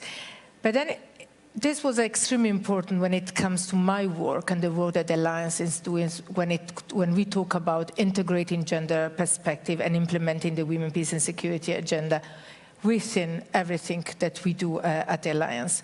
The division that covers the work on the comprehensive assistance package, that is the mechanism throughout which we will fund the uniform, is the operation division, which is not under my responsibility. So this project is particularly important because it's really a concrete example on how we could work together in synergy and with the other colleagues across the House, and as a teamwork and a team effort with our colleague in Ukraine, respond to their needs, because the comprehensive assistance package is based on Ukrainian needs. So identify the needs, listen to women there, talking with the Minister of Defense, listen to how they were already addressing the problem, and then bringing the project together and have allies support this. For me, it's really a success story. But other important elements that have changed since the full-scale invasion is also how we analyze the conflict. Something that was not happening at the beginning in the first week was to integrate a gender perspective in the conflict analysis. And that is something I started 4 weeks before this full-scale invasion. So I had to learn very quickly and then to see how we had to integrate this. And the alliance had to adapt to this as well in terms of having the weekly briefing and monitoring the situation and developing the support. And that's how to work closer with intelligence, for example. And this is something where we have to increase our research and change our way of doing our business. So the Women, Peace and Security agenda is an agenda that is not static. When it was endorsed, adopted the resolution in the year 2000, there were some priorities. They still remain the same. Talking about participation, I was thinking how the language changed. Refer to what you were saying, Jen. We were talking before only about meaningful participation. Today we talk about full, equal, safe, and meaningful participation. And the safe part relates to different aspects. One, because once you are participating, then you face more challenges, physical. But the other one is also the online lack of safety then has an impact on our political participation. So there are different ways. So we also need to adapt on this way of working, and that's why the new policy is extremely important, because it is the tool that will enable me as the main focal point for the Alliance and our colleague to better support Ukraine in the months to come. Director Klein, I know we've touched on this a couple times so far, but the event yesterday at the State Department in which Secretary Blinken, Special Representative Feline were there to sort of talk about and unveil the modernization of this policy. Clearly the administration is committed to it, and the president, when he comes to these summits, obviously has a lot of competing sort of priorities, right? The Deputy Prime Minister mentioned the need for air defenses in Ukraine, obviously a major point of discussion here at the summit this year, and of course the last couple of summits as well. I'm wondering if you could give us some insight into the president's thinking on all of this, especially since there are so many priorities that are competing for his attention at the NATO summit every single year when it comes to specifically the Women, Peace and Security Initiative. Well, as I said, the existence of the Gender Policy Council is sort of, one proof point of his commitment to this set of issues. The other thing is, both in the military and in his own government, he has really prioritized women's leadership. Obviously, we have the first female vice president. We have the first gender equal cabinet. He appointed the first black woman to the Supreme Court. And as I said, really coming from the top, him and from the vice president, to create a gender policy council. The first thing we did was create the first ever, for the United States, national gender equity and equality strategy, and one of the pillars of that strategy is the importance of women's leadership and political and civic participation. So this has been a priority for him since day one, and in particular when you think about the military, we know that participation and inclusion and retention and advancement in national militaries is critical, including our own. So again, one of the things he did early on was make sure that our own military includes women and includes opportunities for women to really grow. So, to your point earlier, one of the first things he did was create an independent review commission on military sexual harassment and assault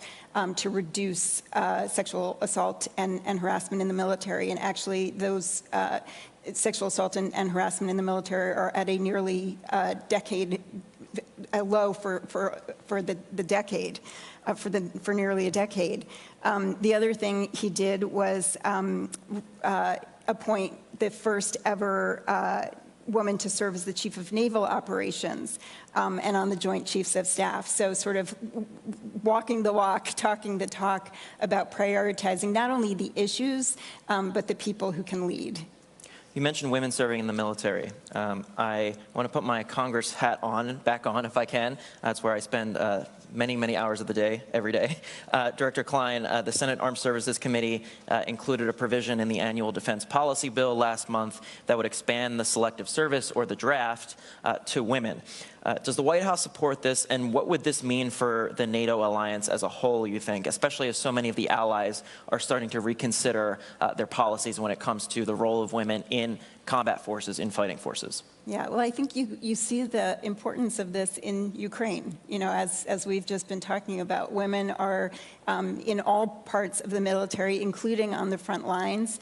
And what we think in the United States echoes what we've seen abroad, which is that women's full participation and leadership in our military is not only a moral imperative, it's also of strategic importance. And we can't outcompete our adversaries, we can't win wars, we can't meet the greatest challenges facing NATO and the world without using the talents and the skills and the courage of women service members. So that is, an administration commitment.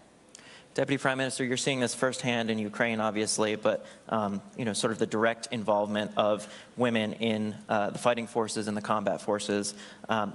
Do you think the allies are doing enough to support the meaningful participation of women in national militaries and in NATO forces? Well, we have been thinking about ourselves, and I presented a pretty wide picture of what we have learned. And just as we're sitting here, North Atlantic Council has released its statement, which precisely says that Ukraine is the major source of innovative experience of the warfare. And I think the gender elements and the gender equality and the gender aspects of serving in the armed forces and the access to the armed forces and representation are also the enormous source of data and information to learn from Ukraine. Because again, as I was referring in my speech in the very beginning, Ukraine is an advancing democracy. And I mean, for years, gender equality policy was mainstreamed across the government planning. We have multiple strategies. Institutions went through the gender audit. Everybody from Ministry of Defense to Ministry of Foreign Affairs, Ministry of Education, and the government. But only when the war started, we thought that we were advancing very much. We also had the gender audit in all our security and defense forces. But when the war started, all the barriers which were unseen through the papers and through the feasibility studies, they revealed. And we had to close every loophole, a barrier after barrier. So if there are any new experience that could be gained to strengthen the bond of the women, peace and security vision and the concept, they could of course be learned from Ukraine. Speaking about the uniform, we were just exchanging with Iran that in fact it's only Sweden from all of the allies who has a really precise approach to the female uniform and everything related to that. And now we invest 7 million euros to invest in Ukraine, in women in Ukrainian armed forces. So definitely the outcome of this project will become a new NATO standard. And Ukraine is obviously setting a very, very good example for the rest of the world, certainly the rest of the alliance as well. Special Representative Feline, we only have a couple minutes left here, but I want to get your thoughts on what the Deputy Prime Minister was talking about as well in terms of integrating women more fully into the fighting forces of the allied nations. As also it was said, it's clear that Ukraine is leading by example on this. And this is a broader observation I would like to make as part of our cooperative security, NATO and the relationship with partner. We will have a lot to learn from Ukraine and this experience on many fronts, including about women fighting in the armed forces. And what this example showing, and what Olga just said about the fact that the alliance, about the uniform, that this is something that is missing across the lines as well, says a lot about the need that we have to integrate this perspective in peacetime, which applies also to the fact that integrating women in the armed forces during peacetime, it's what we need to be ready when, if and when we have to deploy them. Because what shows this is that there was a need, and women were ready together with men to find for freedom and democracy. But the system was not ready to incorporate them. So what we have to learn here is that maybe we need to change our legislation and to see how to better integrate them and equip them with the right uniform. But that does not only apply to uniform, it applies to weapons, to tanks, to how all the capabilities, and so applies to the defense industry as well. So there is a further reflection to do how we equip and then our armed forces. All right, thank you so much to my distinguished panel joining me. Thank you to all of you in the audience as well and those watching at home. Thank you. Very much appreciate this panel. Very important initiative. Thank you very much. Thank you. Thank you.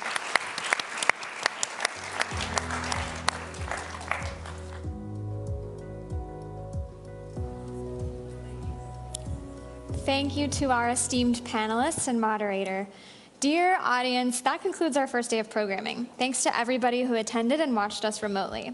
I would like to recognize once again the effort that went behind this event, our co-hosts, NATO and the US government, and the 5 co-organizing think tanks.